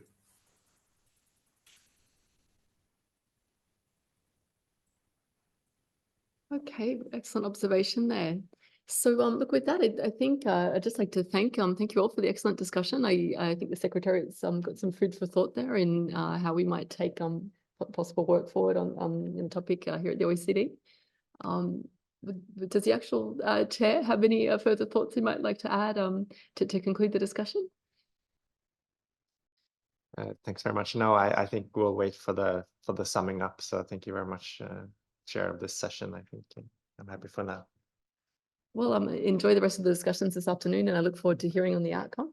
I think that the next session will start at 4 o'clock. So if you could be back in the room to start at 4 sharp, that would be great. Thank you very much for all our presenters today as well for the excellent presentation. Great. Bonsoir à tous. Ravi de vous avoir pour cette dernière session avec nous. Nous allons parler maintenant d'adaptation des pêches face au changement climatique. Quand on dit adaptation, on se demande si on parle des espèces. Est-ce que les poissons vont devoir s'adapter? Est-ce qu'on parle des écosystèmes? Est-ce que les récifs coralliens, les mangroves ou les herbiers marins vont s'adapter en tant qu'habitat plein de poissons? Ou alors est-ce que c'est l'humain? Bon, a priori, ça serait plutôt une adaptation liée à l'humain. Mais nous allons développer tout ça ensemble donc cet après-midi. Je vais tout d'abord donner la parole à Olivier Thébault. On a vu tout à l'heure, Olivier est économiste à Amur, le Centre pour la loi et l'économie de la mer et à Ifremer, et il est président de l'Institut international des pêches économiques. Je ne sais pas, je mélange d'économie des pêches, pardon, et du commerce à l'Université d'Oregon. Voilà, Olivier, c'est à vous. Thank you. And I might need the little device to get the slides through. Thank you. No worries. Hi again, everyone. Thanks for giving me the opportunity to present this this work. There'll be a bit of a repetition, I guess, with what I'm going to present. And this is just a little study we've done, fairly stylized, to try and capture what we feel are important aspects of adaptation to climate change in fisheries. And this is work that we've done with my colleagues Jennifer Beckensteiner, currently with IRD and based with us in Brest, Fabio Boschetti in CSIRO in Perth, Australia, and myself. And I'll start from what we've heard about and is well captured, I think, in the documents that were prepared for this workshop, that climate change impacts on fisheries are playing out in terms of spatial distribution of fish stocks. We're getting shifts polewards and into deeper waters, but there's also changes in the productivity of marine fisheries globally, changes in what people consider to be even the carrying capacities of the ecosystems for fish resources, and estimates of changes in marine animal biomasses with declines in certain places and potentially increases in others. And so this is the context for this workshop. It was a context for our little study. And what we found was that in the discussions on these changes, there was often a call for economic and governance responses, but in many of these studies, particularly in the sort of early ecological studies on climate change impacts, fishers were often seen as a passive force, as a filter of those changes in the ecosystems, and that they were limited consideration of the nature of adaptations at play, and often adaptation being seen as necessarily positive. We need fisheries to adapt to climate change.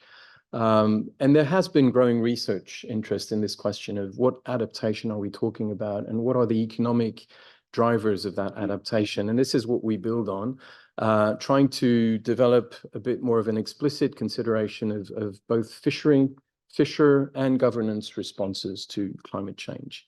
And to do that, the question was, to what extent and under which circumstances can adaptation lead to positive or sometimes negative ecological economic outcomes in terms of the sustainability of fisheries?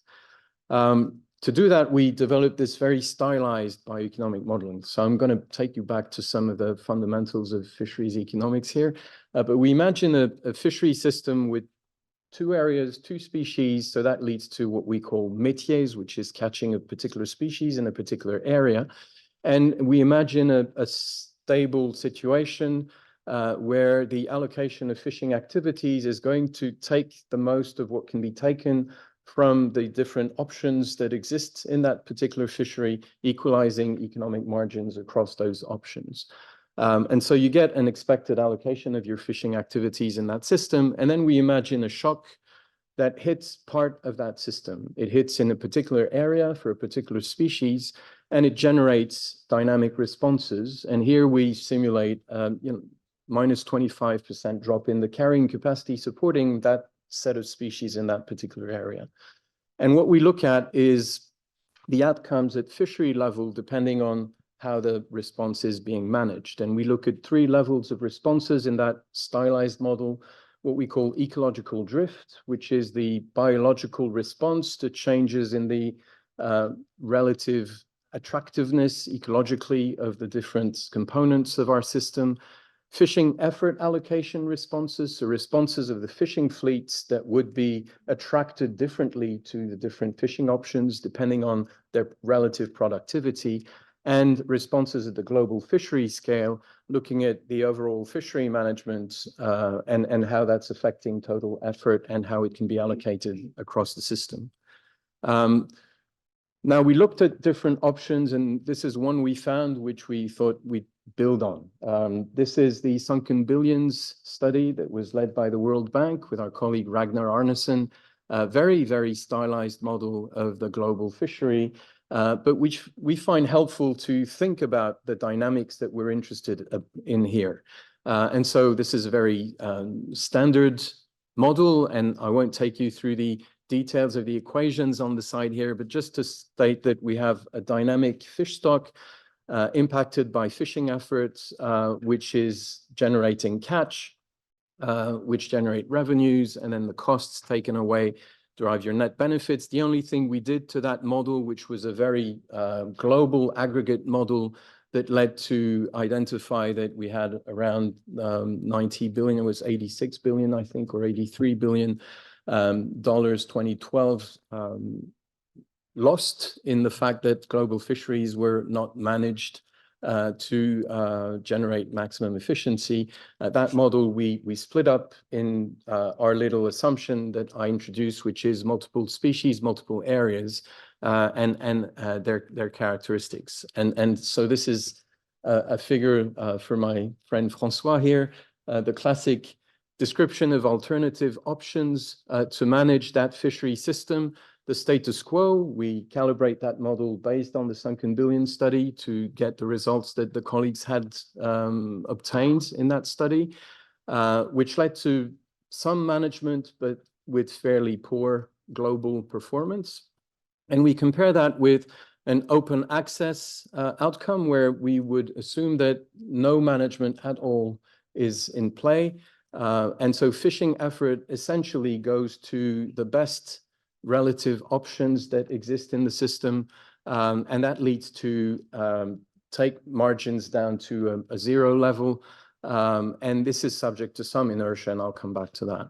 And then we compare fixed management strategies for maximum economic yield. So a strategy that would aim to control fishing effort and its allocation to maximize total returns from the fishery, or to maximize sustainable yield, so the total yield across all the species, but with no response to potential changes in the environment.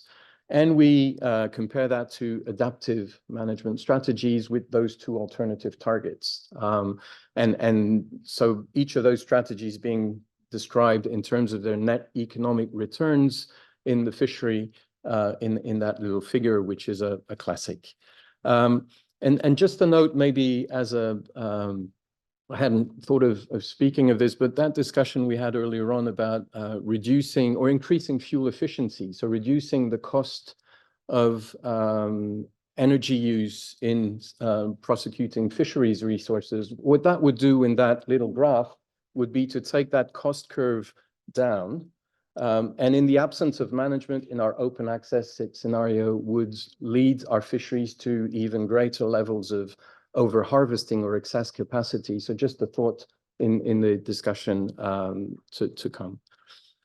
Okay, we calibrate this, and I won't bore you with the details, but we've added some tricks to try and capture the fact that we've got these two species systems in two areas, one impacted by climate change, and we introduce some inertia coefficients. The main thing I want to focus on here is,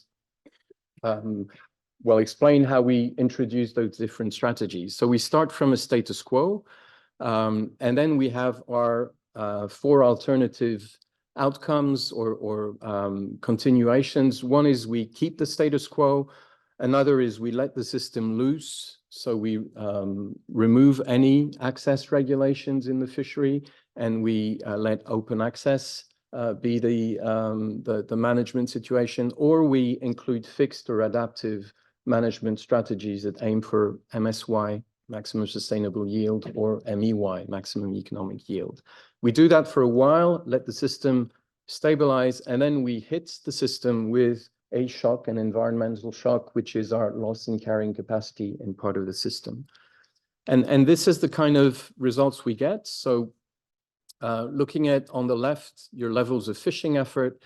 If you keep the status quo, that's the black line. If you let open access occur, so let the fishery respond dynamically, you get the gray line with some oscillations, effort increases, and then if you aim for MEY, you would reduce quite strongly the level of fishing effort by almost 50% in that reference situation, and MSY is a minus 16% effort. So if you want to optimize economic efficiency in that fishery, the reduction is 44% of effort. That leads to an increase in the net economic returns, which is plus 478%. So you significantly increase the economic performance of that fishery.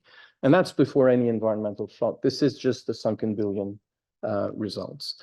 If you go for MSY, you get increased economic performance, increased biomass as well. If you let the system go to open access, of course, you lose any kind of profitability and you get some variability in the system. Now, post-shock, if we introduce our shock, what happens is in that right panel there in that figure. And what happens is if you're in the status quo, you will be losing out because of the degradation in the system. And so your economic performance is reduced. There is some management, so it's not reduced to zero. If you let the system go to open access, so you let the fisheries respond, there will be some dynamic adjustments, and I'll show you how that works in that little model. There's a lot of variability around a zero level of economic performance. So some good years, some bad years, well, some good, some less worse years, and some pretty bad years, and it's zero average performance. If you go for MSY, you do get a reduction, but your relative performance as compared to the status quo is increased. It was 242% better than the status quo without the environmental degradation. With the environmental degradation, it's actually 340% more. And if you go to MEY and compare that to your status quo under environmental degradation, then it's almost, well, it's 7 times plus 722% better. So it's way better to be managing with MEY in the face of a shock as compared to keeping that status quo.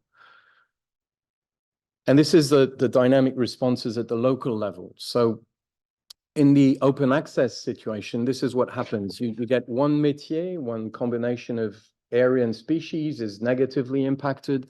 That leads to very dynamic responses of your fishing efforts across different options. Fishing vessels will move to alternative areas, alternative target species to try and make the most of good options when they appear, and sometimes they do in those simulations, and take them out or minimize their losses, right? And in that process, you generate a lot of instability, a lot of variability, still around a zero level of overall economic performance. So just the takeaways from that little model, and again, very, very stylized, and just to help think about the potential impacts of a degradation in the overall productivity of the ocean for fisheries. Well, the first one, of course, and it seems intuitive, but it's maybe still important to emphasize, is that fishers or fishing industry left to adapt with poor to inexistent management can lead to fishery maladaptation. That the benefits of management and stronger management increase when the system is hit by an environmental shock. So it's good to manage fisheries without environmental degradation. It's even better to do so in the face of reduced environmental conditions for our fisheries. We do see that the maximum economic yield strategy provides for the greatest adaptation benefits. And that goes back to the discussion earlier this morning. We're leaving more productivity, more fish in the ocean means more productivity, potentially, and we don't discuss this in the model, but it means more resources to support the costs of adaptation, and maybe a bit of a better buffer against things we don't understand. We have no uncertainty whatsoever in that model. It's fundamental to better understand how the fishers and the management institutions are likely to respond to change and to changes, and the relative dynamics or speeds of those responses are likely to be key. And we should better incorporate those responses in whatever models we use to try and predict the outcomes of changes in our ecosystems linked to climate change. And so there's really a big need to develop real life versions of such scenario analysis to look at regional level developments and evolutions. And that's it for me. Thanks for your attention.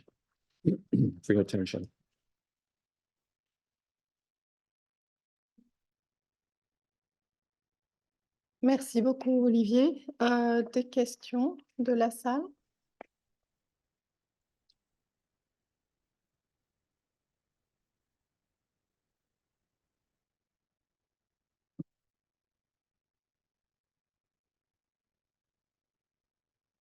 Non? Bon, bah, apparemment, c'était assez clair. Maybe I can ask a question to Yonyu and maybe Olivier as well. You can try to respond. Can you think of any ways we could potentially measure the readiness or effectiveness of climate adaptation policy in fisheries?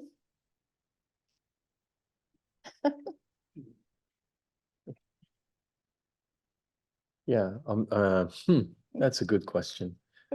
I mean, just going back to what I was trying to convey with that little example, I think, I mean, well-managed fisheries, or whatever indicators we use to assess the extent to which we consider our fisheries to be well-managed is probably a good place to start. And that doesn't answer the question, really.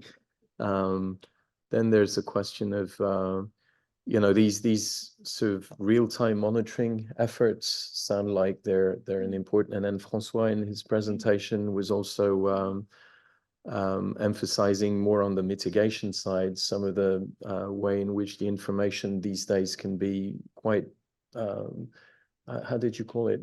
Precision fishing is, I think. So getting the information that allows you to assess real time the extent to which what is being caught is being caught as efficiently as possible. And then tracking changes in the ecosystems, I guess, would be the but I would go back to some of the discussions this morning as well, that tracking what management is in place and having all the usual indicators as to what this is achieving in terms of stock status, economic returns in the catch sector, maybe some of the information on the downstream. And the European Union has got this data collection framework, which has allowed to generate very good quality data on the economic situation of fisheries and aquaculture and processing sectors. And I think those help being climate ready. And then, of course, you need more. I don't know if that answers your question. Bon, merci beaucoup, Olivier. Je pense que dans l'exemple que Ranju a donné, c'était aussi intéressant de voir que la science pouvait créer de nouvelles espèces plus résilientes, notamment en aquaculture, et donc permettre de se développer. Comme adaptation, on peut aussi, par exemple, contre peut-être la surpêche, voir si les espèces se reproduisent suffisamment, parce que la surpêche empêche en fait les espèces de se reproduire assez rapidement. Donc, oui, c'est pas évident de trouver les bons indicateurs, mais il faudrait peut-être mettre ça en place. Nous allons passer à la présentation suivante. Next presenter is Eleanor Bors. She's a foreign affairs specialist, National Marine Fisheries Service of the United States. Please, Eleanor, the floor is yours. Thank you. May I have the remote for the slides? Thank you very much. All right. Good afternoon, everyone. It's my pleasure to be here. Thank you to the session chair, to the meeting chair, and to OECD for holding this important meeting. I'm Ellie. As the chair said, I'm in the Office of International Affairs, Trade and Commerce in NOAA Fisheries in the US. And I think I'm joined online by a colleague, Melissa Karp from the Office of Science and Technology. She helped me put together this presentation as well. Given that we've already covered a lot of the impacts of climate change on fisheries, and indeed it was in the excellent note from OECD, I'm going to just dive straight in. So I've divided what I'm going to talk about today into 3 categories because there are so many ongoing efforts to discuss that I think it's useful to have a bit of a framework. So I'm going to talk about some overarching strategies, some specific tools, and how that kind of ties into the broader picture, and then some ongoing and future initiatives. So at NOAA Fisheries, we have a number of guiding overarching strategies. First of all, in 2015, our climate science strategy came out, which outlined 7 key objectives and called for 6 regional action plans. Those were updated earlier this year in 2023, and you can find them online, and they include a number of ambitious targets for the different regions.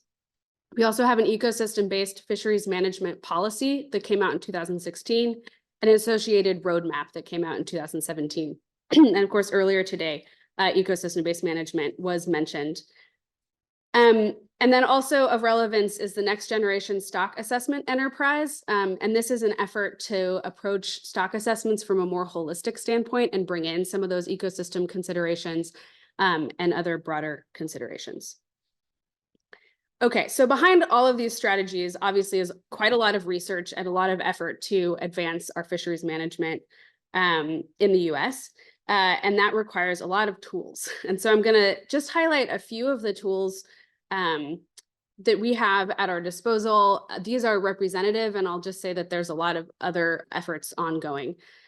So first to mention the NOAA Fisheries Distribution Mapping and Analysis Portal, or DISMAP, and this is something that actually Melissa, who I mentioned at the top of the talk, helped to design.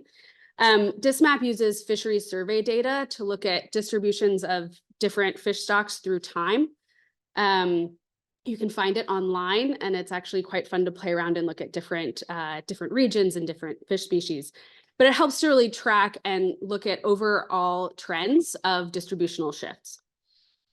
EcoCast is not specifically a climate tool per se, but it is another spatial tool that we have. It's focused on the US West Coast and uses ocean modeling and physical data to predict the location of protected species. And this helps fishers in real time to avoid overlap of their fishing efforts with protected species, and is something that could be adapted or used when thinking about climate change, to think about changes in species interactions and changes of fishery interactions with protected species. And then also what's been mentioned today in other talks, climate vulnerability assessments, which NOAA has undertaken for a number of protected species, and also recently has a large effort underway for highly migratory species. And I think a paper also recently came out on marine mammals and climate vulnerability assessments. And as has been mentioned earlier, generally this uses looks at data about exposure of a species, sensitivity of a species to climate change, and then generates some type of climate vulnerability index, which can then be used in management to prioritize different management actions, or look at when we might want to revisit our stock assessments or our approach to management. Okay, so these are all pretty focused on fish stocks and fish distributions. We also have a number of ecosystem tools that we can use to help connect climate change information into decision making, but there's some critical gaps that I'll get to in a moment. So we can use integrated ecosystem assessments to better understand what's going on in a holistic way in a system. Part of integrated ecosystem assessments can include ecosystem status reports, which can give us some quantitative sense of indicators in terms of what's going on in the ecosystem, and then again be considered to help inform management decisions, more broadly speaking. But I want to look at this Venn diagram on the left of the slide and think about how we have some of these on-ramps for ecosystem and economic assessment into fisheries management, more broadly speaking. And of course, we have pretty clear, well-established on-ramps for things like stock assessments and stock status into fisheries management. But we don't have a lot of interaction between the ecosystem and economic assessment side of things and the stock assessment side of things. So one tool that I also wanted to highlight are these ecosystem socioeconomic profiles that can be used to identify ecosystem or economic information for use in decision making. And part of the hope here is to look at the various drivers in an ecosystem level or socioeconomic space of changes to fish and fish stocks, and also changes to the fishery fishing behavior, for example. And to come up with some indices or potentially quantitative information that then can be linked back into fish models or stock assessment models. And so this is something that is currently being implemented in a limited way in the US, including in Alaska and the Northeast region. But I think it's an interesting place to try to get at that final link in that Venn diagram I was showing of trying to really integrate some ecosystem considerations into fisheries management. Pause here for a second. Excuse me. So I'm skidding over a cold, so I apologize for the for that. Okay, so these are all really very science-focused tools that I've mentioned. And again, they're representative of a number of other efforts.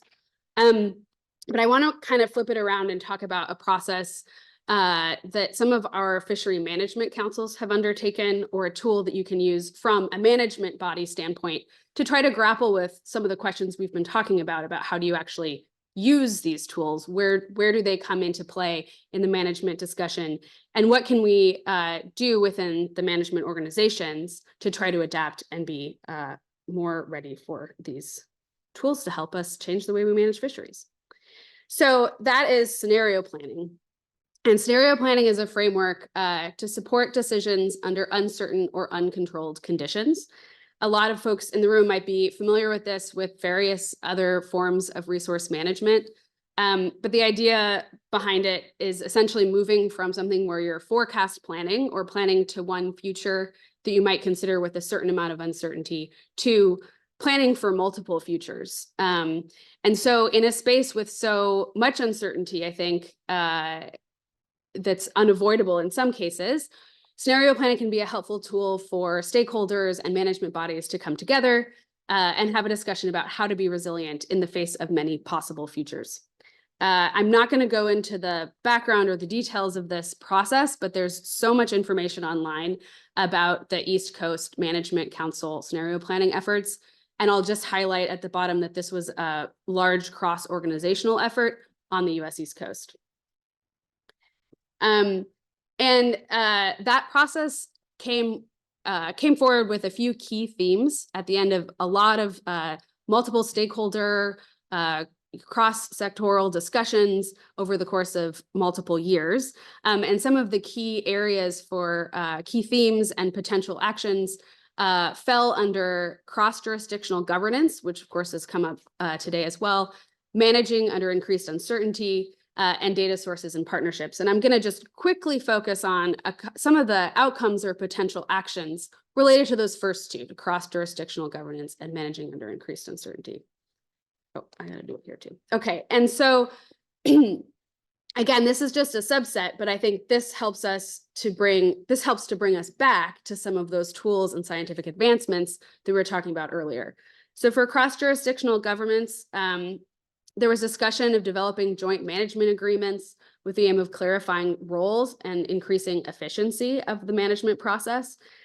I'll note that in the area where the scenario planning was taking place, there are three, at minimum, at least three competent management authorities for stocks that were moving along the US East Coast. So joint management agreements for those shared stocks are important.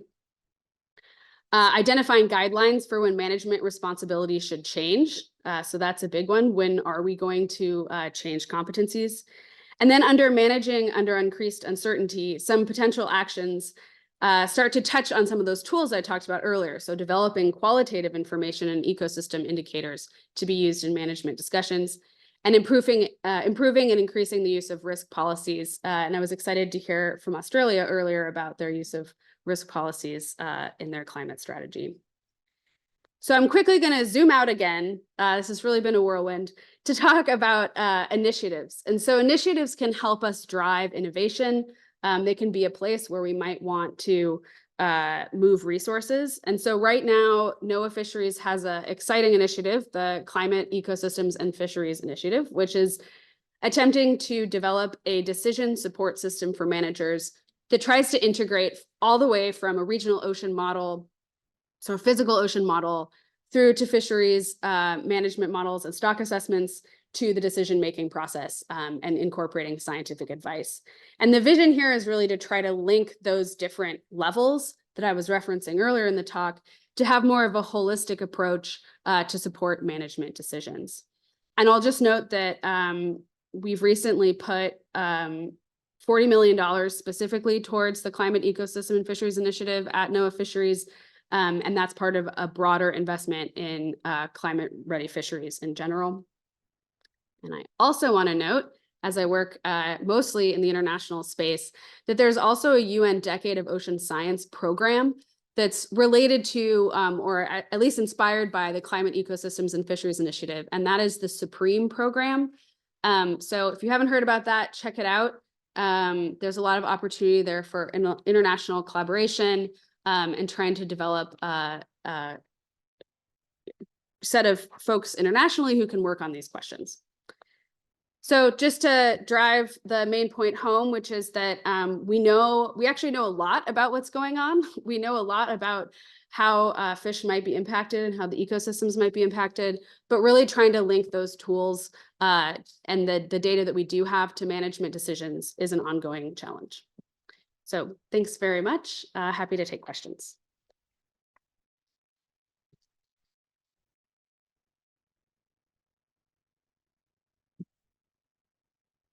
Any questions from the floor?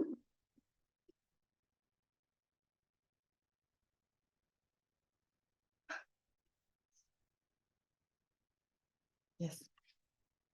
No, just I really like your, let's see, last slide. I think it well reflects what has been discussed during today, linking really the data to the management and which data should be really collected. And I think it will be important that, because I see different needs.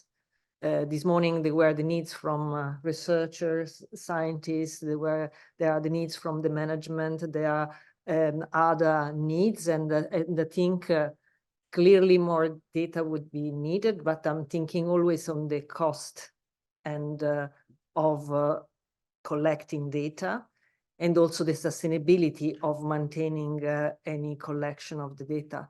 So I think with this evolving situation, I think it will be very good to at least collect some crucial data and then doing ad hoc surveys and doing these for others. But if you have any suggestion, I know that I'm doing a difficult questions on what data, in your opinion, will be important, really crucial for management to be collected. I know that it might be a complex question to answer. Thanks for that. I don't think I have an immediate answer, but I do think that that's a good task for us to come up with. I will ask, I also don't actually know if Melissa is online.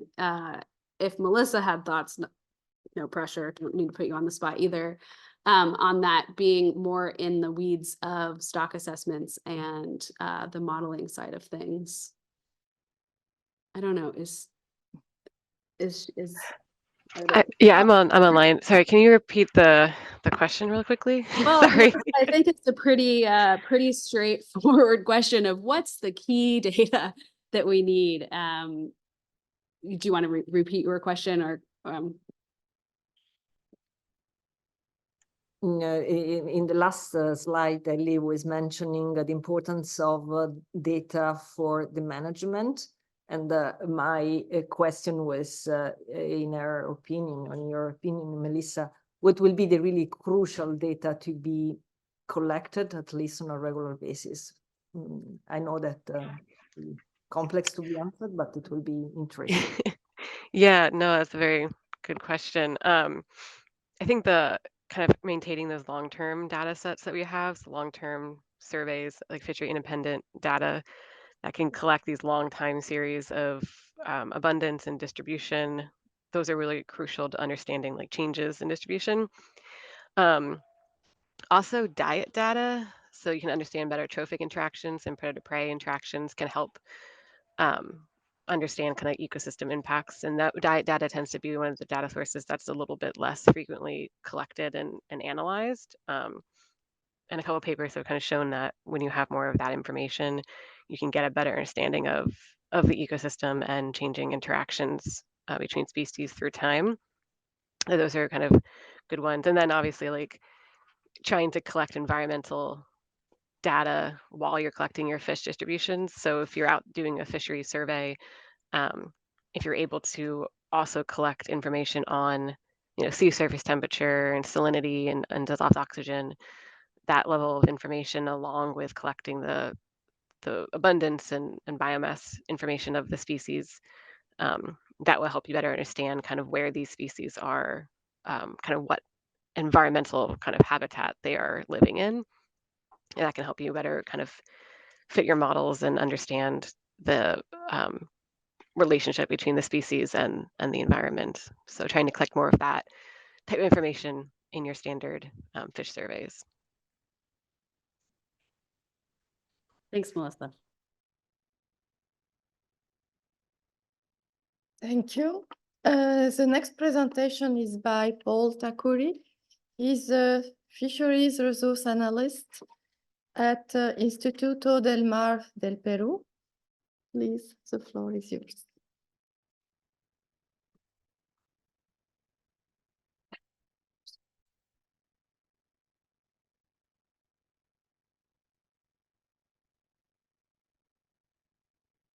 Hello to everyone. It's a pleasure to stay here.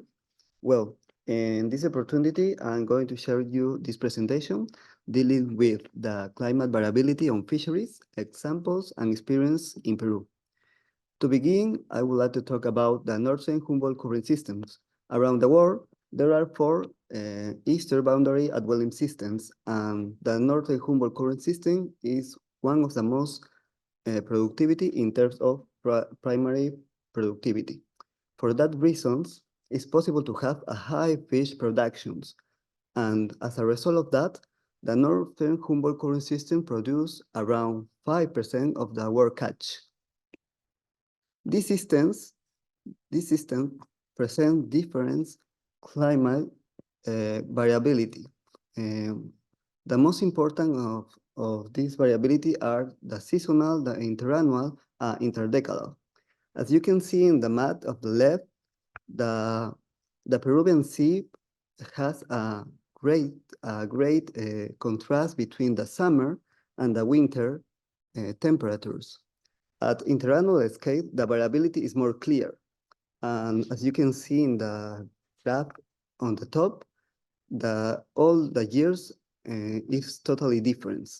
In the case of interdecadal scale, it's possible to find two kinds of scenarios, cold periods and warm periods. So based on all this evidence, it says that the variability is the normality of Peru. So we know that this system has a strong variability and interannual variability is the most important, but what's about typical events? For example, El Niño and La Niña. El Niño and La Niña are events that cause huge change in the system. The first one is related to warm conditions, whereas the second is associated to cold conditions. So in that sense, in terms of change of temperature, the northern Humboldt Current system is the most affected area because of El Niño events in the Pacific region. Which fisheries is the most important in Peru? Peru is a country that has a high marine species biodiversity.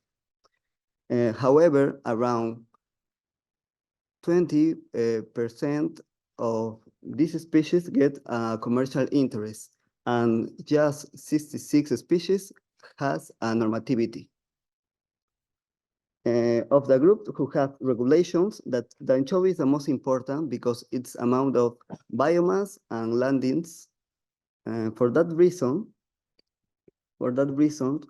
and because we have more experience in its fisheries management, we focus on this species as a study case.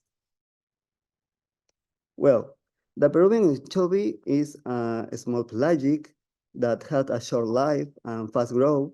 This one is a partial spawner and its diet is oriented to consume mainly plankton. Also is a prey of different birds and marine mammals. In response to climate variability, the anchovy could change its pattern distributions. At the present year, this resource was affected by warm conditions. So anchovy started to move toward the southern since February to June. As you can see in the pictures, also the school of them was found deeper. As we can see, the anchovy reached 190 meters of depth in June, as you can see in the last pic. At interannual scale, the anchovy biomass has shown high variability too. As we can see in the graphic, for all the time series, the El Niño event has a strong effect in the Peruvian anchovy availability during the stock assessment service. What's about the landings? In the case of the landings time series, El Niño event have a negative effect over the yields. It could be observed in the red zones of the graphic, and the interannual variability of the landings is the result of combined actions of the environmental anomalies and the magnitude of fishing effort. In that sense, what will be the challenge for the adaptation in a climate change context? No? Well, the answer is that we have learned from the past and the present to face the future. It's known that Peru have a high variability and it's affect the different species. For that reason, three main large group of action has been adopted. First one, a SIA and living resource observation system, a decision-making system for very short-term management, and other kind of management measures. In the case of the first one, sea and living resource observation systems, we have fisheries monitoring program in the main landing points of the Peruvian coast. to study biological and fisheries aspects. Also, we have research servers that they are focused on the main commercial fishes. Also, we have scientific observers on board program in the commercial fleet and activities with the fleet participation, like Eurekas on exploratory fishings. A vessel monitoring system is available for industrial fleet too. And what's about the decision-making system for very short-term management? Well, related to this, the better example is the implementation of bans and temporary closures that is carried out in a short time. This measure is complemented with site and fishing year limits. In 2001, the ministry enacted a normativity that provides a list of minimum catch size and maximum tolerance for juveniles of the main marine fishes and invertebrates. A great example of this action is presented in the picture, where it shows the closed area for anchovy fishery in the last fishing seasons. And what's about the other management measures? For example, we have catch quotas, fishing seasons, fishing areas, and others. In the picture at the bottom, it's possible to see that individual quotas for anchovy fishery started in 2009. So all this experience and management action learned through the time have allowed Peru to able an adapted approach for marine resource management and research. Thinking about the future, it's known that the large species are more available during the El Niño event. So for that reason, in a future scenario where one condition is frequently, it hopes that the catch of these groups increase. So this represents new challenges and opportunities for Peruvian fisheries. Thank you.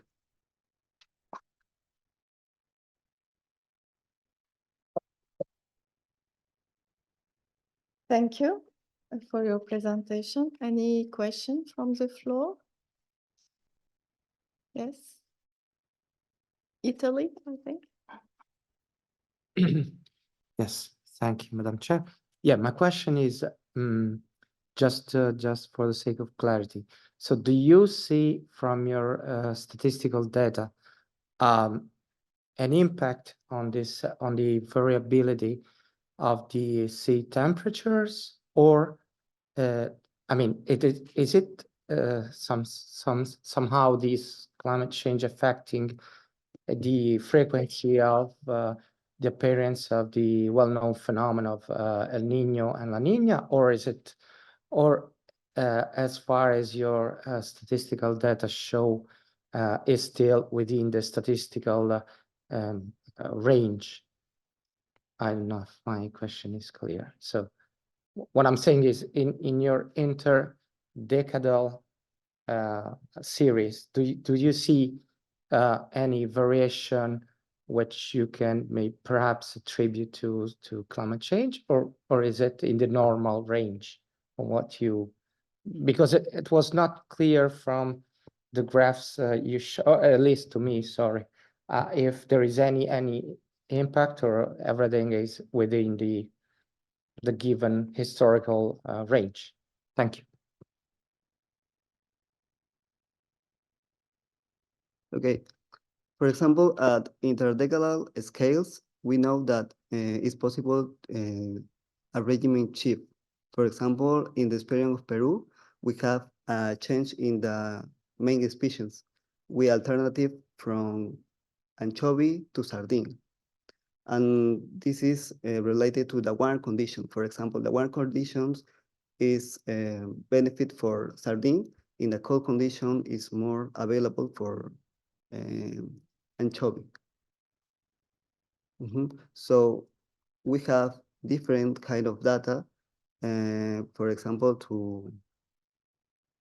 to explain that, because we have different kind of monitoring systems since 1960 and different surveys. So it's possible to see this regime shift, not only in the fishery, also is possible to see in the other components of the ecosystem.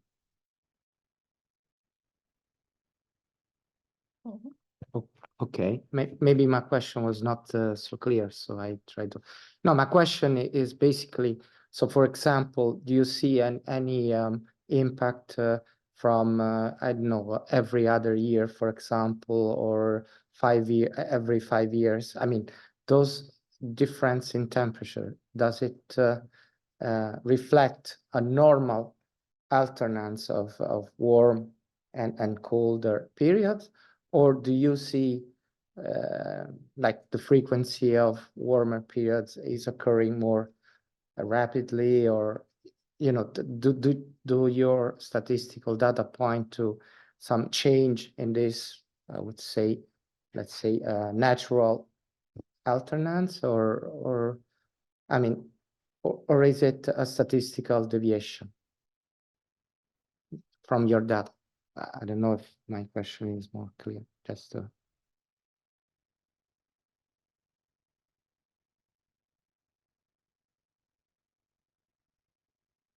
Okay, thank you. Yeah, thank you. Maybe you can discuss after the session. And our next speaker is online. Megan Linwood is Principal Advisor at Fisheries and Aquaculture Science and Management Branch in New Zealand. Megan, are you online?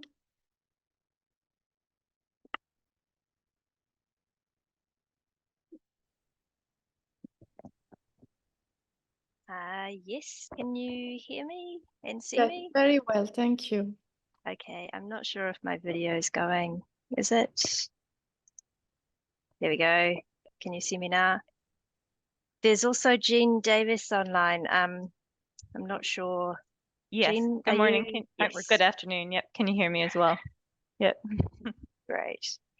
Sorry, my Okay, video is Jean. not working, but yeah, apologies, my video is not working, but I will kick in. So, yep, today myself and Megan are going to give a presentation on fisheries and climate change in Aotearoa, New Zealand.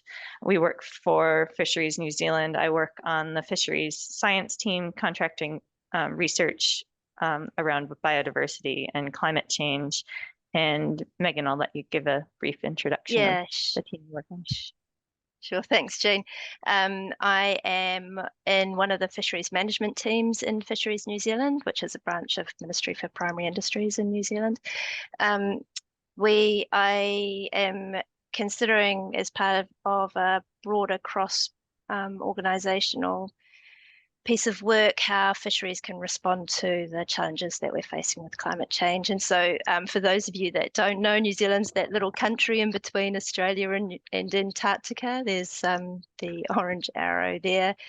We'll give you some background on the challenges that we're facing in New Zealand. We're in the early stages of considering our approach, so it's a little daunting having heard some of the approaches being taken by some of the other countries, but we'll run you through those key impacts, our current research, and what we're thinking in terms of adaptation approaches.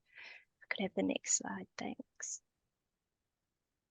So New Zealand's already experiencing the impacts of climate change on our fisheries and associated ecosystems, although they've really only become very apparent for us over the last 5 to 10 years. Some of the primary impacts for New Zealand are warming waters with marine heat waves becoming more intense and lasting longer, ocean acidification increasing, and storm events of increasing intensity. So these changes are causing shifts in fish distribution and abundance, as well as impacts on some key fish habitats. And these effects are more intense in inshore waters. For example, you can see from some of these news articles that we're seeing localized die-offs of key habitat forming species due to heat stress, such as sponges and kelps. Some of our aquaculture species, like salmon, are no longer viable in some areas, especially in inner sounds due to warming temperatures. Snapper, which is a species of fish typically fished around the North Island of New Zealand, are now being commonly caught around the top of the South Island. And sport fish like yellowtail and tuna are being caught much further south than ever before. finally, in the last year or so, we've seen much more intense storm events causing pulses of land-based runoff and debris, which is smothering critical coastal habitats and impacting fishermen's ability to fish. You can see that they're actually catching tons of logs in their nets now. So this has been an issue over the last year for us. Next slide, please. So, oh, I'll let sorry, Megan go. Jane. Yep, go ahead. Some of the those issues that Jean's describing means we're faced with quite a few challenges when determining how we can respond. There's, as has been discussed in the paper that was sent by OECD, you're dealing with uncertainty. We've got a lot of we're limited in our information that's available on what future climate-driven change will look like in New Zealand's environment. We're not sure how quickly these will come about and where we will see them, but we're working on some of those issues. We're thinking about how habitats as well as species will respond to these changes, and then also how fishers will respond in terms of, you know, they're working, we fish, manage our fisheries for maximum sustainable yield. If we were to change some of those regimes, how will fishers be able to respond to that, and what adaptation would they be able to put in? Can we work with them to put in place? There's also new threats. There's new species that come in and diseases, and then it's also thinking about what some of the opportunities might look like. So this means we're dealing with making decisions around these issues when we've got this uncertainty, and we're also limited in the resources that we've got available to be able to gather this additional information, both in terms of the people and the funding that we've got to improve our information base. And there's some tough decisions that we need to make around how we spend that. So we're needing to think about this, keeping the uncertainty in mind when we're developing the strategies that we need to build climate-driven fisheries environmental change into our management approaches. Next slide, please. So a little bit of background on what sort of science we've been doing so far to support adaptation and management. So research done by Fisheries New Zealand, as well as other organizations, including universities and government agency, essentially touches on 3 categories. So those are physical measurements and biological observations in the marine environment. For example, we have a program with sensors mounted to fishing boats, which is giving us more detailed information on marine heat waves and temperature changes, both at depth and at the surface. We have pH monitoring along transects and at various stations around New Zealand to assess differences in ocean acidification. We also measure shifts in fish stock abundance and recruitment in order to try to understand how this is changing over time in relation to environmental change. And we're looking at the effects of changing environmental variables such as temperature, pH, and sedimentation on our fishery species and their associated habitats. But as Megan mentioned, we do have limited funding for this type of research, and there's a lot of information gaps on how our fishery species will respond to the impacts of climate change. And I think, as was mentioned in the previous talk, those long-term fishery independent data sets are incredibly valuable, but New Zealand has few of those because of the long-term funding commitment. So it's a really valuable thing to consider what information we need moving forward. Next slide. Yeah, so as this is the focus of this session, our focus in New Zealand is to, when it comes to fisheries, is to think about adaptation. Mitigation is something that is being considered, but adaptation is the primary focus. And so this is to ensure that we can continue to provide for fisheries utilisation, while at the same time ensuring that the fisheries are done sustainably. We're at the start of this process, as I mentioned before, thinking about what a planned approach would look like. And we're developing management approaches which include gathering the right information in the right places at the right time. So using some of this is thinking also about smarter use of the existing information that we have. And we've recently put cameras on our vessels, and we've got electronic monitoring reporting, so it's thinking about how we might be able to have better use of that information as well as the information that we already collect. We're thinking about managing risk, and it's great to hear that you had a discussion from Australia earlier in your workshop today. We've been thinking about how we can categorize risk on stocks and impacts on ecosystem function. And we recently attended a workshop held by the Australian Fisheries Management Authority, which was fantastic. They're doing some really great thinking. And one of the options discussed was how this kind of qualitative assessment could complement quantitative fish stock assessments. So we're thinking about how we can take this risk-based approach as an interim step while we develop some more quantitative approaches.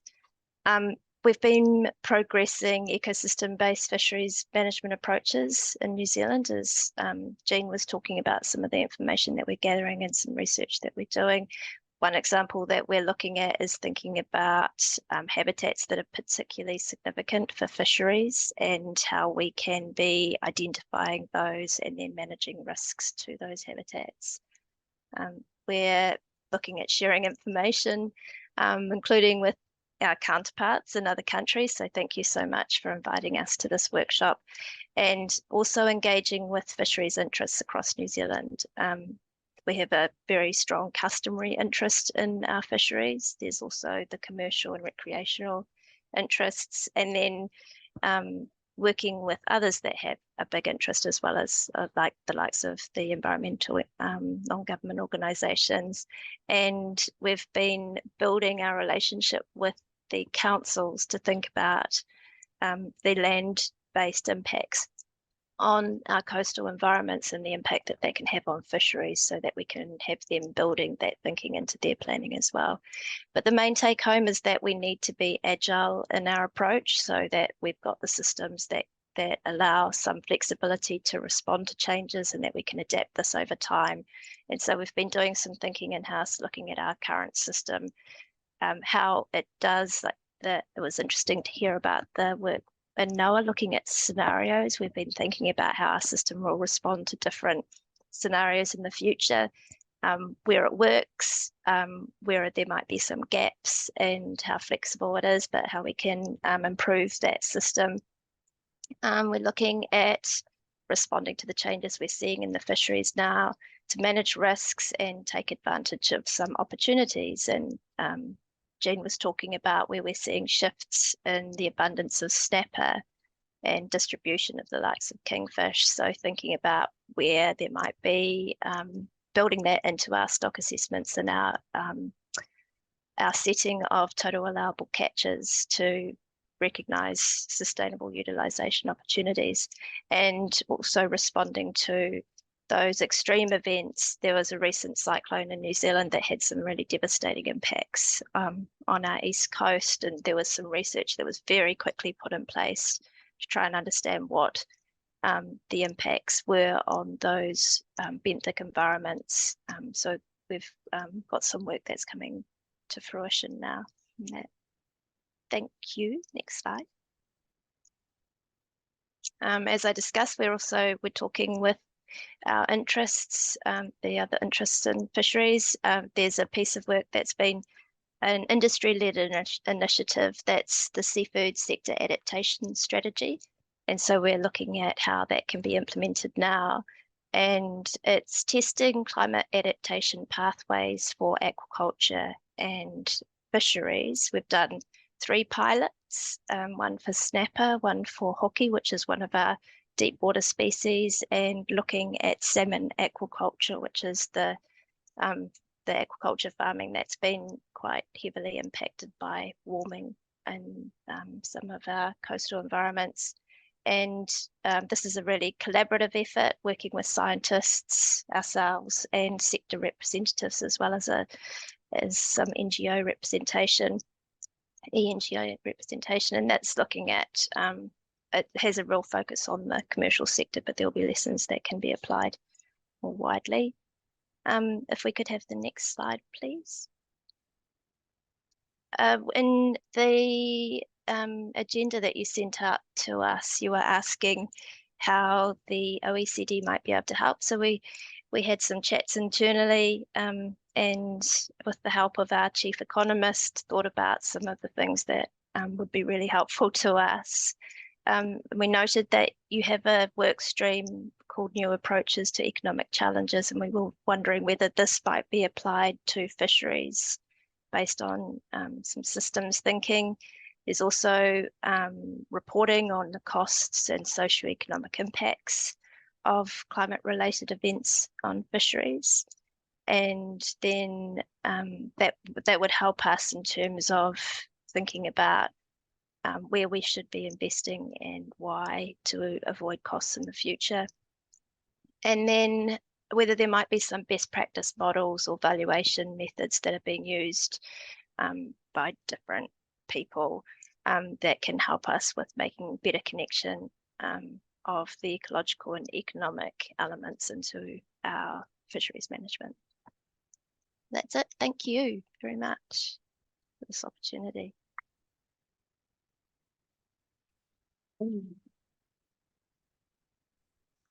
Thank you for your presentation. Any questions from the floor?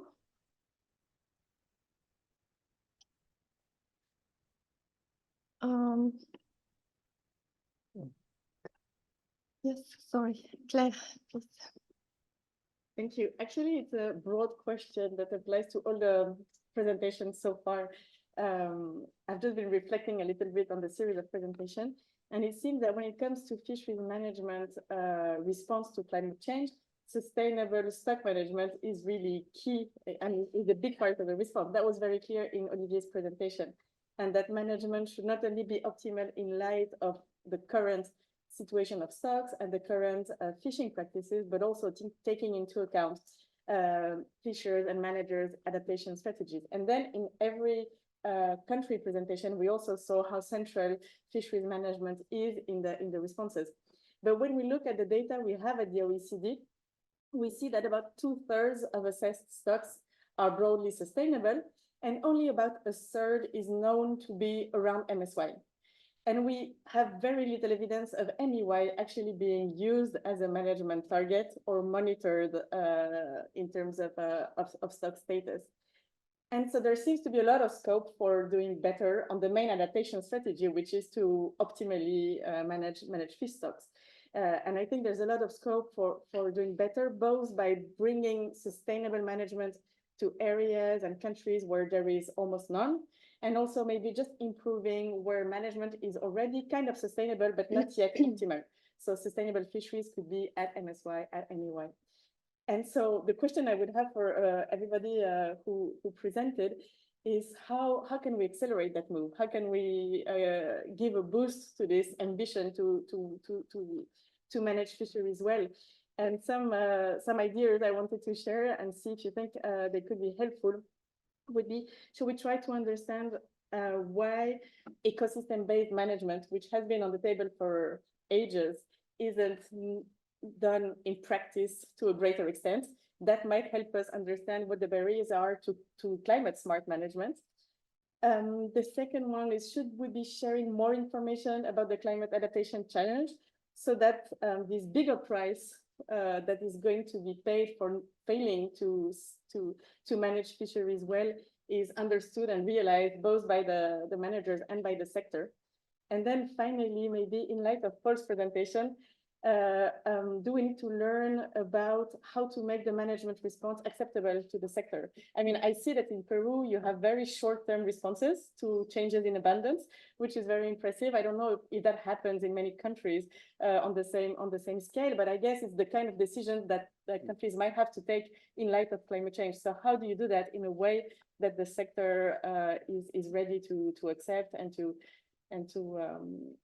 participate in? So I was wondering if you have any lessons on that. Thank you.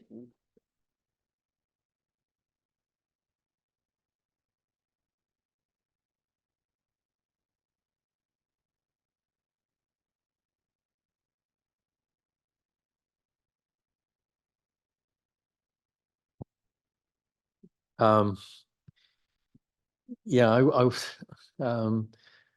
I would be maybe just repeating myself, but I think, I mean, I think there's been progress made in how fisheries are being handled and managed. And Carl Christian was saying the time it took to identify, you know, how do we manage our fisheries as a key question, and then how do we document how we manage our fisheries, and that leading to workshops and meetings and identifying the types of information that help draw a bit of an assessment of that takes time, but there certainly is an improvement overall. I mean, there's some trends have been flipped around, right, in certain parts, and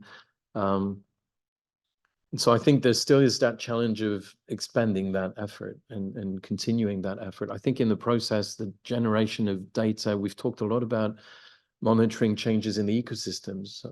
I can see how it's proved important to have information on the industries, on the fishing sectors, on the level of support that's provided to different aspects of the activities and the infrastructure supporting them. Maybe the you know, understanding of the dynamic responses is going to be easier if we continue in that direction.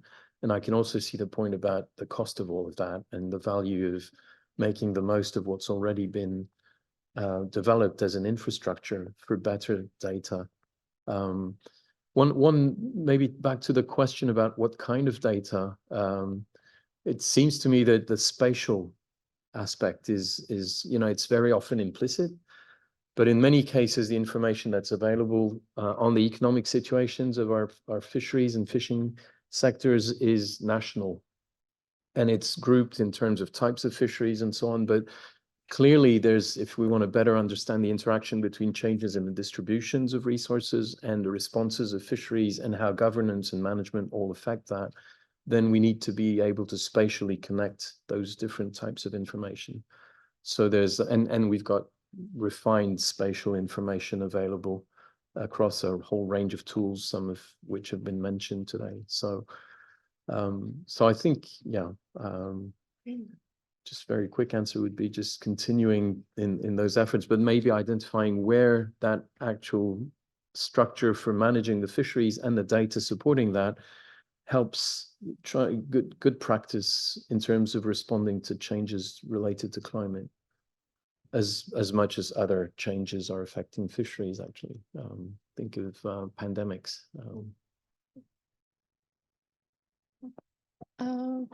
Carl Christian, you wanted to add something? Very briefly, and it's entirely correct what Oliver said, is that the situation has improved quite considerably over the last 20 years. I think we can say that pretty well all over the world, but in particular in OECD countries. Now, moving clear from MSY to MEY is a politically hot potato. And we did a lot of work at the OECD trying to explain to the Committee for Fisheries what MSY or what MEY actually meant. And as most of you will know, if you really want to move to MEY, which is the best economic situation, then we need to be thinking about privatizing the fisheries in some way or another and introducing some type of market-based economic instruments. And when we did that work in the OECD in the 2010s, I think, it was seen to be a politically hot potato because there are a number of countries that, for constitutional reasons even, cannot move in that direction to any great extent. So there's a discussion here that needs to be coming back again to the Fisheries Committee. There's a conversation to have had about that. If you want to look at the climate change from that perspective, then it still is the MEY that is needed to solve that problem for the fisheries sector. Thank you. Thank you. Eleanor, would you like to add something? Sure, I'll jump in.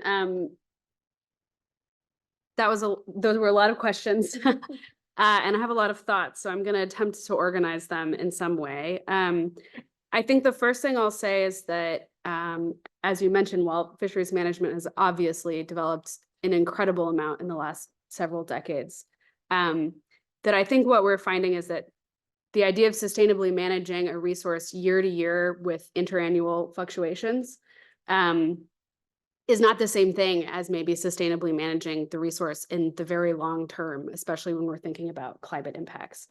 And I know, even in the most robust management spaces, we still have surprises. And we've had a lot of surprises in the last, let's say 5 years, 5 to 10 years, thinking about marine heat waves and those impacts. I know in the US, we've had a number of fisheries disasters that have required substantial, payouts to the industry. And I think that those surprises, trying to get to the root question of like, how do we give a boost and why haven't some of these things picked up? I think those surprises are scary to managers, they're scary to scientists, but they're most scary to fishermen. And so I think that we're facing a really steep hill, to be honest. I don't think it's trivial. I don't think anything that we've talked about has been trivial. And so I just think it's hard. And I think that's part of why we haven't picked up on it. But to be a little more productive than just saying it's scary and hard, I'll say that a few things. One, I think mandates are really important. So what an organization's mandate, a management organization's mandate is important. So how it's framed. I think I was excited, it's great. We're here obviously partly because OECD is adding climate to some of the major overarching language driving the COFI's work. And I think that's something that can be used frequently. I know in RFMO spaces, it can be used to talk about why climate shouldn't be discussed or included in some of the management decisions. So having a clear mandate to consider climate is important. I think also engaging stakeholders, the solutions have to come from industry in a lot of cases, and people have to be on board with what's happening. I don't think you can force this. I think it will be harder. And then finally, I think on the science side, talking about the spatial data and the long-term data sets, but also part of that gets to issues of non-stationarity, changes in the model parameterization that we're using. Those are like all sciencey words, but those data can help us understand what some of the changes are to these reference points that we're trying to use and could help avoid surprises in the future. So thanks.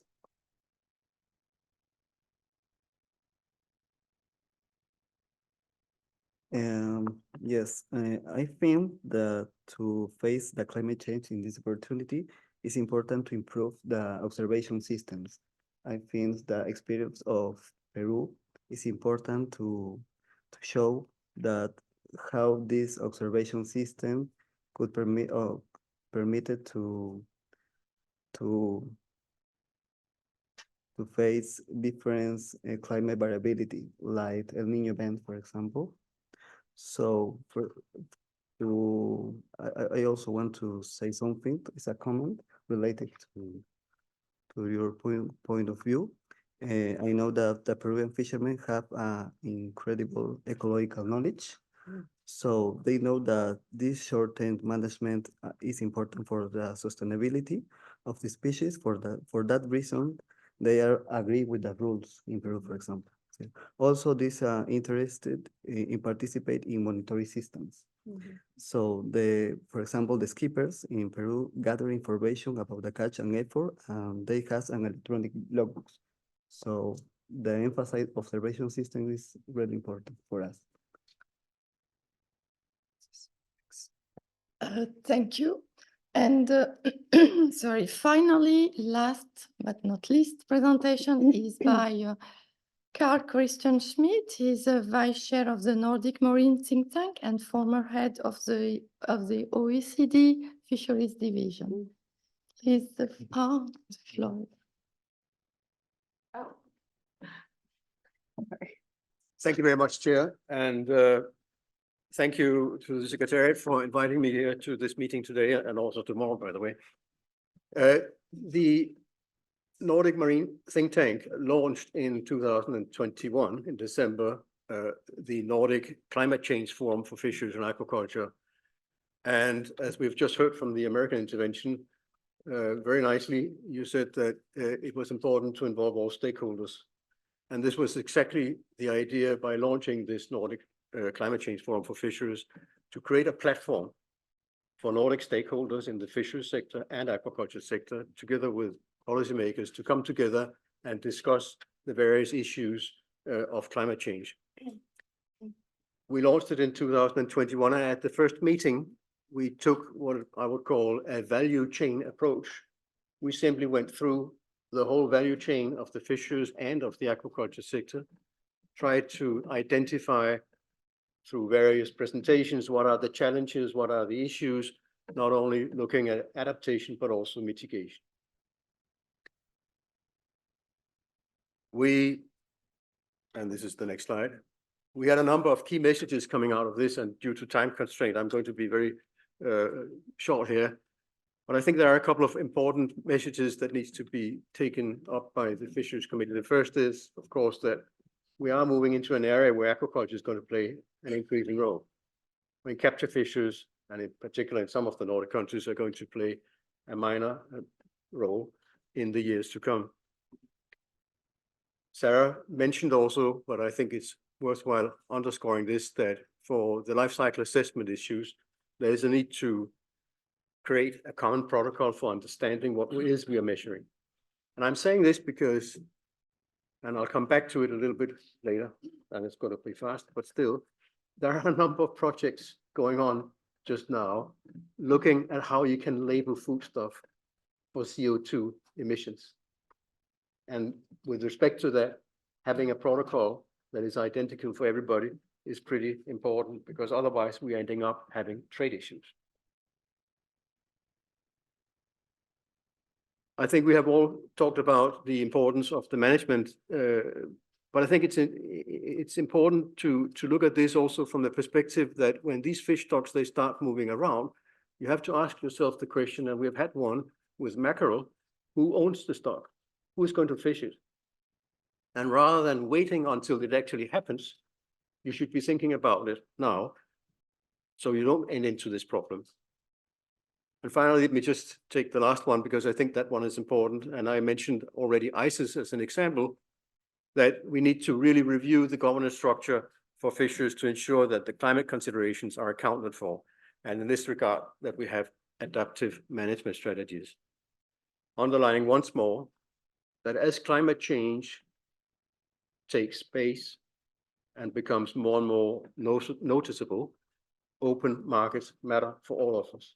It is one way to adapt to the new situation. Now, that was the first forum. The second forum takes place next week in Bergen. We're going to discuss with energy industry, windmill installations in the sea, what are the impacts and issues between the fisheries and aquaculture sector and the use of ocean space for other things like energy. An example, in Denmark, 1/3 of the total ocean space is being reserved for energy use, and it has a very big impact on the fisheries and aquaculture sector. Now, if I can get this one here to work and then go to my last slide. This slide is taken from an FAO publication, 2015, called Fuel and Energy Use in the Fisheries Sector. I just wanted to let you reflect a little bit about this, because there are some importance in where in the value chain greenhouse gas emissions actually take place. And take one example, just take the cod blocks. The fisheries is 49.3%. You go through the value chain, and you also find that the consumers have a pretty high impact here. For me, that is evidence to the fact that we need to focus on two areas: the fishery itself and the consumers, and not what is in between. And the reason being the following: as an economist, what is in between, with landing, processing, transport, wholesale, and retail, they are private businesses. They don't have any market failures. Whereas the market failure exists in the fishing and the act of fishing in the fishery itself. And it also exists among consumers because they are ill-informed. That leads me to my last point. This is the reason why we're working in the Nordic Marine think tank on setting up a forum number 3, which will deal with the consumer side. And having worked on it for a couple of months now, it is very important to recognize that there are a number of both private and public initiatives seeking to inform consumers about what they should eat or what they should not eat. And they have an impact on the fisheries sector. Partly because fisheries has, in general speaking, very low CO2 emissions, but also because there will come labeling around in the not too distant future. In Denmark, they're working on a project that will have a labeling system in place, like green, from green to red on foodstuff that will be in the market in 2025. And it's important that the Committee for Fisheries here sees how these things develop across countries, because again, they can actually work as a trade impediment. With these words, that's what I'm going to say. Thank you very much.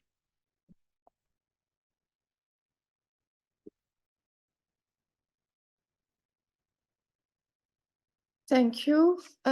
Just to conclude, ok, je repasse en français. On n'a pas parlé des espèces invasives et c'est quelque chose qui est quand même important. Je reviens sur la Méditerranée, par exemple. On parle beaucoup de la tropicalisation de la Méditerranée. On a des espèces qui repassent, par exemple, par le biais du canal de Suez et qui arrivent accrochées souvent à des bateaux. Mais le problème, c'est qu'avec la température qui a changé en Méditerranée, ben, non seulement ils survivent, mais en plus, ils se multiplient. Et je prends l'exemple du poisson lapin, mais aussi de la rascasse volante. En anglais, c'est lionfish. C'est un poisson qui est arrivé et qui se multiplie, qui n'a pas d'autres prédateurs en Méditerranée. Et le seul moyen de le diminuer, c'est de le manger, en fait. Donc, je travaille avec des autorités grecques, notamment dans l'île d'Elafonissos, pour apprendre aux pêcheurs de le pêcher, parce que c'est un petit peu compliqué, il est toxique, aux cuisiniers de le cuisiner. On en a même ramené à Monaco, donc ça a été servi au palais et voilà, pour montrer comment on peut le manger. Et on apprend aussi aux consommateurs de le déguster. Donc, il y a des solutions peut-être un peu pratiques à mettre en place que je voulais ici voilà, souligner.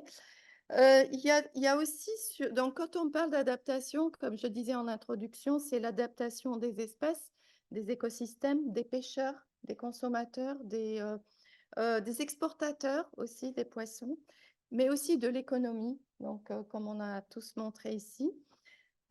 Il faudrait, je pense, c'est ce que j'ai retenu aussi, lier les connaissances occidentales et les connaissances indigènes pour essayer de trouver des solutions, notamment les solutions locales pour le changement climatique et les pêches. Et puis, juste pour terminer, on a parlé des coûts de l'adaptation. Il faut aussi considérer les coûts de l'inaction, c'est-à-dire si on ne fait rien, c'est encore beaucoup plus cher dans le futur. Donc, il est temps de faire quelque chose. Et je m'arrêterai là. Merci.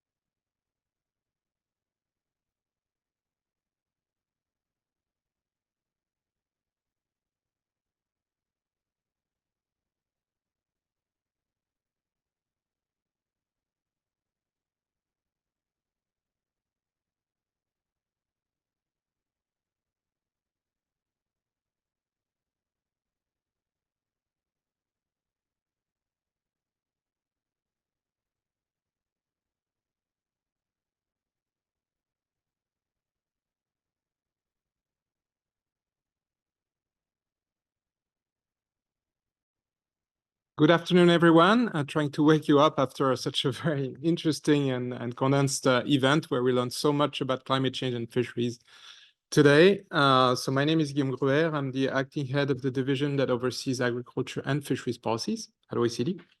And I was charged to chair the last session, which only has one speaker, but we would like to hear a bit from you as well on how what we heard today could be relevant from what we do at the OECD as part of this Committee on Fisheries.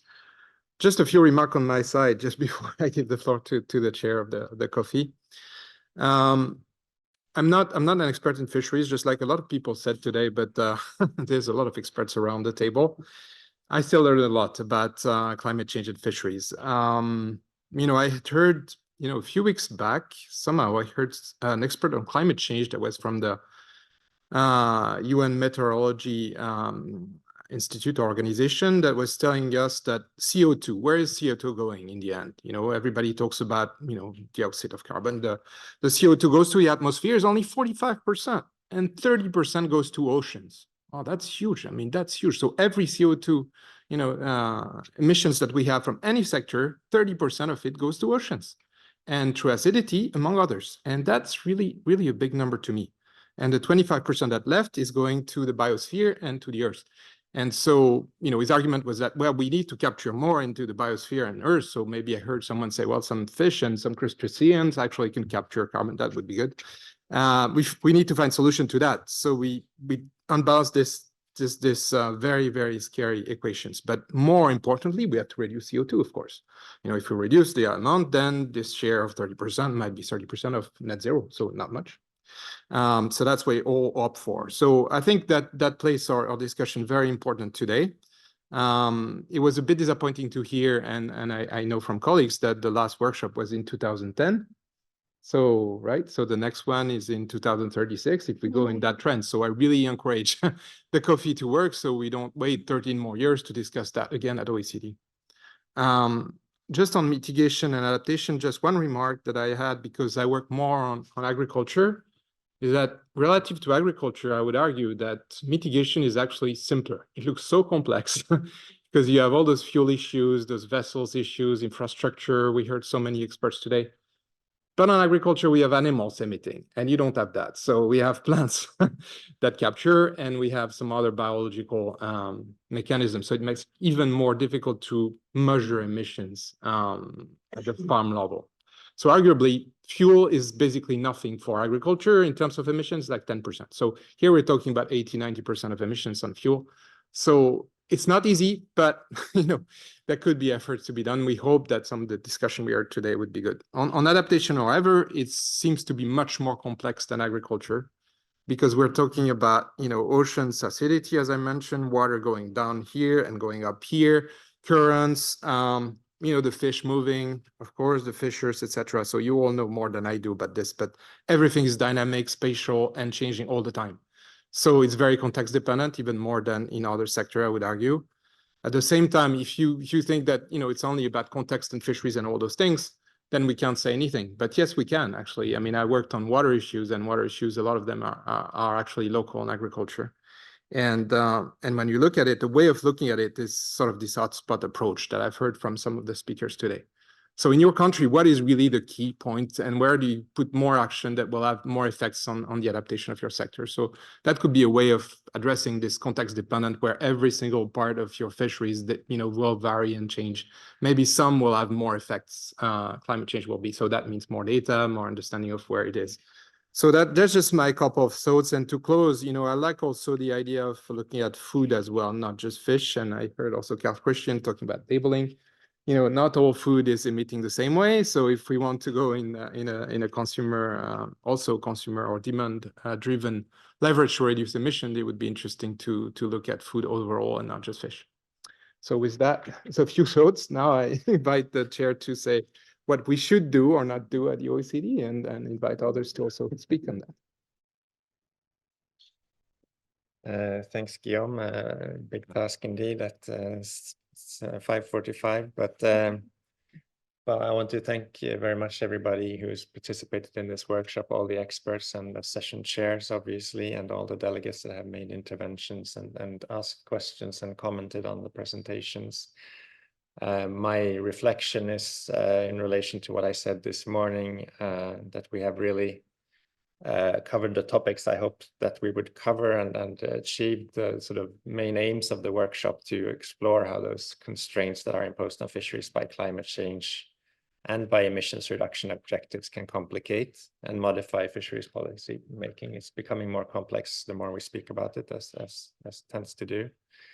And we have also explored and started to explore the trade-offs that policymakers and stakeholders will need to resolve between climate-related objectives and more traditional objectives in fisheries management. So that was very interesting, and there were lots of angles on that, I think.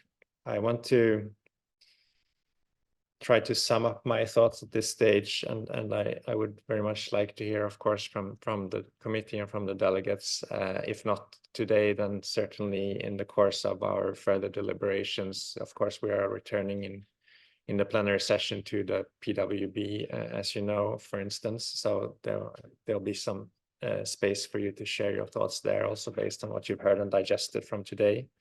But I want to return to a theme which was raised already in the first session this morning, and which we didn't use in my summary of that session, and that's the theme of collaboration, which was raised especially by the European Union. So how can the collaboration is a theme that's been running through the day. You have the collaboration within countries, especially the Australian example, I think illustrated quite nicely. You also have the collaboration between countries, which was a key feature of the EU work, of course, but there are also other regional approaches to these challenges. Nathalie Ilmi also presented the Mediterranean example, for instance.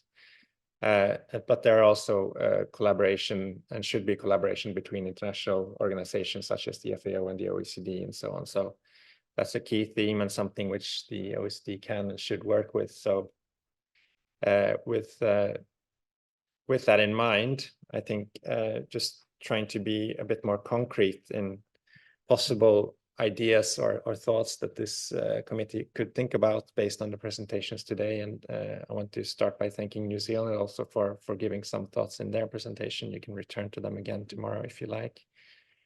But we have the issue of data gaps, obviously. It's been raised repeatedly. Is there space for the committee to collect information on climate-related data availability and map these data gaps? Is that something that the committee would like to explore further? Should the committee look into what are the key characteristics of useful data? What does the data need to, what data do we need, and how do we need to present it? How do we need to collect it?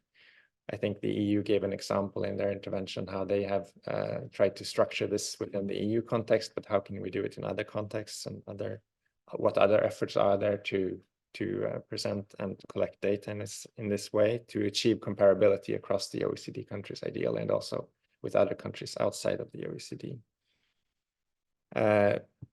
That's one possible strand, of course. Other ideas could be, should we try to explore more regularly specific aspects of mitigation and adaptation challenges and how to manage the transition, as Francois was saying this in his intervention as well. How do we actually manage this transition?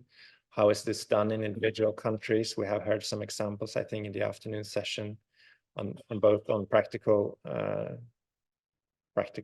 approaches, but also on some thoughts and challenges on that. So that's also a possibility of trying to collect that. It can also, of course, be a more structured exercise of monitoring these policy efforts from the OECD side, collecting this data as part of a data collection exercise, and trying to connect it, obviously, to already existing data collection. We don't want to overburden members with too many data calls, but what is there already in the OECD database that we can use for this, and what is there already on the OECD data calls that we can use? Could we, for example, in the FSE database, start to flag a support which is targeted towards climate mitigation, or which has an effect to climate mitigation? Again, could we collect data on specific actions that countries are taking that might not be easily sort of harmonized today, but in order to sort of inspire climate management strategies? I think this was a key strand of the last session, where you have a lot of different and very interesting ideas and lots of work being done in different countries, which I think demonstrated that managers are thinking about climate change in terms of decision making also in fisheries, and how can we sort of make that information visible and available to the researchers, but also to the general public in our countries. So those are some of the sort of committee possibilities that I see, and I'd be very happy to hear other possibilities that delegates might have taken with them from today. But we should also, of course, think about how the COFI can play a broader role in climate-related activities. We heard that there is a lot going on, obviously, in shipbuilding, for instance. To what degree can we piggyback on that, to use an expression that Sarah was using earlier today? Should we do that, and how, and should we, and how, in that case, how contribute to the larger OECD initiatives such as the Net Zero Plus project, which you heard about, or initiative which you heard about earlier today. So that's another idea to think about, which is sort of looking slightly outside of the committee itself, and how can we contribute with our limited resources to the work being done elsewhere, and also benefit from work being done elsewhere, which work will be relevant to us, and so on. To raise the sort of trying to zoom out even further, I think there are a couple of other interesting themes that I take that are really personal takeaways from today. And one is was raised a couple of times in this last session, is how can we become better at predicting change? And scenario planning was raised by one presenter, for instance. Should we or could we understand changes to management before they happen, ideally, due to climate mitigation and adaptation, climate change scenarios? And crucially also for the sort of mission statement of the organization, can we become better at incentivizing change for the operators, of course, for the economic operators, but also for managers? This idea of how can the OECD drive change, as again, the mission statement is better policies for better lives, right? So how can we understand climate change and the changes it brings about in order, and how can we communicate that to managers ourselves, of course, and work with that knowledge to improve our decision making. So a lot of thoughts at this stage, not very structured at the moment, but I'm very happy to give the floor back to Guillaume and hear if he wants to structure them further. No, I'd be interested to hear if others have views, especially those from the committee, on what you heard today and how you start to reflect now on what you think could be useful for coffee to do. I think it's a chance to say anything if you want to, otherwise we'll revisit that, I guess, tomorrow. Anybody wants to raise anything? Or any just your general take from today, that would also be interesting. If you have any views or maybe. Yeah. UK is online. UK is online. Well, we'll start with UK online then, and then Australia. Thank you. Thank you very much.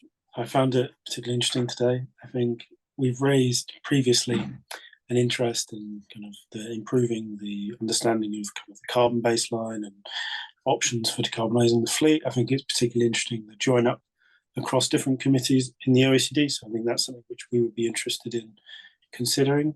And then likewise, learning from best practice from other members on a continued basis. I think as was outlined, we're looking at our potential policy adjustment, but that's probably going to be an iterative process. So I think that's from where we're coming from, really, is it could be an interesting ongoing discussion.